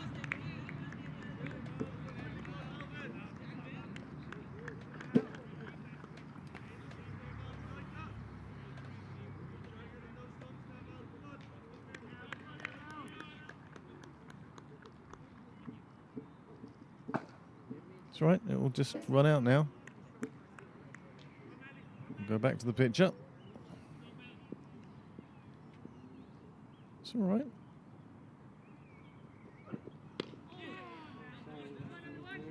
That shot just played into the leg side, just behind square leg. They take a single. You miss nothing. Clark moves on to 9 now.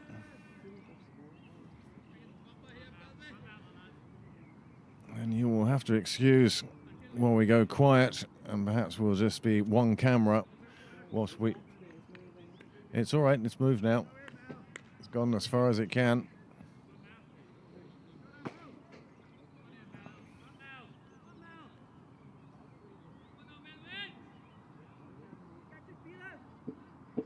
I do feel the threat of rain receding now as this cloud passes overhead. A bit of brighter outs there now. Lovely drive, off drive by McCabe. Still unable to get off the mark at the moment.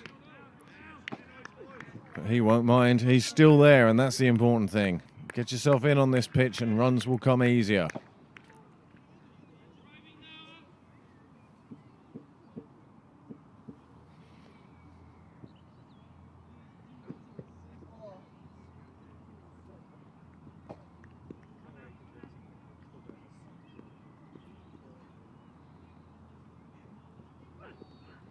Good pace, good delivery, good direction, causing McCabe a bit of problems there, but he answered every question, and he remains there at the end of the over. Just the one coming from it, and that's 3 overs for Devale Raj, and he is now 3 runs, just 1 wicket, and that's 3 overs.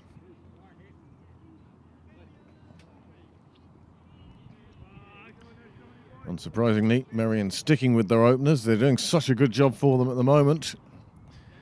Run rate required. Well, it's climbing. Nothing dramatic. Nothing that can't be got back later. And the important thing is now just to put a solid foundation in for Pembroke.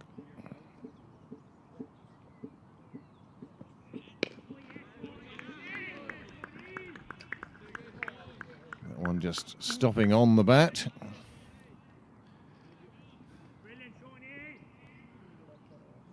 Plenty of encouragement amongst this Merrion side. They smell blood.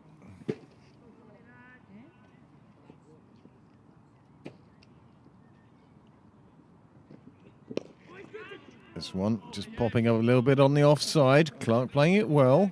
Soft hands keeping it down. Mark Adair has gone off like a train. He's 9 not out off 3 balls. Well capable of batting big at the end of an innings.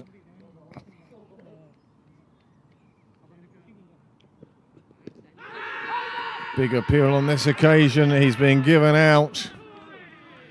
Look of disappointment on Clark's face, but he has to depart for 9, and that's the 2nd wicket down, and Merrion cock a hoop. Pembroke 13 for 2 in pursuit of 220.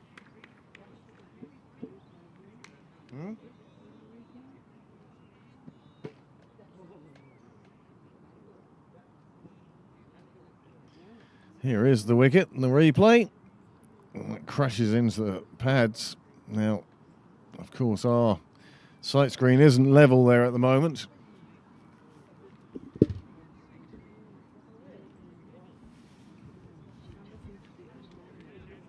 Yeah.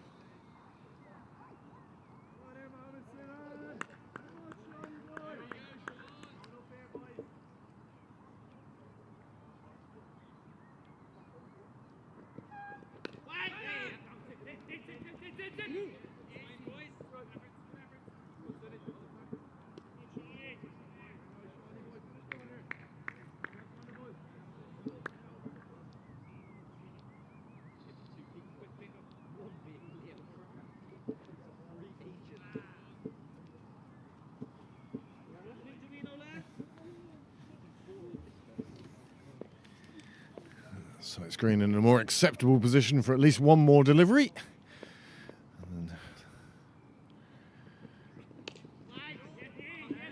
Okay, plays that into the leg side. It's a dot ball. And that's a fine over for Merrion. They've picked up another wicket. They've reduced Pembroke to 14 for 2.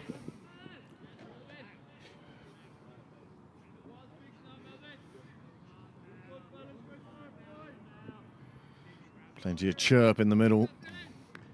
Merrion very much feeling they're on top. There's a long way to go.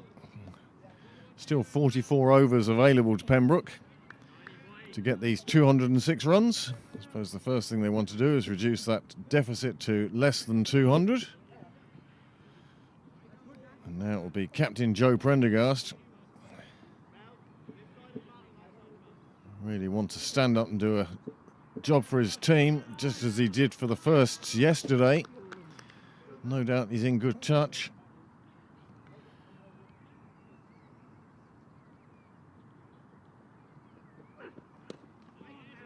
Nicely played away, nice and safe.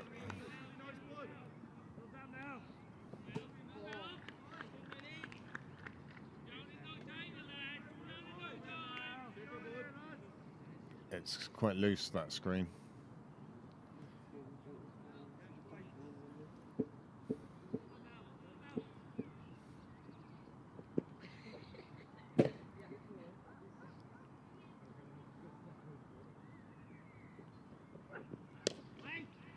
Nice shot from Prendergast.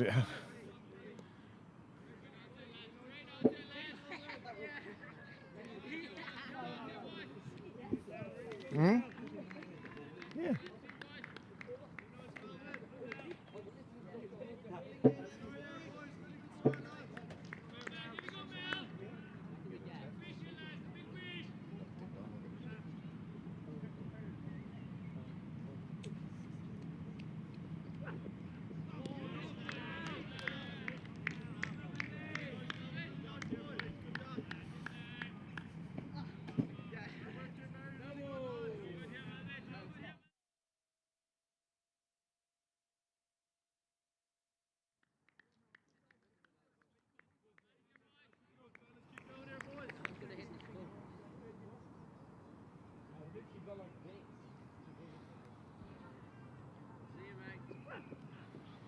Oh, a bit of movement with that delivery, wasn't there? I mean, it was all after the stumps, but the wicketkeeper ended up taking that well down the leg side. Pleasant spring evening here this evening in Sydney Parade.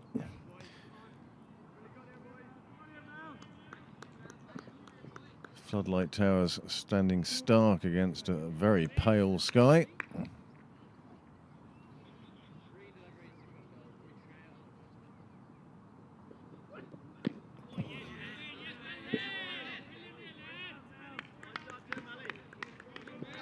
Joey Prendergast standing strong.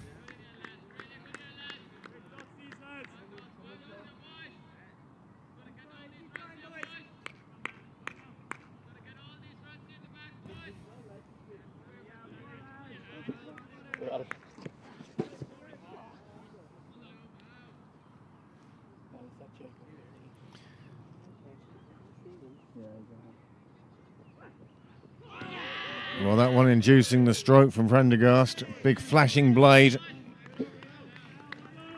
And that's the end of another fine over, fine maiden. Meanwhile in Clontarf, 177 for 7. Gareth Delaney currently batting with Graham Hume. And Ethan.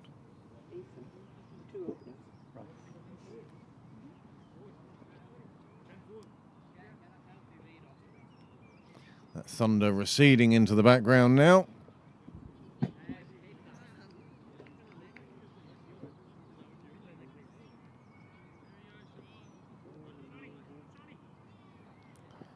Wind's just dropping a bit now.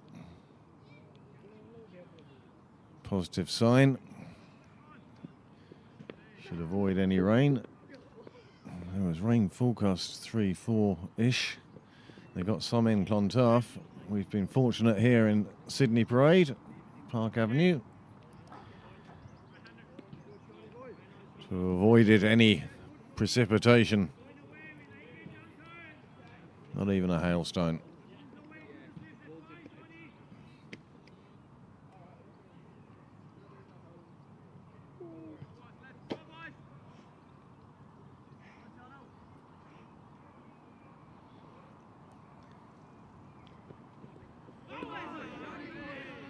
Well, 3 balls remaining in Clontarf, 181 for 7.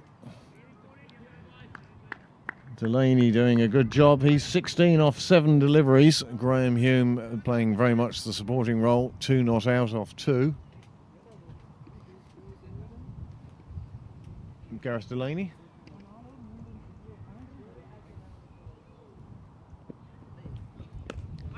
Prendergast digs this one out. No concern. And now the wind starts to pick up again. Will we finally get to see some of this rain? Have I put commentator's curse on the weather? That would be quite impressive. Sandy's in the middle of a very good spell here for Merrion.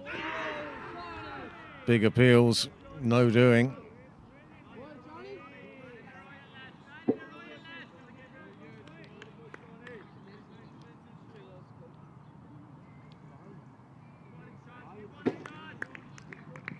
Delaney has now moved on to 24 from 9 deliveries. 189 for 7 with 1 ball remaining. Sandy's coming in here with 2 balls remaining in his over. That's one of them, and it's a dot ball.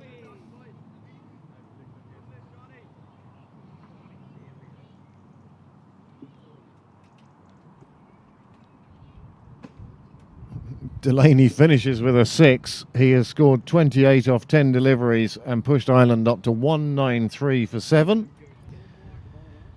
And Pakistan will require 194. The odds seem to favour Pakistan, but let's just say cricket's a funny game, and Ireland will feel they have a great chance of taking a 2-0 lead in this series. Of course, the one they really want to win is that World Cup game that will be taking place in Florida.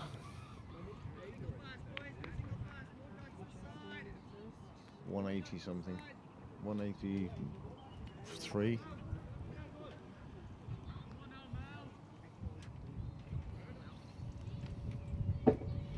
And And while they take the innings break in Clontarf, we'll continue here with this senior seconds 11 Premier League.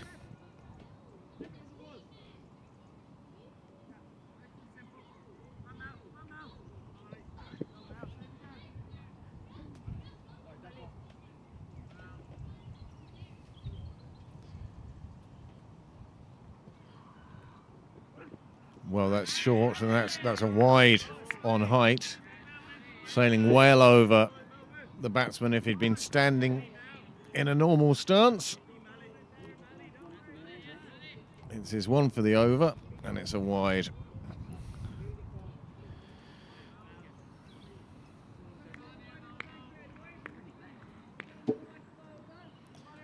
Short, quick delivery.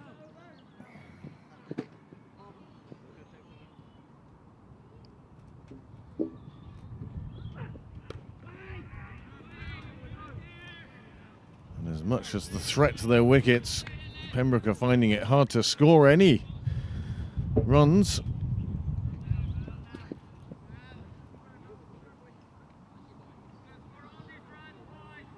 Devaraj, he's only conceded 4 runs so far in 25 deliveries.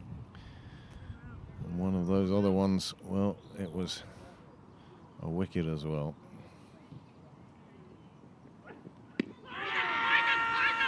That's got to be a bit high and a bit hard and a bit painful. Rattled straight into plastic. He may need a drink of water. He may be wearing earrings today.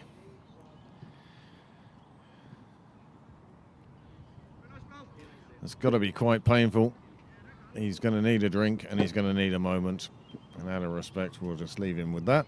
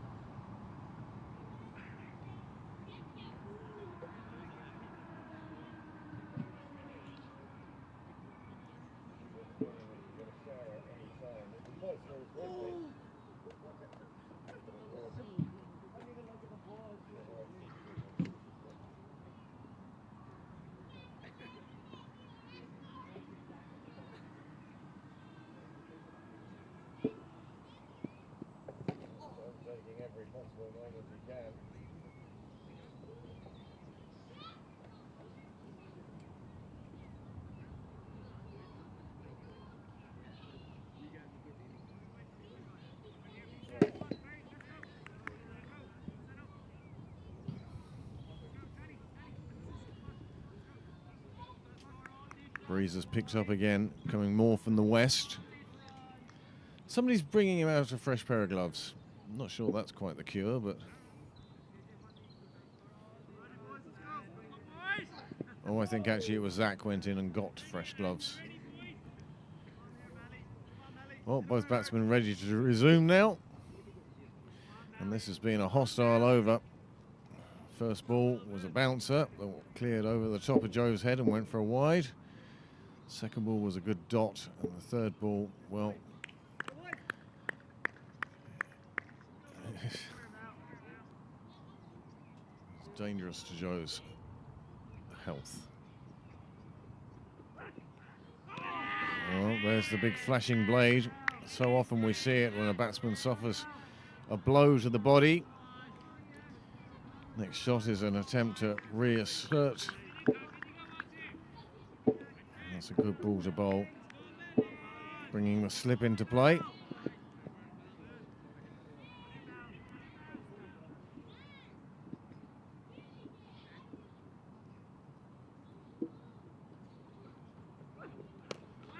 Just played away on the offside, square of the wicket, no run, another dot ball.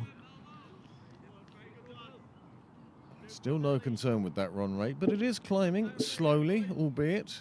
Plenty of overs to go. That's what will slow the ascent of runs required.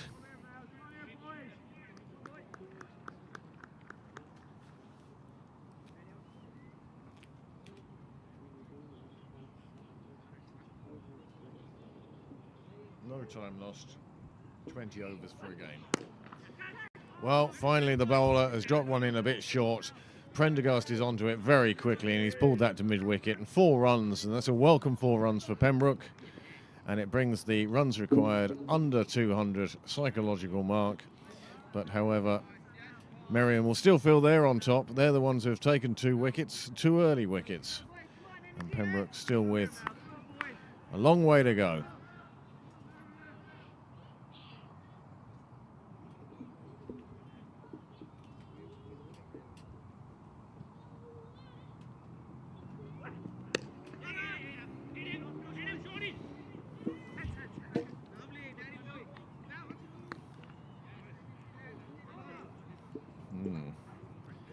Eager for a run, takes the run. That's the end of the over. 22 for 2. The Johnny Bell score.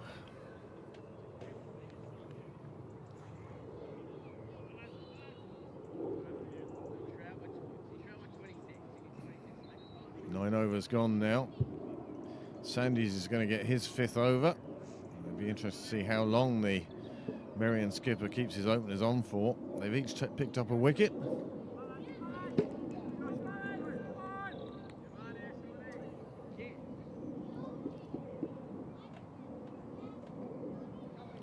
Almost a sea mist on the ground at the moment. And Prendergast to Barts took an outside edge.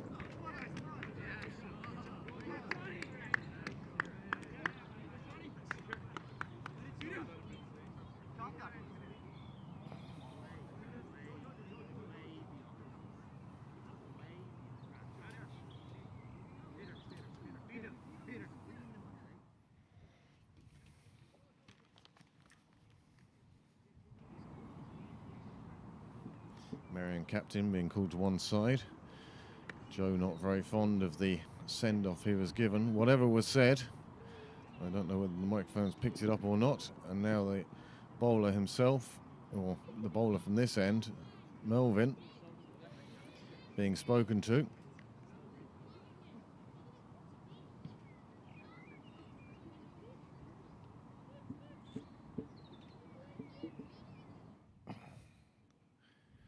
No wish to hear that conversation. There's a pretty strong talking to, one feels, between the umpires, the Merrion captain, and the player in question. I suspect who is the player in question. I have no idea. It will all come out in the umpire's report. And keep your eye on the Cricket Leinster website if you really, really want to follow that up.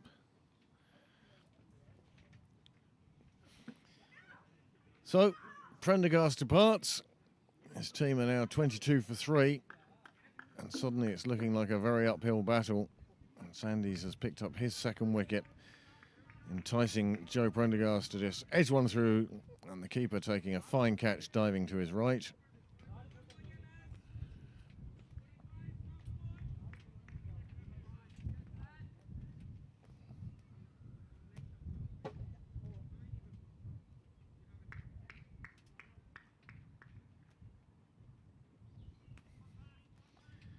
Well, rain in Clontarf at the moment.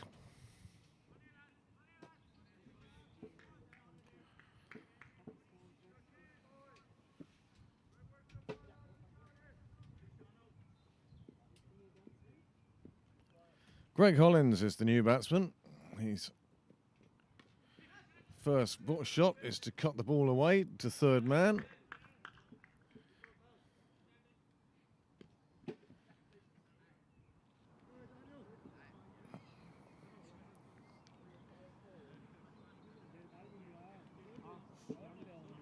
Well, Hollins starting very positively. Certainly not a batsman who's going to let himself get bogged down.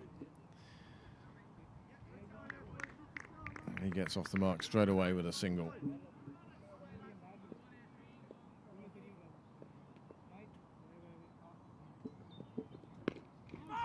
McCabe on this occasion plays it out in the offside.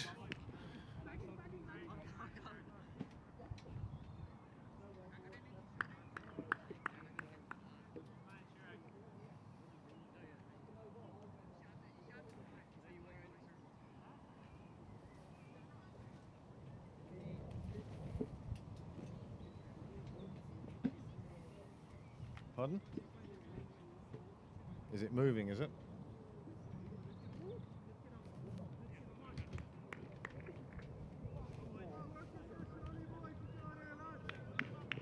I'm going to wait out to it.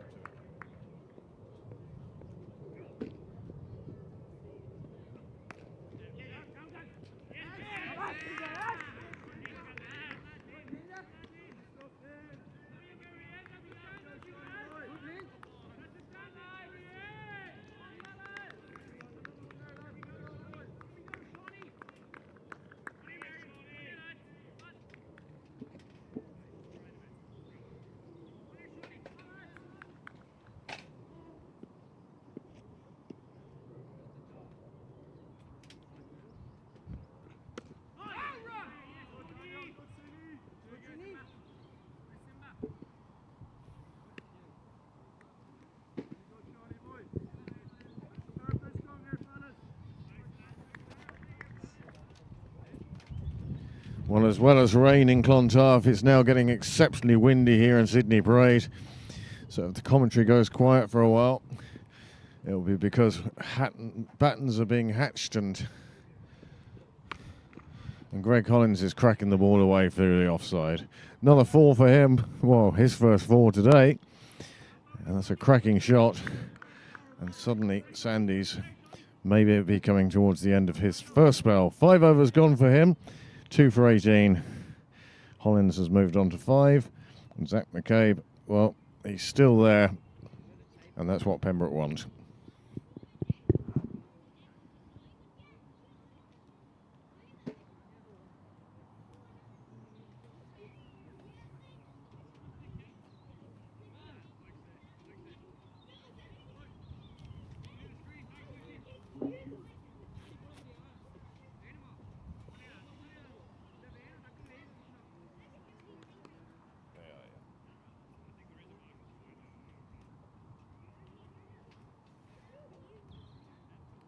That's not too bad. I'll go and see it straight.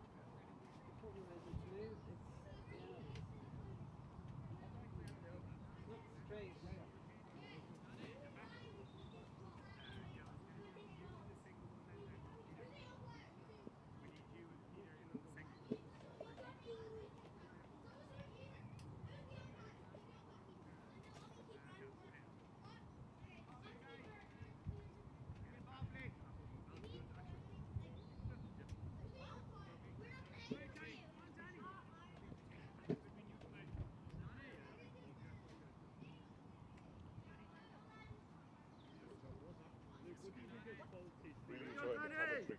Just for your information, Sandy's just pronounced Sand. Sands, yeah. Thanks a million. Really enjoying the commentary. Sandy's is pronounced Sand. Sounds. Sand. Sounds. Sand, yeah. It's a funny one. Thanks a million. No problem, thank you.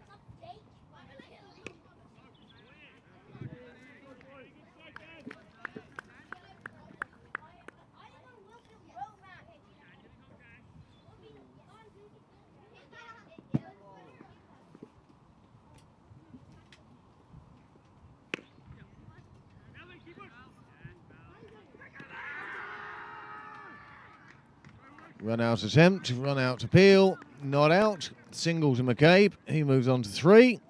And maybe he's catching a bit of positivity from Greg Hollins.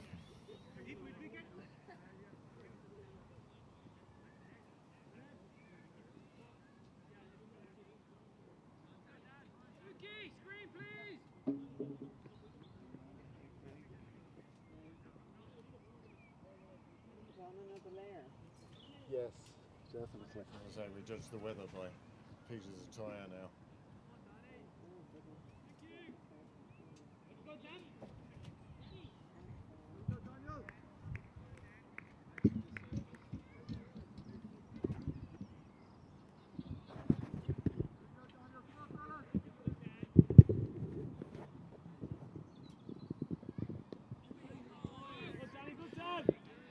Daniel Forkin now on to bowl. St John's End.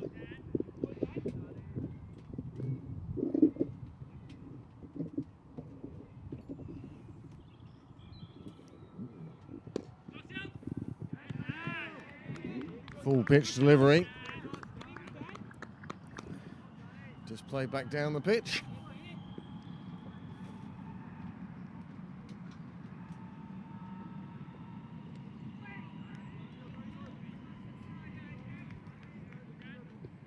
Big attempted blow there from Joe Prendergast. Didn't pay off on this occasion.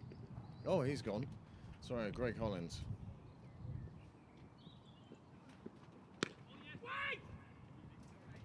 Loud, decisive call from Hollins of wait. I think he meant no.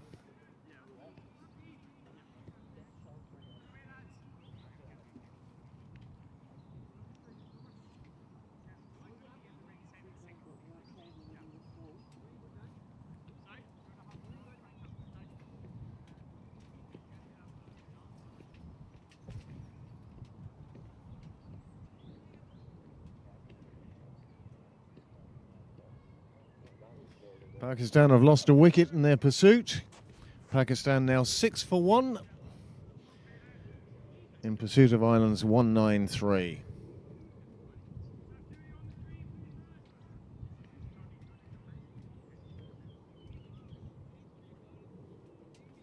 So far in the first over, in Clontarf, there's been a wicket and a 6.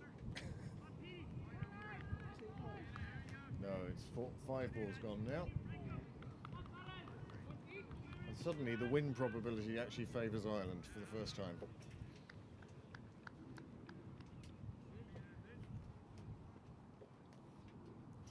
Well, it's hard to see how Pembroke are going to dig themselves out of this now. It's going to take a stand of some substance. And perhaps these two are the two to provide it. Hollins and McCabe. P. Falcon it is, bowling from the nursery end.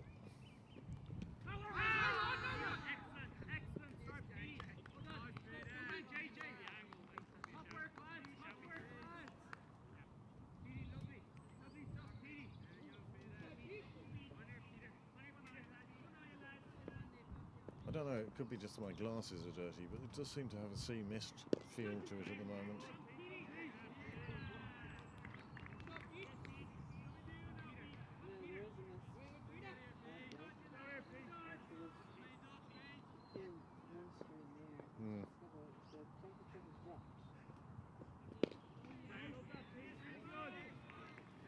McCabe still having trouble finding a gap.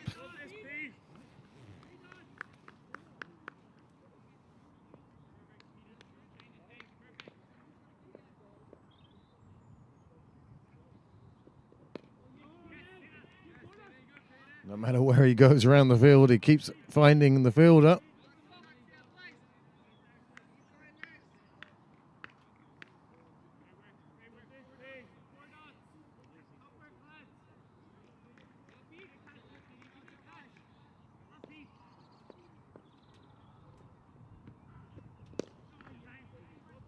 This time drives it down to long on.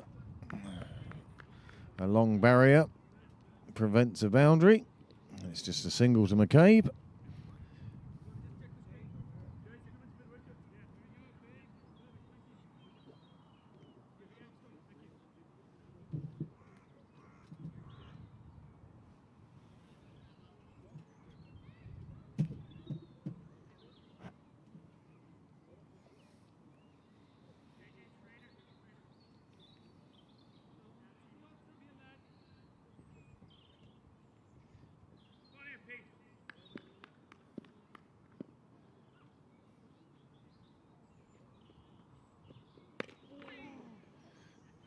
Good delivery. Hollins does well to keep it out. That's the end of another fine over. First over for Peter Falcon. He's just conceded the 1 run in that over, and the score has moved on to 30 for 3. And in 38 overs, Pembroke will require 190, which conveniently works out at exactly, and for Bill Whaley, 5.00 of an over.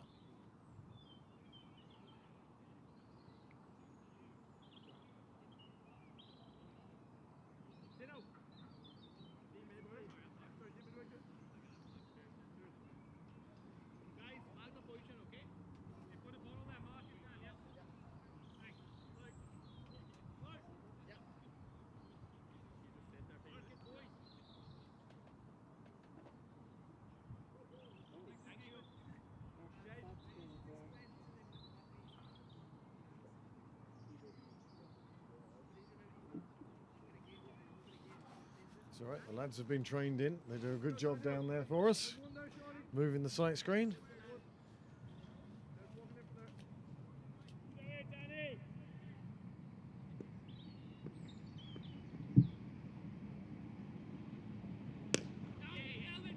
McCabe finally pushes one through a gap. It's going to run away to the boundary.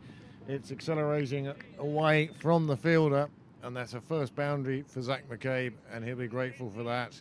Off the 30th ball he's faced. The score will move on to 38 for 3. Pakistan have lost another wicket. They're 13 for 2 in the second over. I presume Hume got the second one.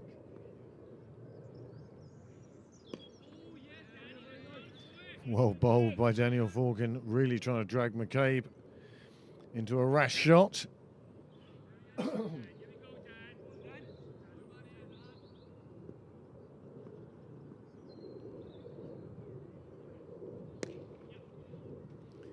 Clubbed away square on the offside. The fielder picks it up, stumbles with it, but they won't try and take a second, and the throw overthrows him and runs away.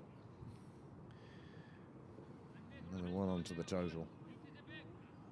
Yep.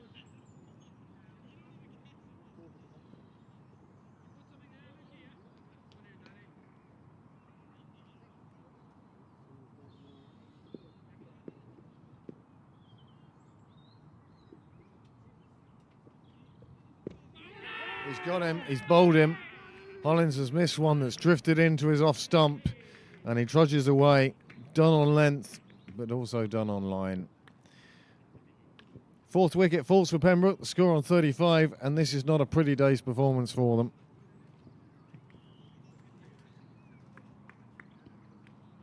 Just drifting in, no footwork, just waved the bat down the wrong line and has to depart a very disappointed gentleman. 4 down then.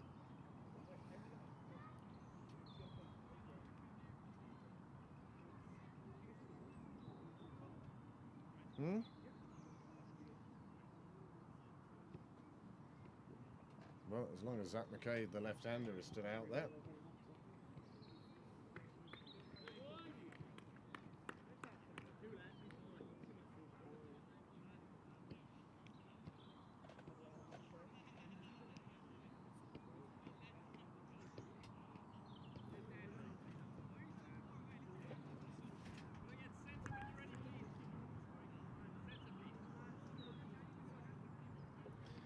Two left-handers in now, so you'll have to get used to this view.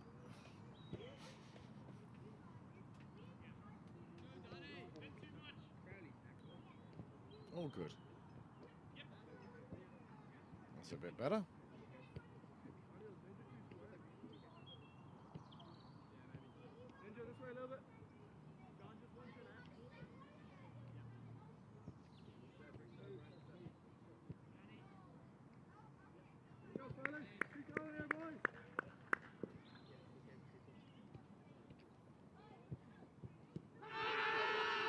Big appeal, first ball.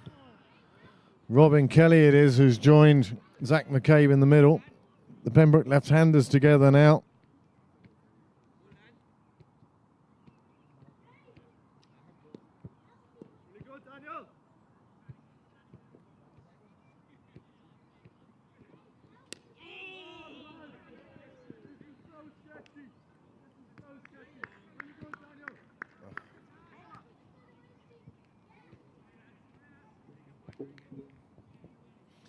Another over slips by, just 37 remain. Robin Kelly, he's faced his first 2 balls. And Zach McCabe, he's on 9, and he's been there since the start for Pembroke.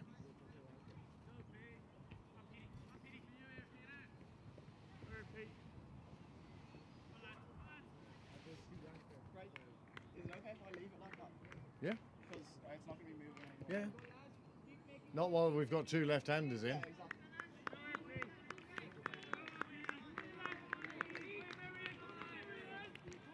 Ripple of applause going amongst the Merrion players, and Zach McCabe asking for the sight screen to be moved.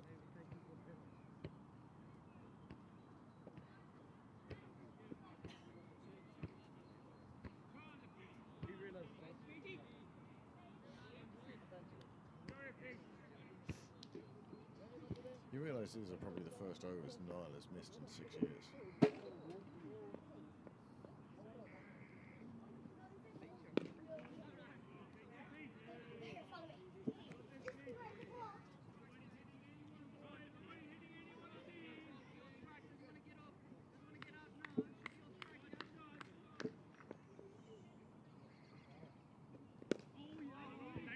Okay, pushes that one through, thinks twice, once, twice about a single. Not to be, makes his way back. Yes, many thanks to Amanda stepping into the breach with Niall's unfortunate departure. Her first time operating camera and director's chairs. As McCabe this time decides that, well, I should have taken a single last time, I'm definitely taking one this time. Punches it down to long on, they take the single, and the score moves on to 37 for 4.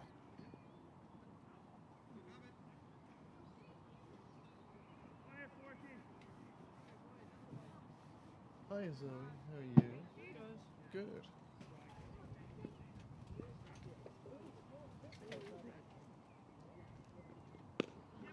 Kelly playing this one away, square on the offside, he'll just take his single and leave the rest of this over. 2 deliveries to Zach McCabe. You may be better off sitting down there just because it's out of the wind. Sit there. Yeah, so move the bag out of the way.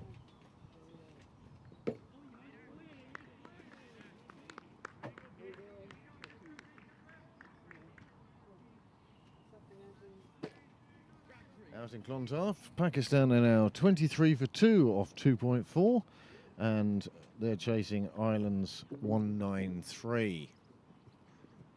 Lorcan Tucker of Pembroke scoring a half century for Ireland today.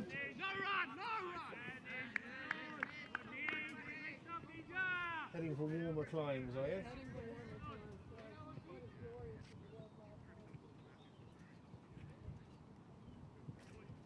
Oh, here, Nikki. Nikki. Nikki!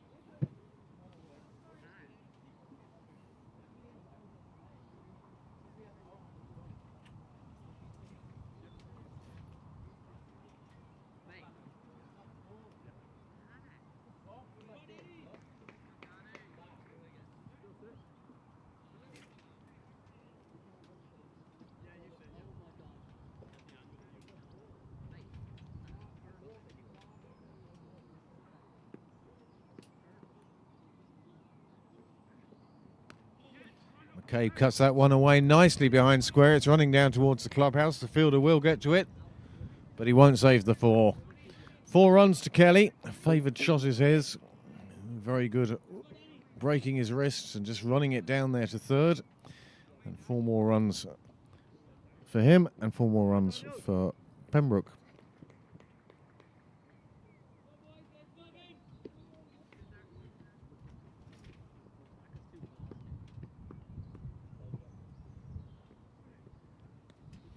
There we go, that's how much he likes that shot. He's played exactly the same one again. This time the fielder will get to it before it crosses the rope, and it will just be 2 runs to McCabe.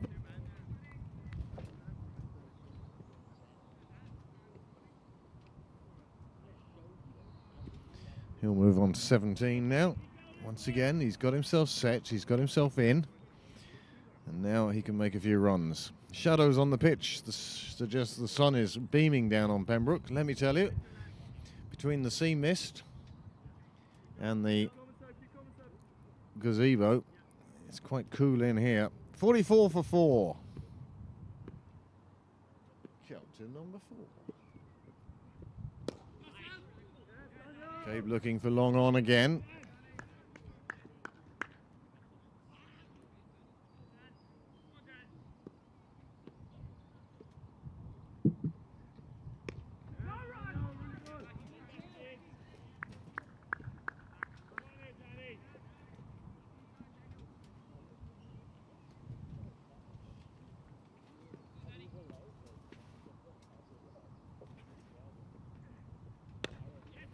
Cut away on the offside again, beats the fielder this time. It'll run away to the fence. 4 more runs.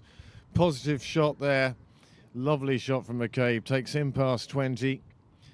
Takes Pembroke close to that first half century that they're going to need. A strange night weather-wise. It hasn't really decided.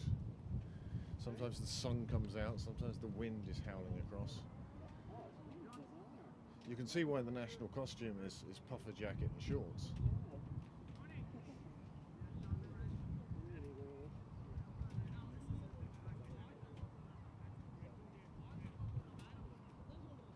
Well, there's been a few changes in the field, obviously. Now 2 men behind square on the offside in an attempt to cut off that run-scoring area for McCabe. So he decides to take it 180 degrees and goes to long on and picks up a single there instead.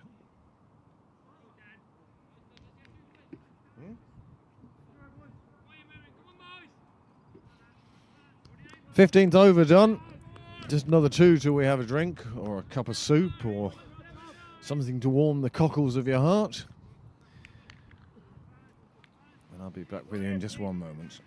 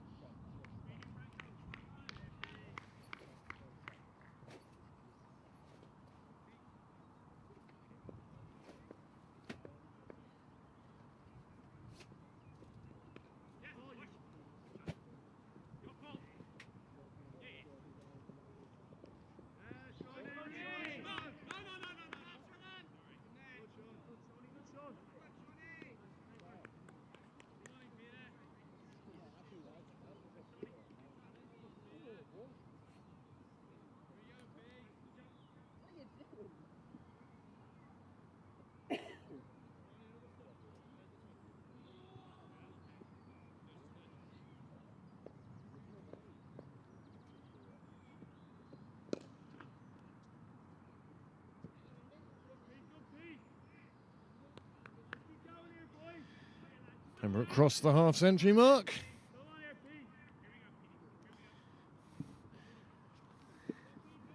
Moseying on down. Kelly and McCabe, well, they've started to put together a bit of a partnership, and the longer the better as far as Pembroke are concerned. This one is fielded by the man, put there specifically for that shot, and he can't prevent the single being taken.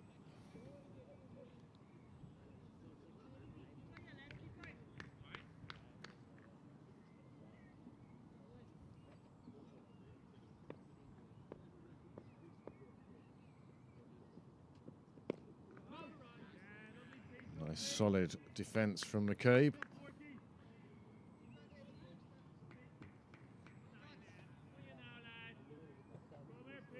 And then the sun comes out and the wind drops. And it seems like a wonderful Sunday afternoon. It's well bowled again. Falcon are doing a good job, but on this occasion he has overstepped. The umpire has called no ball. The umpire calls free hit. And let's see how McCabe decides to take this one on. We saw Ethan Clark earlier with a free hit. Club of 4 down to long on. And let's see how McCabe goes after this one now. And it's a dot ball.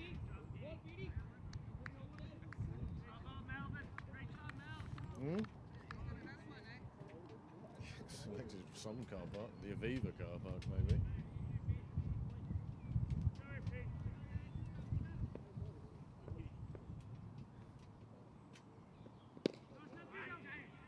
And the one pushed down the ground, take the single. That concludes Peter Falcon's 3rd over. He's gone for 9 runs. And Pembroke have moved on to 55 for 4. They were 22 for 2, 33 for 3 and 44 for 4. Now they're 55 for 4. They'll be looking to get off 55 quite quickly, you sense, without losing a wicket.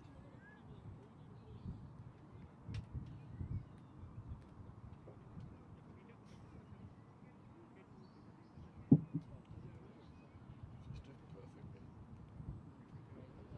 a great job.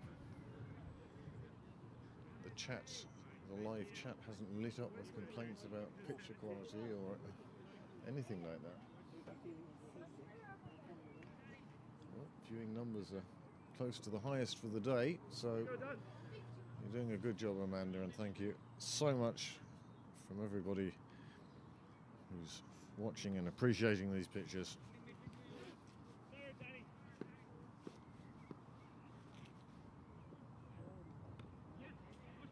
Nicely clipped away off the legs. McCabe wants 2. They think about it. They decide against it, and that's probably a wise decision.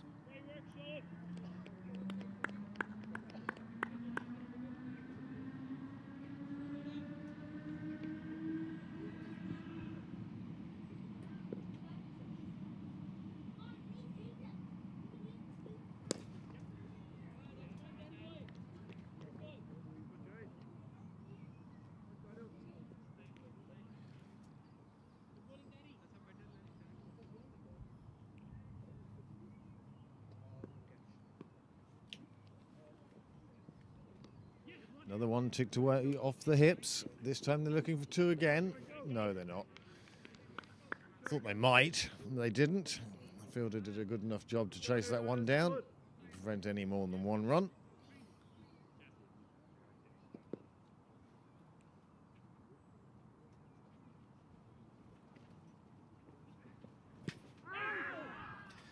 Well, it looked like it was going down leg from here. 2 balls remain in the over.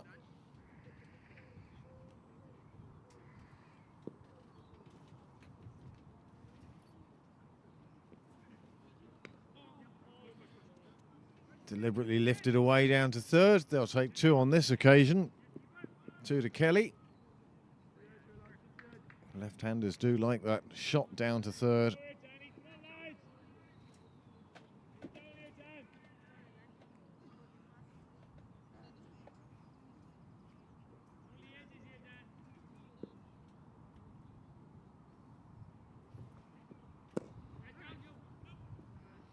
Played down the ground this occasion, mid-off.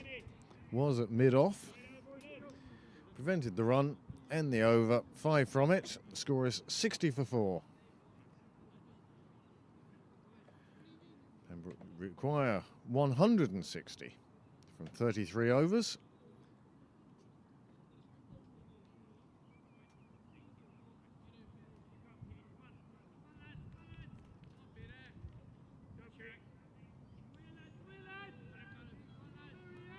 As this partnership has built, it's all gone a bit quiet in the field. A little attempt to G people up now.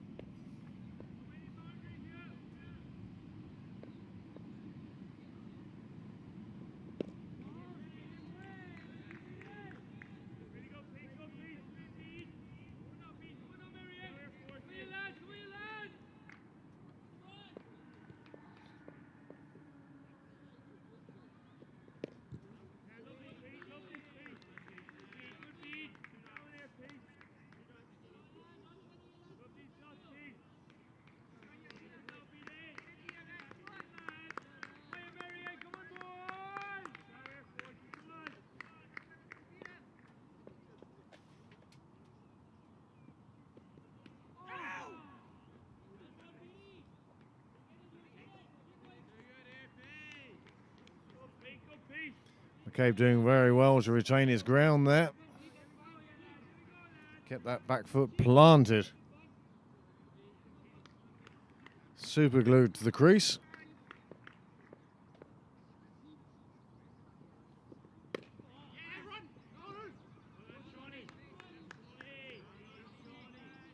Nice bit of fielding in the outfield. These middle overs now will go a long way to deciding the outcome of this game. But it's certainly not going to be smash and dash.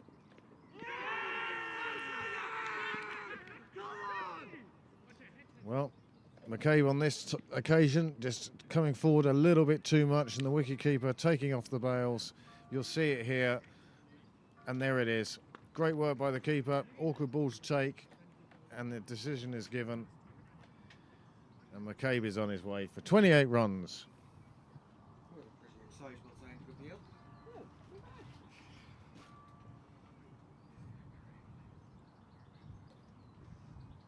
No coffee for you. No.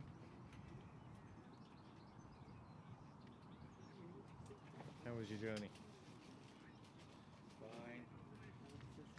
3 croissants.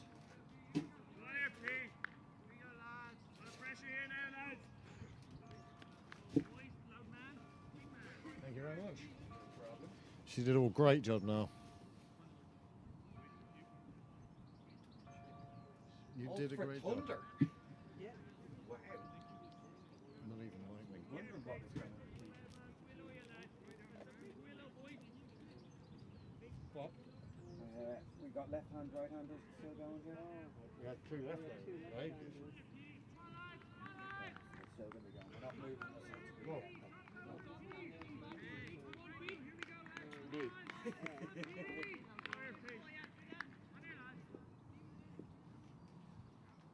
got the replays in and everything. Give me a round up.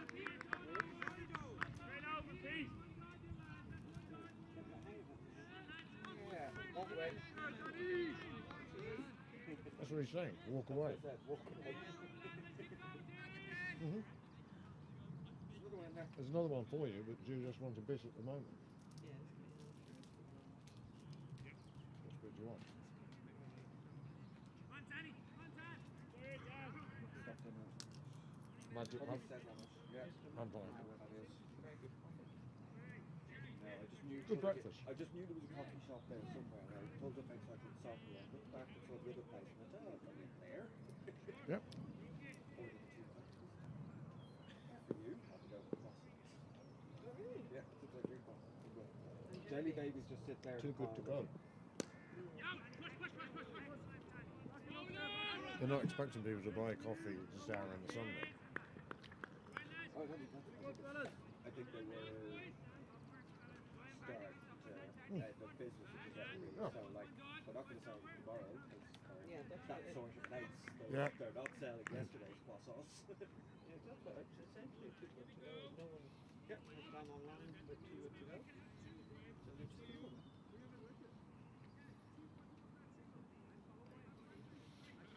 56 for 2 after 5.5 overs in Clontarf now. As Pakistan chase down that total, they require another 138 in 85 balls.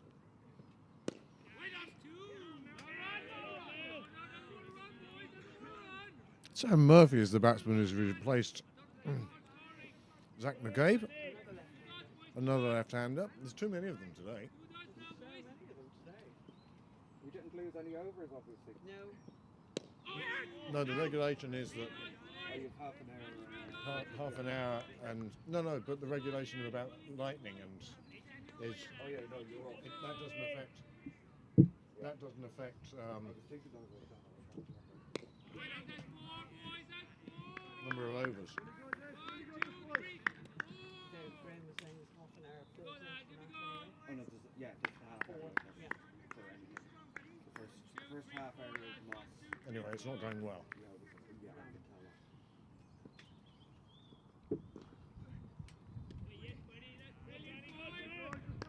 Interesting how he's batting well. Yes.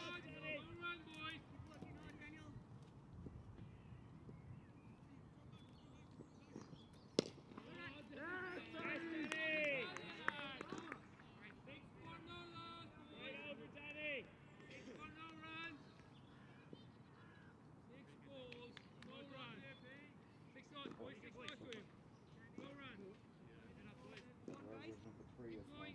Yeah.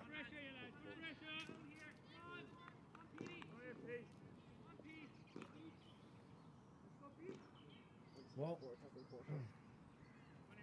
didn't they go in for drinks at 17 in the first innings? We did because there was a wicket.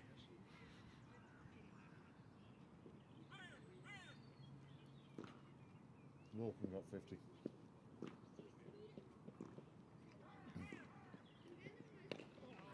Wow, that's the Robin Kelly we all know and love. Strong, powerful pull.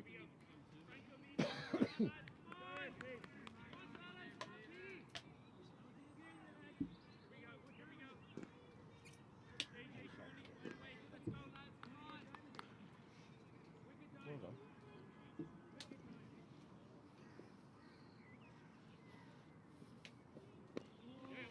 Tipped away again, just gently into the leg side. Single taken. The odds certainly would be against Pembroke, chasing down this total now. Another 157 required.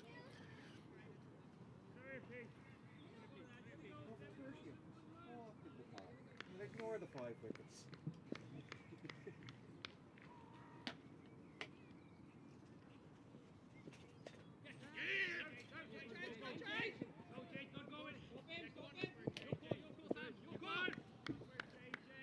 You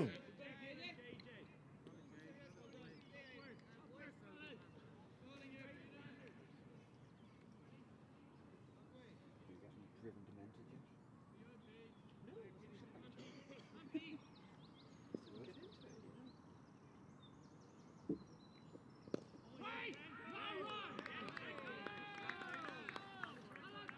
Fielding on the leg side, saving a single there for Merrion.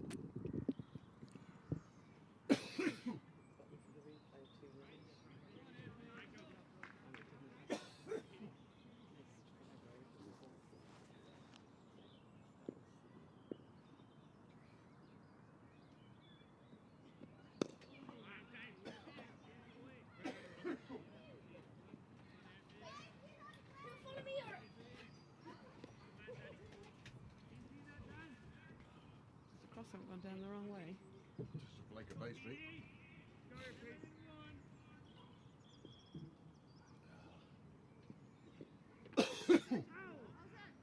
Not out.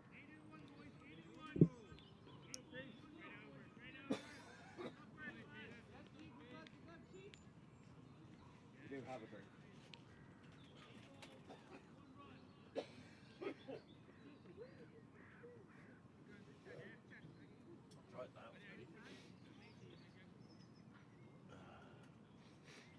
Just a particularly stubborn piece of cross on, refusing to behave itself. Unsurprisingly, Daniel Falcon is to continue from the St John's end. There's 30 overs remaining in this match now.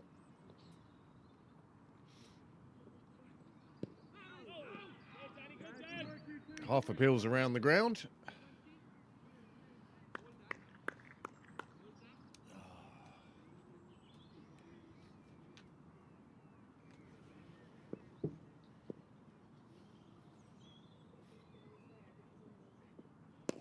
Driven away through the offside, and that's a nice shot. They will take just the single though. Boundary rider tremendously quick across the ground, picking up and just keeping that to a single. Fine fielding. Really good, Mary. Keep up these standards, boys.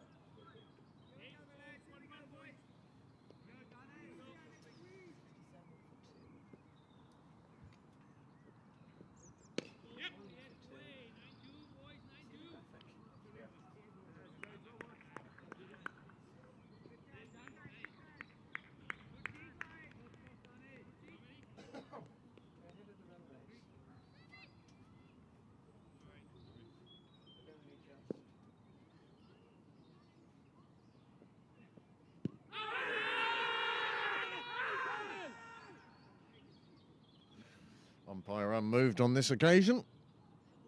And Kelly survives the shout.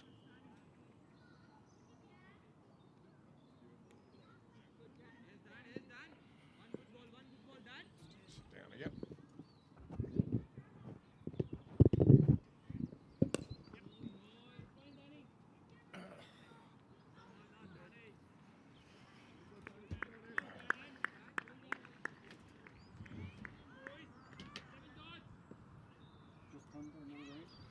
Just thunder, no rain.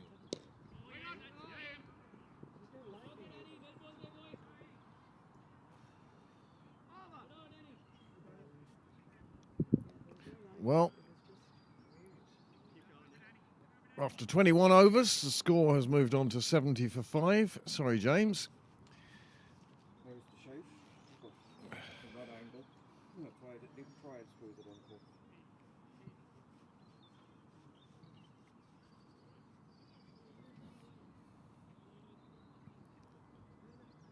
Inside edge.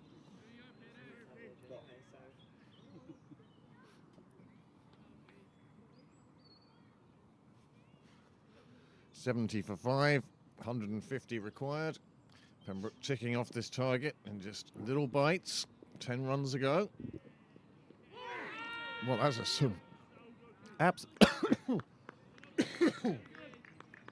that is an absolutely super delivery. Bite and turn.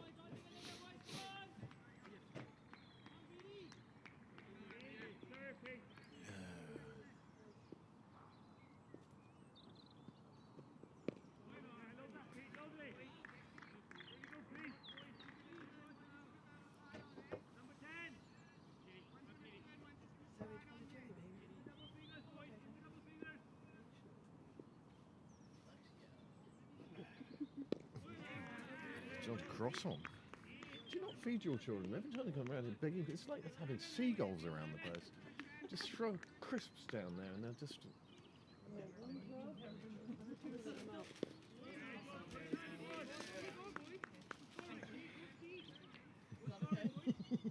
Zoe, you're not to go around there asking for food anymore. or, Zoe, will you take Tupperware with you next time?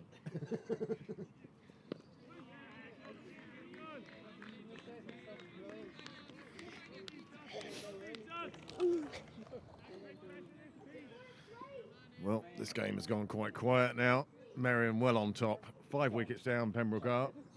They need another 150 runs.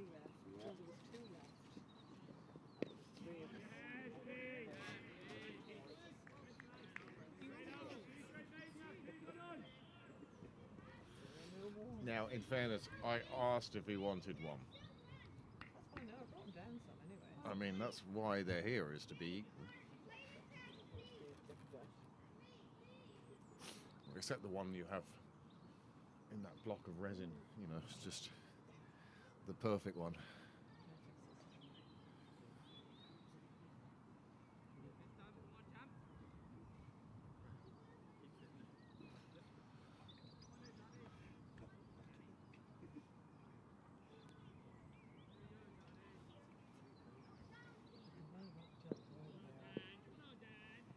Well, I saw the Kellys were here earlier. Yep.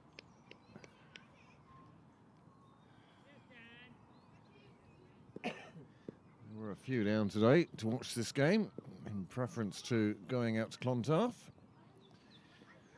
And of course, there's some of you who have decided to stay home and probably watch both.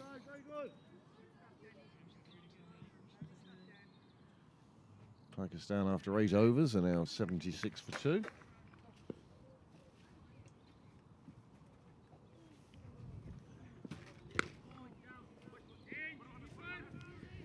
Boundary rider will mean that that's only a single.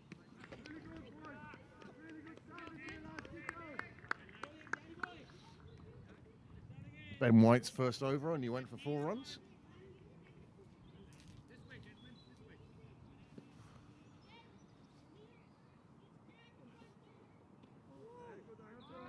Good bit of turn for fork in there, but it turned it into a wide.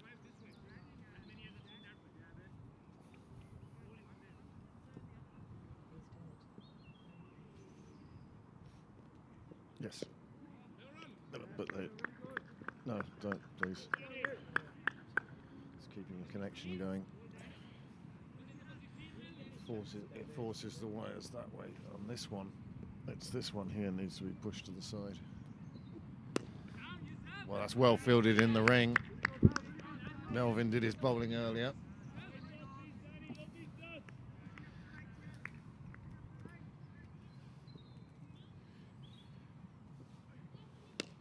Oh.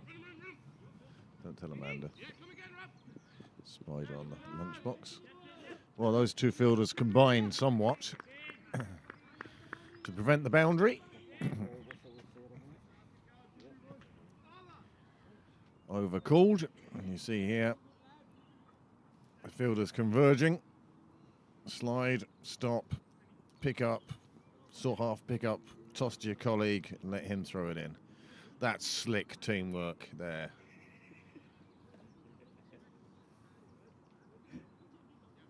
Don't know why you're all laughing.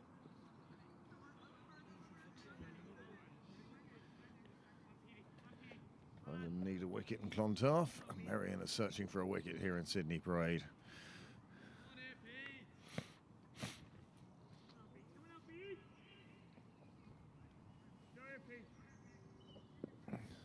Many thanks to those of you who have tuned in today.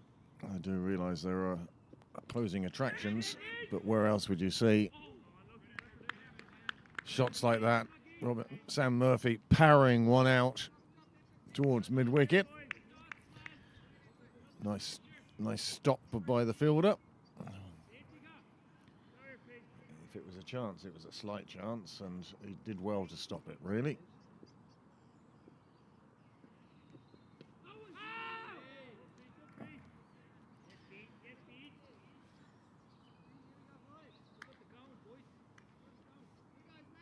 I'm watching the screen, not you eating.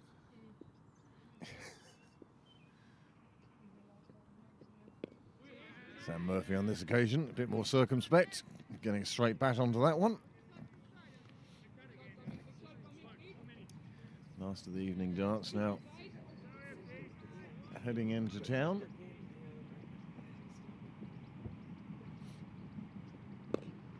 That one's a good length for Murphy to drive.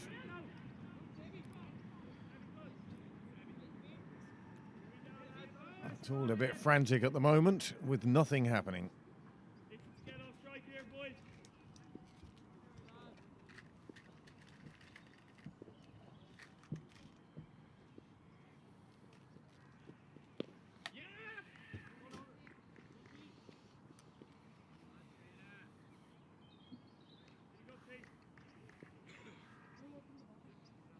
Where? Here. Ethan and Donker.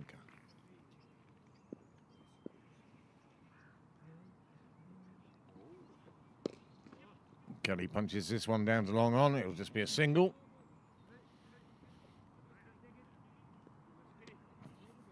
And the end of another over. Sees the score move on to 77 for 5. They're saying at one stage during this. No, but they were 22 for 2. 33 for 3, 44 for 4, 55 for 4, 65 for 6 for 4.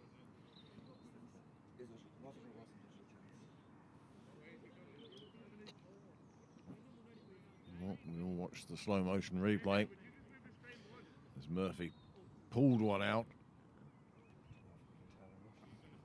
I still say it was a good stop, no matter what.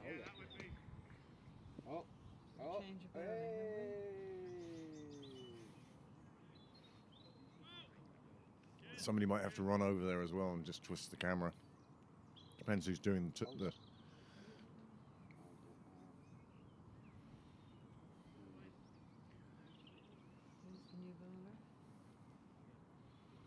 new bowler, Dijkstra.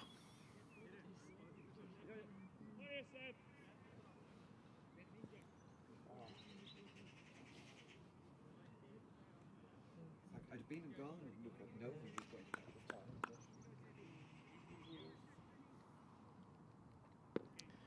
So Kelly to face the new bowler. Let's see, spinning the ball in his hand like a leg spinner.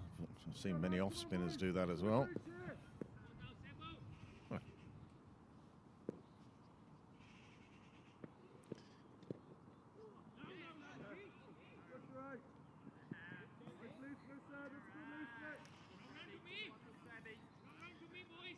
Kelly and Murphy certainly have the bulk with which to strike boundaries. Perhaps this might be the bowler they go to take on.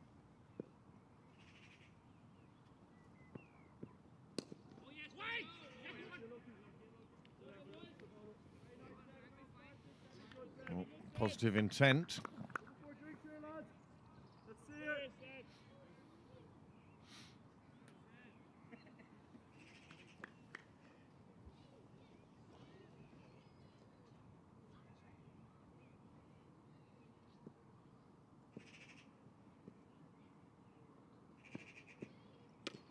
Well, that one's pulled down by the young leggy, and it's pulled right out to the mid-wicket boundary. There is a fielder out there, though. And he makes sure that it doesn't cross the rope. It's just one more run.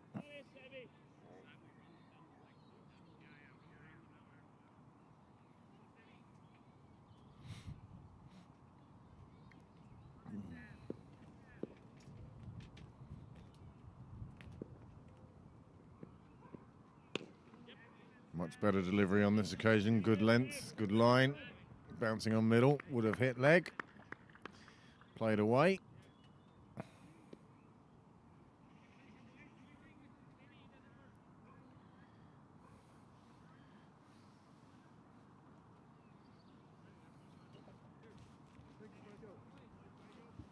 Here we go, Sammy. Just before drinks here now. Give us one. Keep going, Johnny. Hold on, Sam. 25. Go.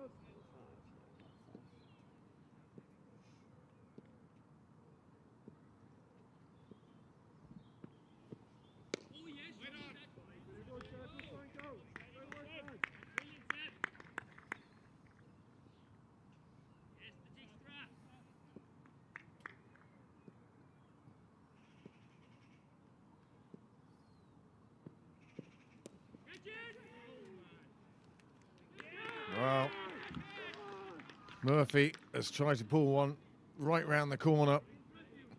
And there's a man set for that trap. And he's popped it straight down his throat. And that's a 6 wicket to fall for Pembroke. And suddenly, the task ahead of them looks momentous. They still need another 140 runs. They've only 4 wickets left. The run rate has climbed now to over 5.5 and over. And this game is very definitely heading in the Merrion direction. Here is the fall of the wicket. This is the demise of Sam Murphy's innings. Pitches outside leg. He's quite right to go after it, but he lifts it rather than going over the top of the ball and lifts it straight to the fielder with a little hop, make sure he's in the right place. And the players now go off for drinks with Pembroke in a bit of doo-doo.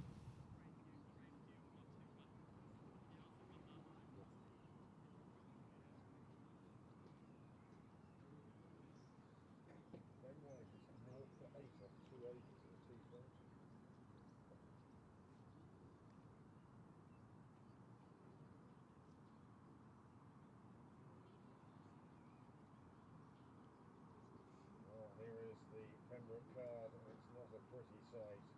Zach McKay, 28 on 55 deliveries, and Rob Kelly, 17. Nobody else hitting double figures, not even Eddie Extras. And Pembroke find themselves 80 for 6 at drinks, 25 overs gone, and playing another 140 runs. Yeah, get you with this one. Oh, well. I hope the note phones on that was a really good piece. I'm not doing it yet.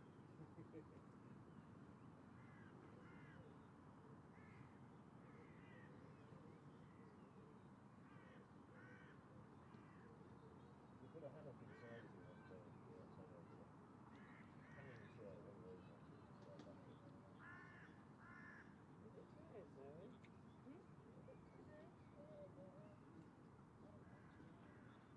Let's go.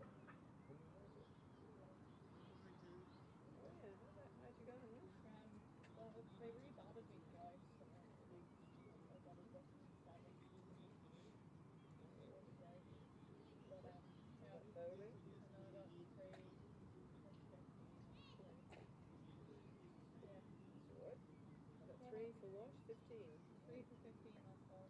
No, 30. 3 and 5. Take that, wouldn't you? Yeah.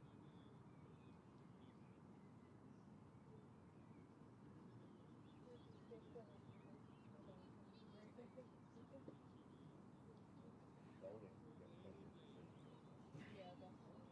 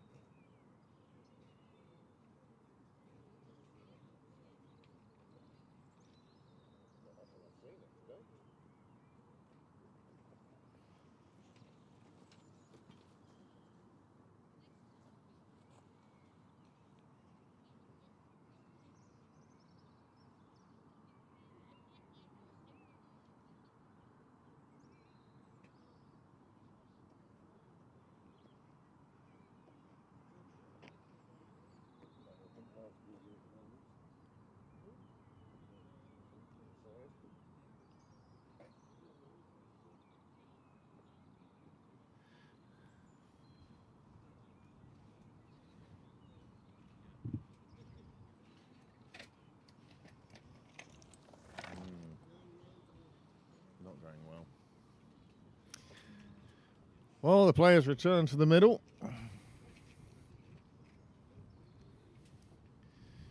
Short drinks break.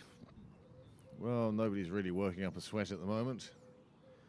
Spinners are on. Singles are being taken. And Pembroke find themselves in a bit of difficulty with a score of 80 for 6 from 25. But they need to score another 140 from the next 25. But with only these 4 wickets remaining, and that's where the difficulty is. Once again, it's loss of wickets that are proving to be expensive for the batting team.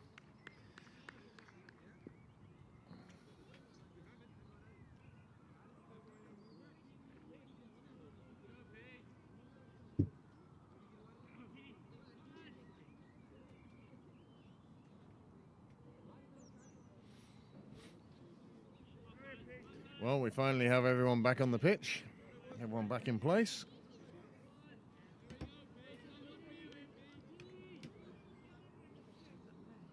I might use it again.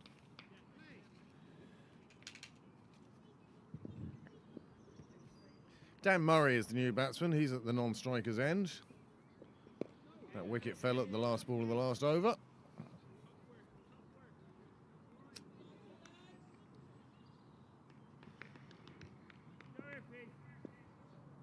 Pete Forgan to continue now into his 8th over.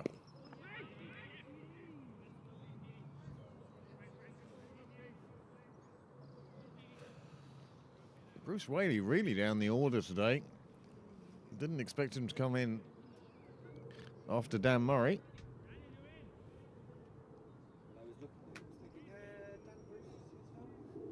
Well, wouldn't it be great if Dan and Bruce were the ones to see us home?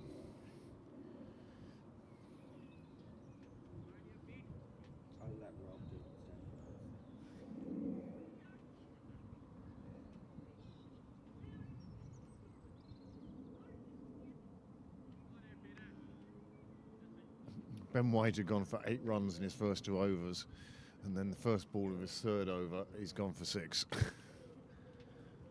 Strange game. Is it?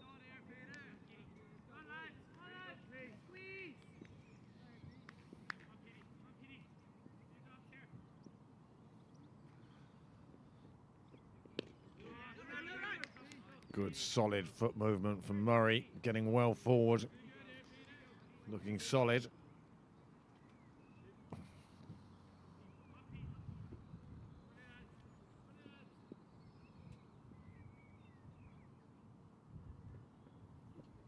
I thought that might have taken an inside edge on the way through. I don't know why the umpire turned it down, but he did. Pembroke retained that wicket for the moment.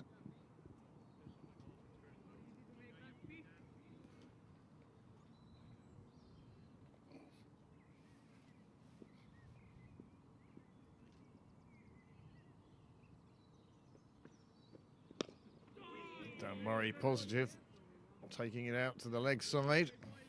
Takes his single. Brings Kelly back on strike, the left-hander, but it's the end of the over, so Murray will retain the strike.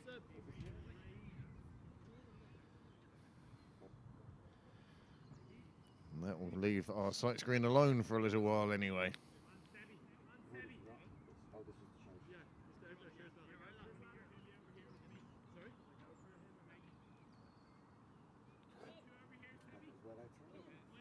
Yeah. Either way, not out. And the sun makes another reappearance. It is the strangest of afternoons. I'm not quite thinking of putting on a pair of shorts or reducing the amount of attire I'm wearing.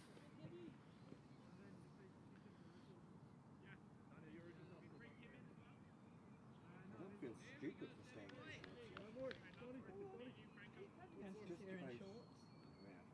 There were a few optimists this morning in shorts.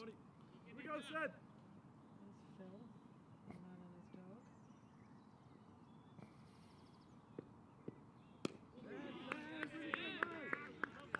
Really good dodge here, boys.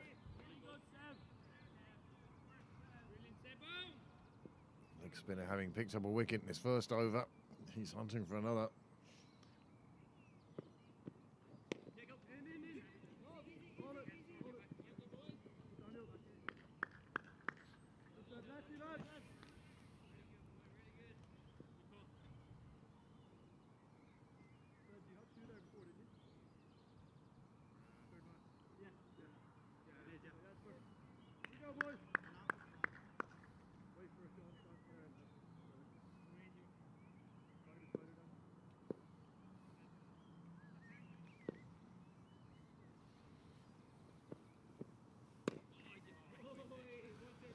Kelly felt that one might have been loose enough for him to have a go at, and he half checked the shot. Pakistan need 80 in 8 overs to level the series in Clontarf, and Kelly has gone big, and it's 4.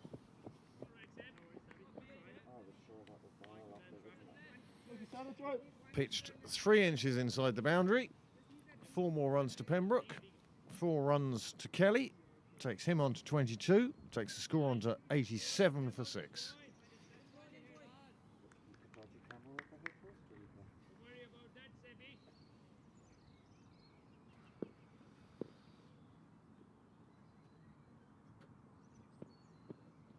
And he goes again, and this time it does clear the rope. It clears the rope by a long way, hits the sight screen on its way through. I think it was the sight screen. Hope it wasn't the camera.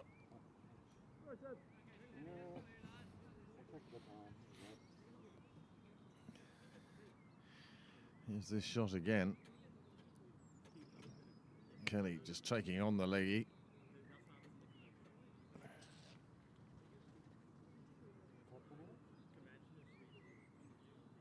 Oh, it covers. Covers. That's what the noise was. It wasn't hitting our camera. Now, long on and long off, I suspect, will be put in place here. And the young leg spinner try and finish out his over. 11 have come from it.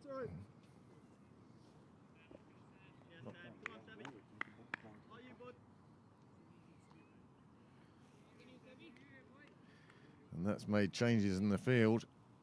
Those 2 shots taking Kelly up to 28. And you see the 2 men patrolling the edge of the V. Kelly, well, he played about 3 shots there. The bowler did well. Gets out of the over, just 11 from it. 93 for 6. Pembroke still require 127 from 23.1. And these 2 starting to put a little bit of a partnership together. They've been there a couple of overs now. Dan Murray has looked very solid. And Robin Kelly, well, he wants to be belligerent. But unfortunately at the moment, he's only seen those 2 shots in the last over really pay off.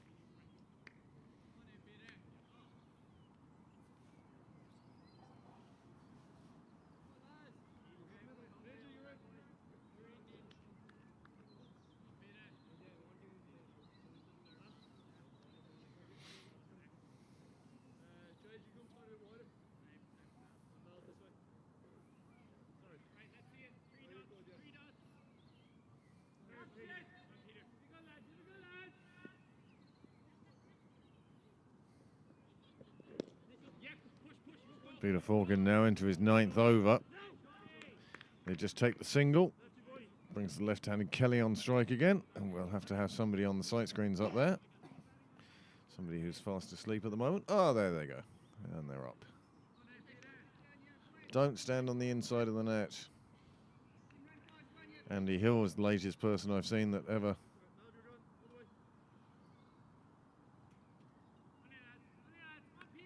ran over his leg with the sight screen. One of the more painful injuries I've seen and suffered in Pembroke. It's not good. No, I was lucky. Lovely shot from Kelly. Saw the line it was on, just guided it away. It's run away for another boundary, and that takes Pembroke up to 98 for 6.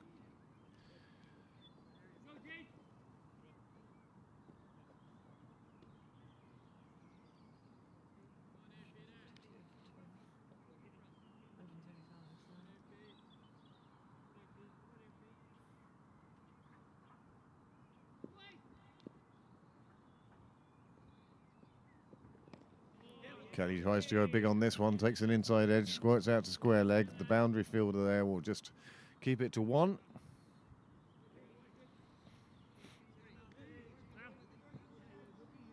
And this brings Murray back on strike. 3 balls remaining in this over.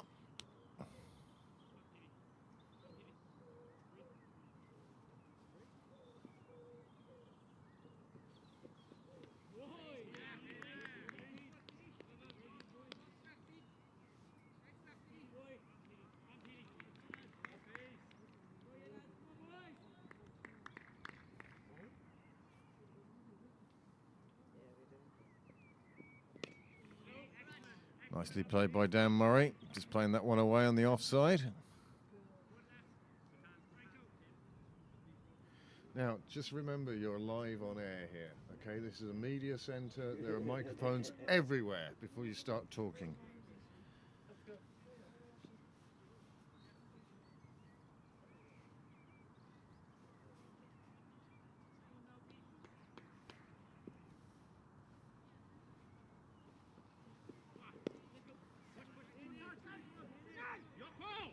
Just a single. That concludes the over, but it does bring up 100 for Pembroke. They need another 120 in the remaining 22 overs. 6 wickets have fallen.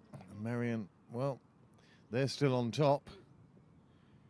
Although in the middle of the field, there's not too much enthusiasm at the moment, but should a wicket fall, then you really feel that Merrion will sniff blood in the water.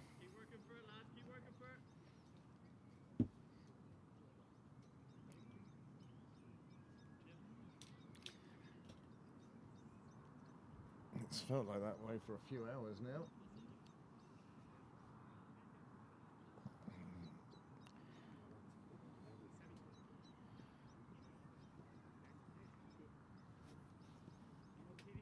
Sun doing its best to break through the last remaining bits of cloud.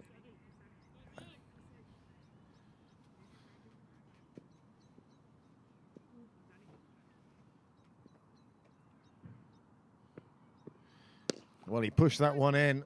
Murray went for it big time. It's fumbled by the fielder.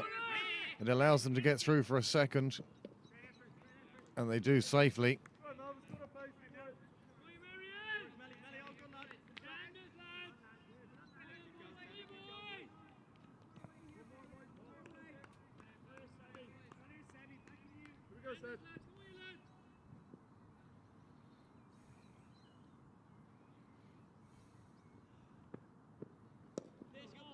Played away on the leg side. They just take a single. Very smart play from Murray.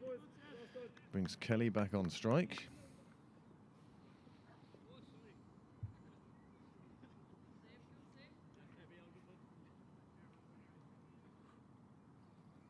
Well, it's not the happiest of Pembroke benches at the moment.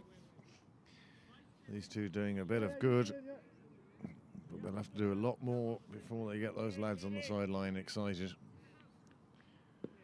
Kelly's moved on to 33 now.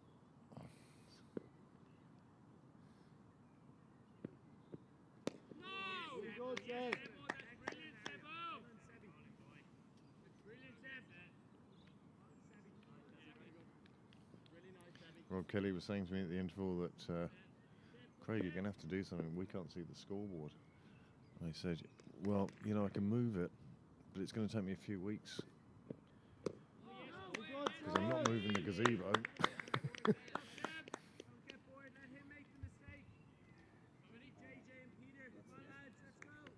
Yeah. Yeah. Yeah. We only moved because the grass needed a rest over on that side. Kelly drives this one out in the offside, but it goes straight to a fielder. There'll be no single. There'll be no run. There'll be no change to the scoreboard except for the addition of a dot. It still would distort the numbers.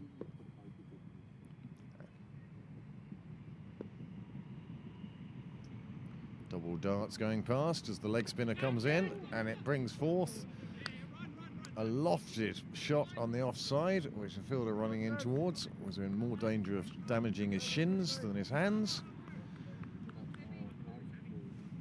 104 for 6. think this is it. No. I didn't press the replay button. I thought I had. That's a deft shot from a couple of overs ago.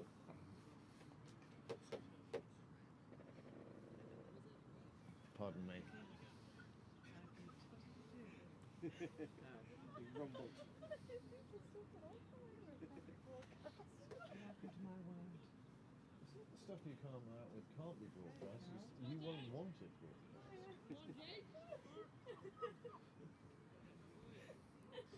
I've been sat here for 6 hours, if you don't mind. Sometimes some things happen.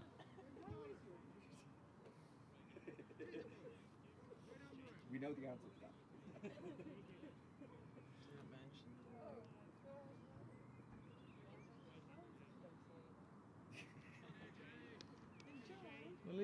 At least now Zoe knows it's just not her family who does that.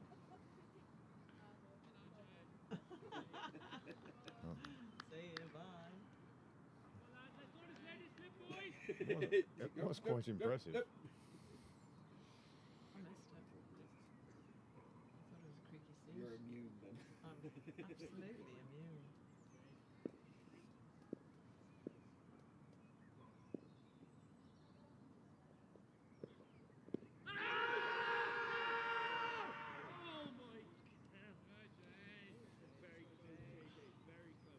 I looked on the first ball of the over. Yeah, and then you've got to Probably wait had five. but Then you've got to wait 5 balls to find out whether that's the replay you've kept. I probably could have gone for it from one side, but it's too much. Be great to see Rob Kelly going on to a big innings here today. He's been in for 38 balls.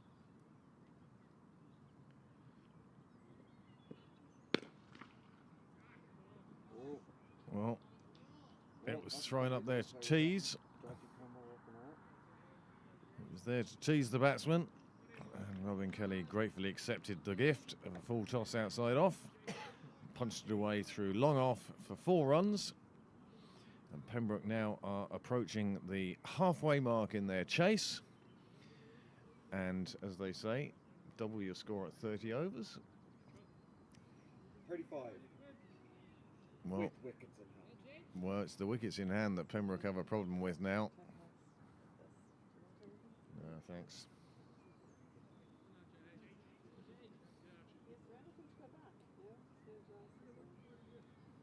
No.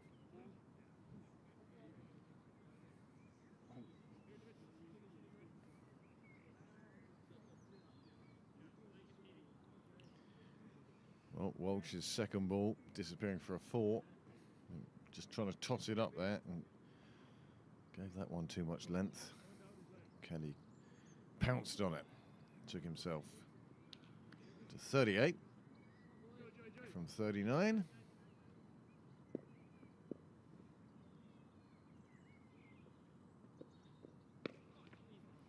This time pulled away on the leg side. It will just be a single.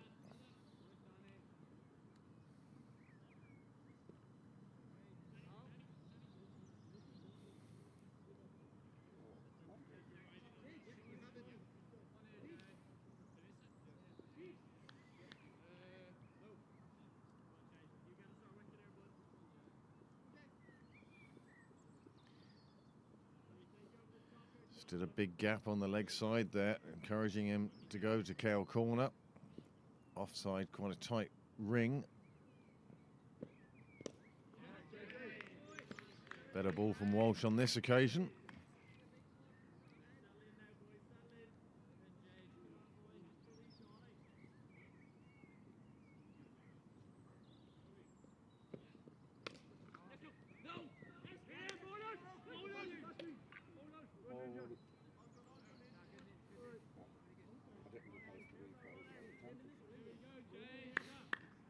Well, Murray retaining his ground quite sensibly. No single on offer there. When's the last time you saw a direct hit with nobody appealing? Yeah. It's a lovely shot, dropping it down to third. The fielder has to turn and chase it. He does. He pulls it up in front of the boundary, but he can't stop the 2. The batsman recognised that he can't allow the 3. This is the replay I got.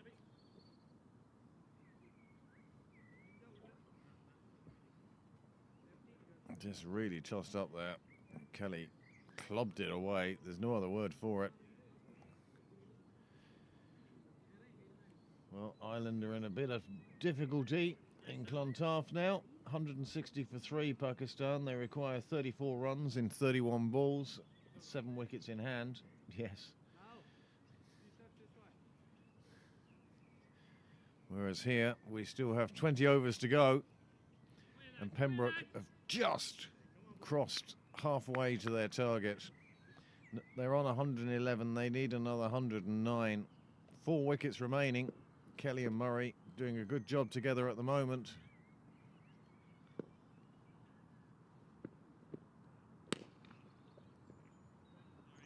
Straight to the fielder. You can see Kelly looking to be positive against the spinners.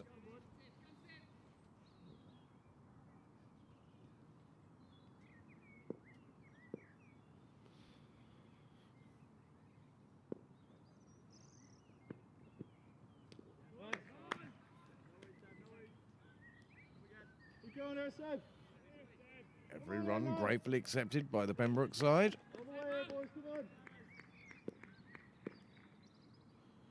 Still quite subdued over there on the Pembroke bench. Good call from Dan Murray. He stopped any thought that Kelly had of perhaps purloining a single there. Keep going, boys, all the way to the end, come on.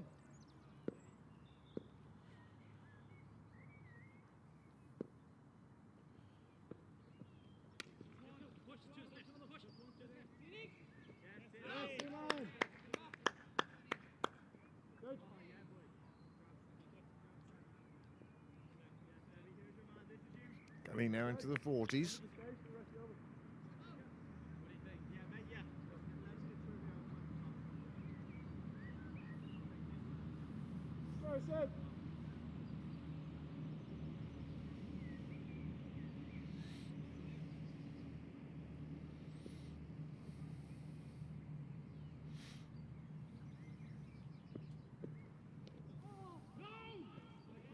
Ronnie! Really good, Sean Sands. Sean Sands it is, doing the fielding round the corner. Dan Murray hitting it straight at him. Robin Kelly looking for a dry pair of gloves. Been out there for 43, faced 43 deliveries now.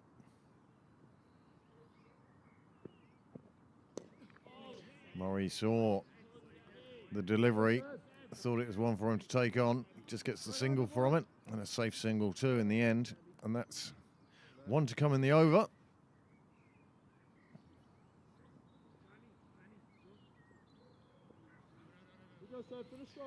Thanks for joining us on this Sunday evening for the conclusion of this second 11 Premier League tie between Pembroke and Merrion. Merrion very much in the ascendancy. Robin Kelly also a beacon of hope in the Pembroke lineup. Another over gone.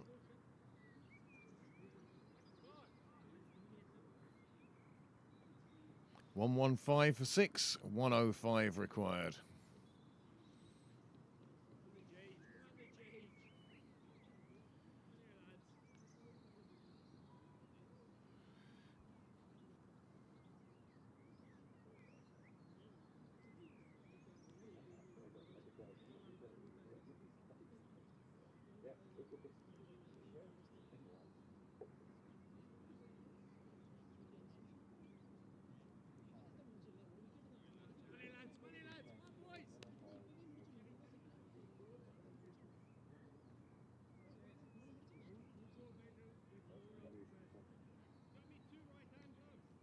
Pembroke are approaching the stages of a T20 now.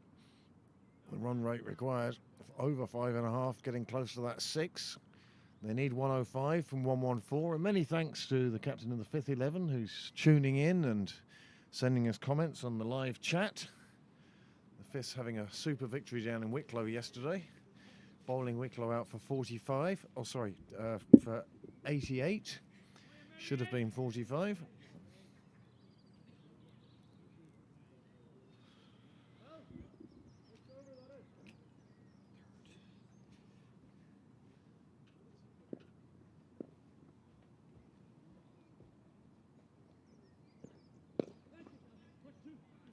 Nice shot through the offside. Kelly looking for two, Murray having none of it.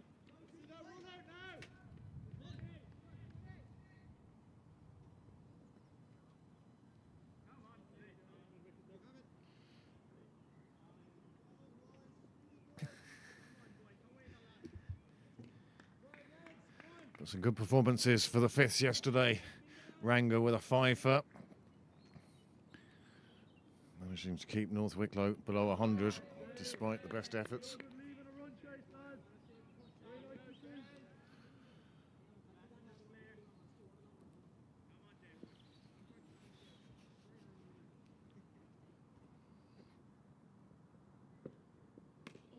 Murray playing this one away on the offside, but that tight ring on the offside is there for that reason and that reason only, to keep Dan Murray tied down. He's 10 off 18. He's doing a super job supporting Rob Kelly.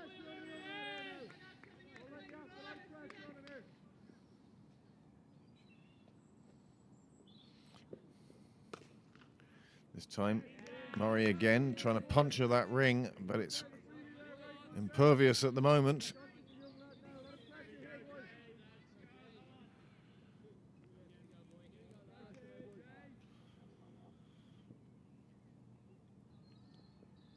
This one's dragged in short. Murray gets hold of it, but he can only pull it out to the man on the railway boundary. Another single. And one ball remaining in this over, and then there'll be 18 left.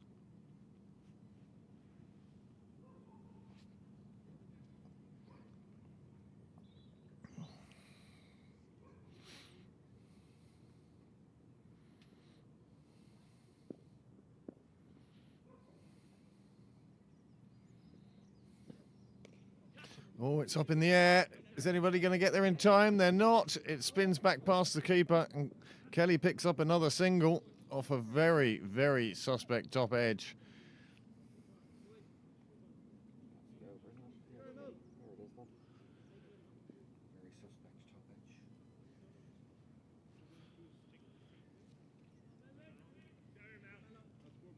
Well, there were players coming in from every... I'm surprised the umpire didn't go for it. Everyone else seemed to be going for it. It's another single. The score's moved on to 117. Apart from that 2-ball burst from Kelly of a 6 and a 4, it's gone sort of quiet again. It's okay. It's all right at the moment. Doesn't have to be nuts. No, it doesn't. 4 and over for the next 8. Leaves them 70 off the last 10. Yeah. I mean, it's an easy equation when you say it like that.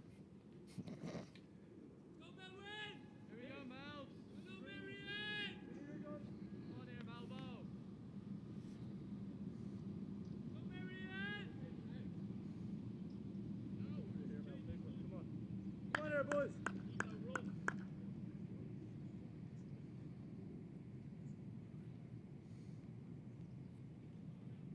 Oh, that's what it is. Maybe if I'd known, I'd have just gone. Yeah.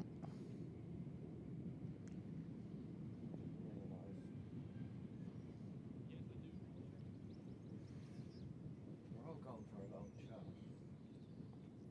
Very quickly.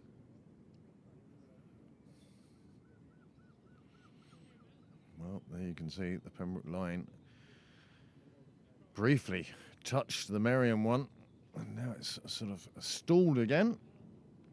And we'll return now to the live action. And the opening bowler returns to the fray. He had a great opening spell, 9 for 1 off his first 5. And now the Merrion skipper using him to find this wicket and break this partnership.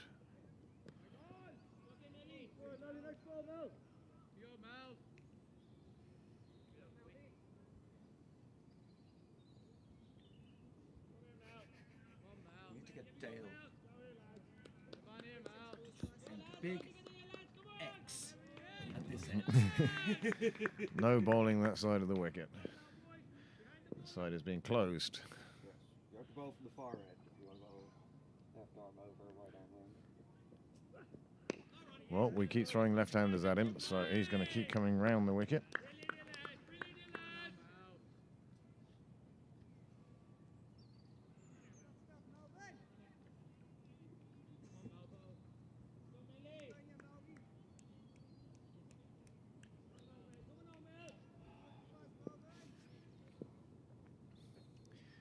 Kelly on 43 now. He's approaching this well-deserved half-century.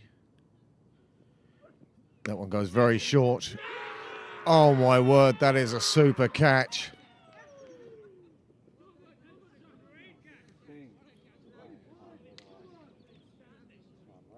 Well, it was a short delivery. Kelly went across to it and tried to play it down, but he could only play it into the hands of the fielder. Yeah.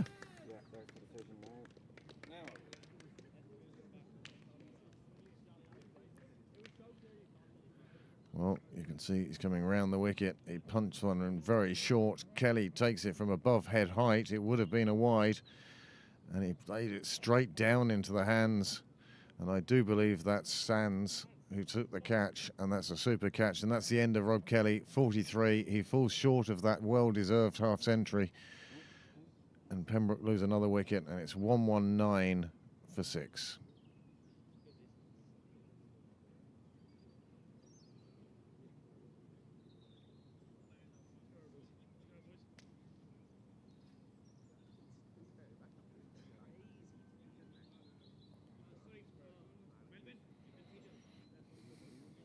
Don't know what that was about. But Rob Kelly departs, 43 from 48. And the main strength in this Pembroke innings to date has departed. And now Pembroke turn to youth, with Dan Murray joined by Bruce Whaley, 2 right-handers.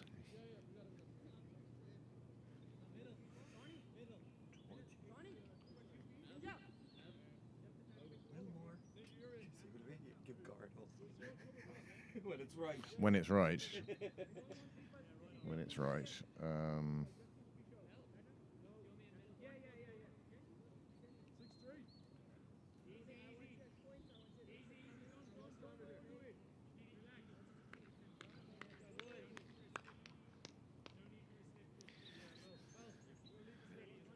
Top catch indeed. Comes up on our live chat. He gets spoken about here. Oh, guys, hate that. That's what you have when you have your phone on beside you. 119 for 7 now. And Merrion looking to close this game out as soon as possible. 3 balls away. This one comes off the glove. Keeper can't quite get to it. And Bruce Whaley punches one to get off the mark.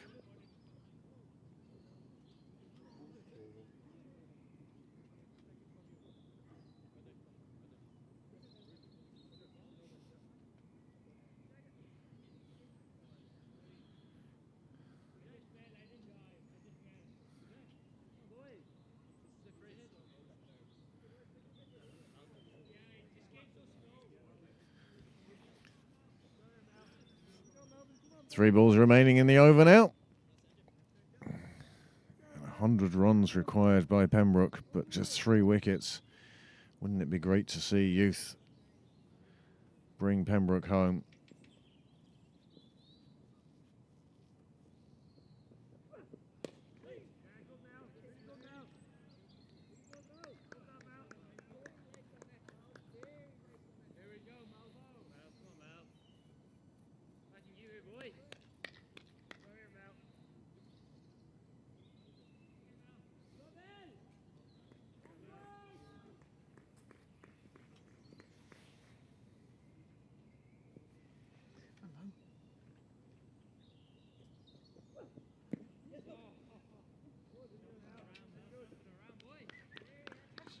There's bits of drop cross on.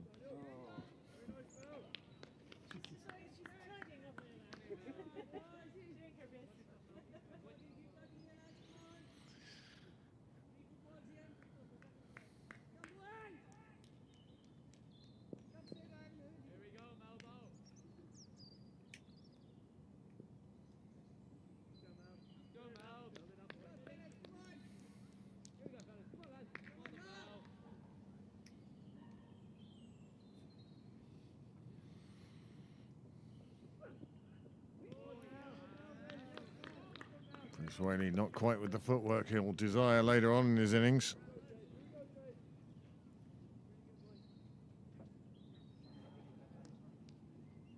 Yep.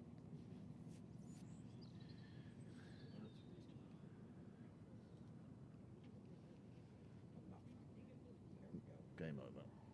3.1 overs, 7 wickets.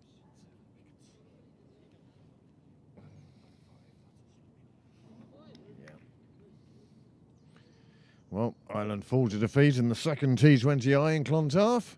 Series poised 1-1 now, and the decider will be held on Tuesday. Yeah. Strike rate's incredible on the Pakistan side. No, Graham Hume was given a run out today.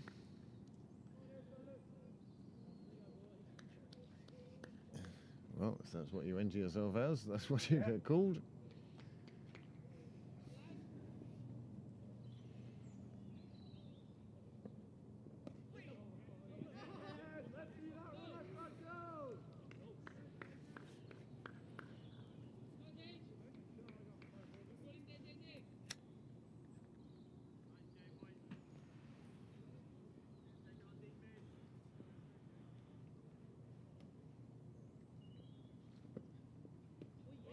Swinging it one outside off. Walsh will be encouraged by that. He's into his third over now.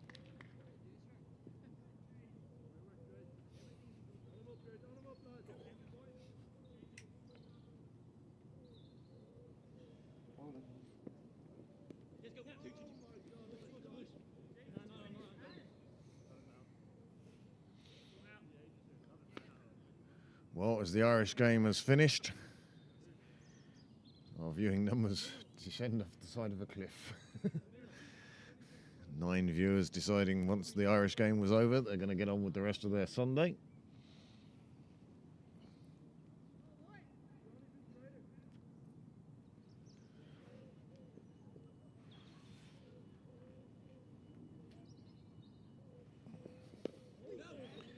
Another shot played without much footwork, but he's still there at the moment. He's feeling his way into this innings. Pembroke need a run a ball now. 16.2 overs to go. Well, there's a run off one ball. Do that for the rest of the innings without any wickets falling.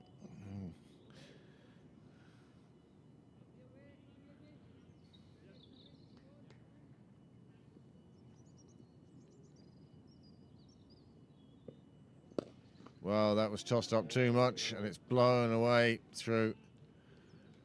Long off for 6 runs, and that's a welcome 6 runs for Dan Murray, a welcome 6 runs for Pembroke, and a welcome 6 runs for the game. There he is. He sees how wide it is, decides to give it the full treatment, and blazes it into the bushes. The fielder signals 6 straight away. That means 8 off the over.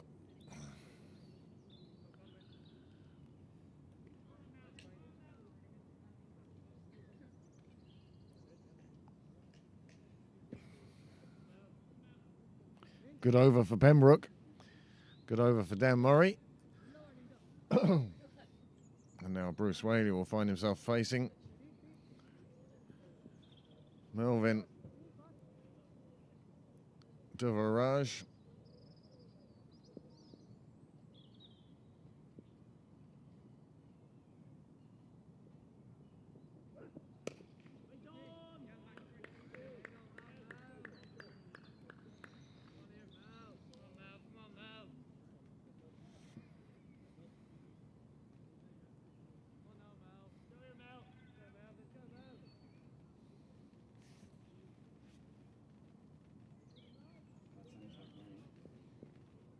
Is it enough to worry about?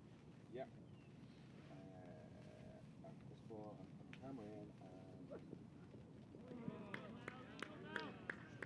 got him to run to do the medical thing. I realised I'd forgotten about it nearly. Tell you about. I don't know if it's not sort of worrying about time yet, but it's watch everything, make sure nothing's getting wet time. sound quite heavy in a minute.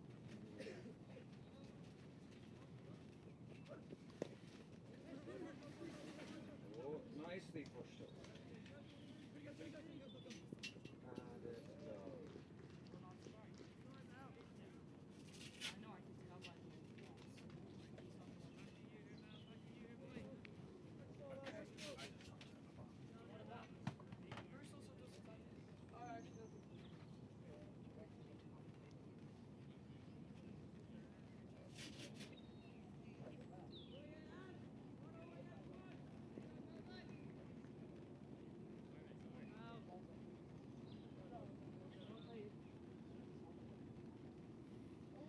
Rain starting to fall here at Sydney Parade now. I don't think DL is going to save Pembroke. No overs have been lost as yet.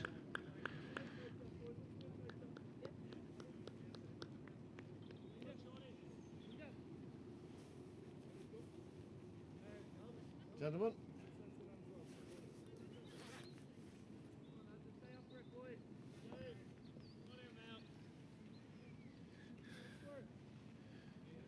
Rain starting to fall steadily now. I don't know if you can hear it. Oh. I'm going to get the details. Hear it on the roof of the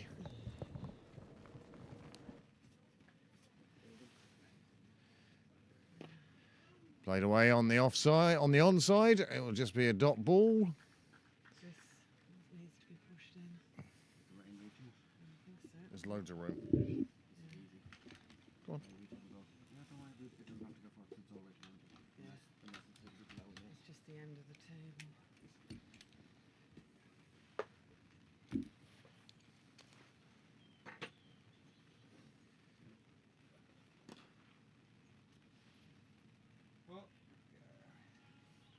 Nice shot for 6. Murray now employing the longer handle. That's his second 6 in a couple of overs. Taking on the bowling. And that's another good over for Pembroke. Couple of boundaries coming in it. Short, Murray onto it very quickly. Pulled it around and it went all the way. Just bouncing over the rope and signalled by the supporter on the line.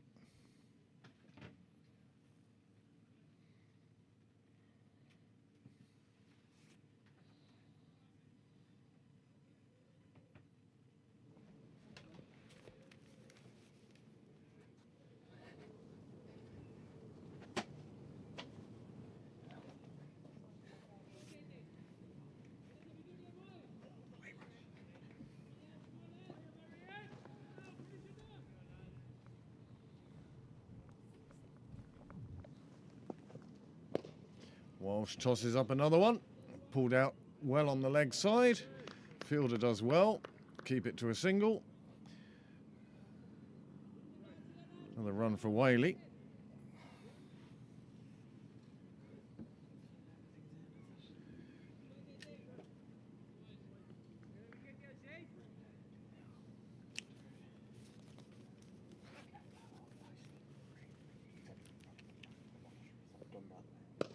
This one hit out on the offside, clubbed down the ground.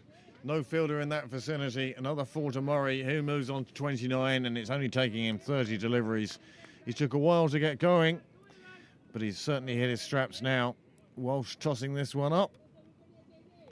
Murray playing it away. A lovely shot.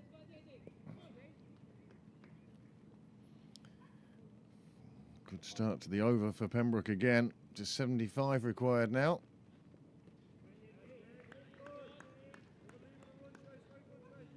Still only those 3 wickets in hand.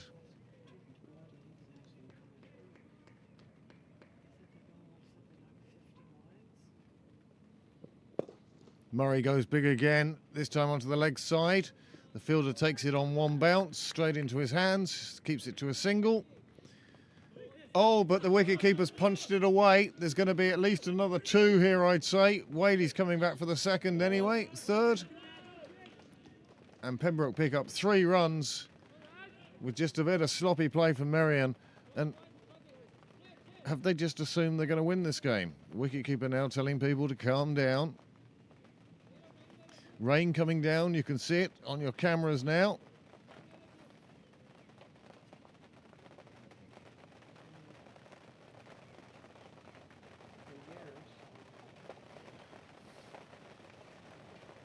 So where does it say bus shelter on this?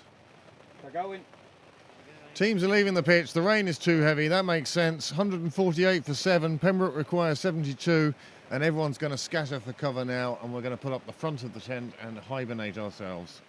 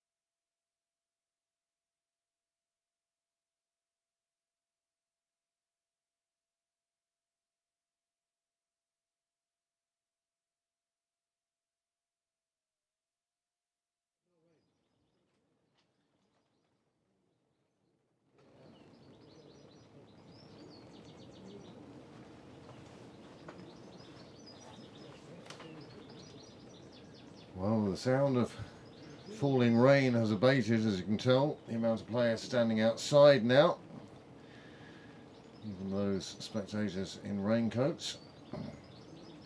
There's talk of an inspection at 8 o'clock. And thank you very much to the 10 devices still tuned in. Well, sorry that we can't bring you the conclusion of this Senior 2 Premier League game. And as you can see at the bottom, the equation at the moment, or as it stood when they came off for rain, was that Pembroke Seconds need 72 runs from just 14.2 overs. They do only have 3 wickets remaining, and just for comparison, the current DLS target, 177. Pembroke are on 148. Well, while we're here in this rain delay, we'll just take you through this game as it's gone so far. Quick summary.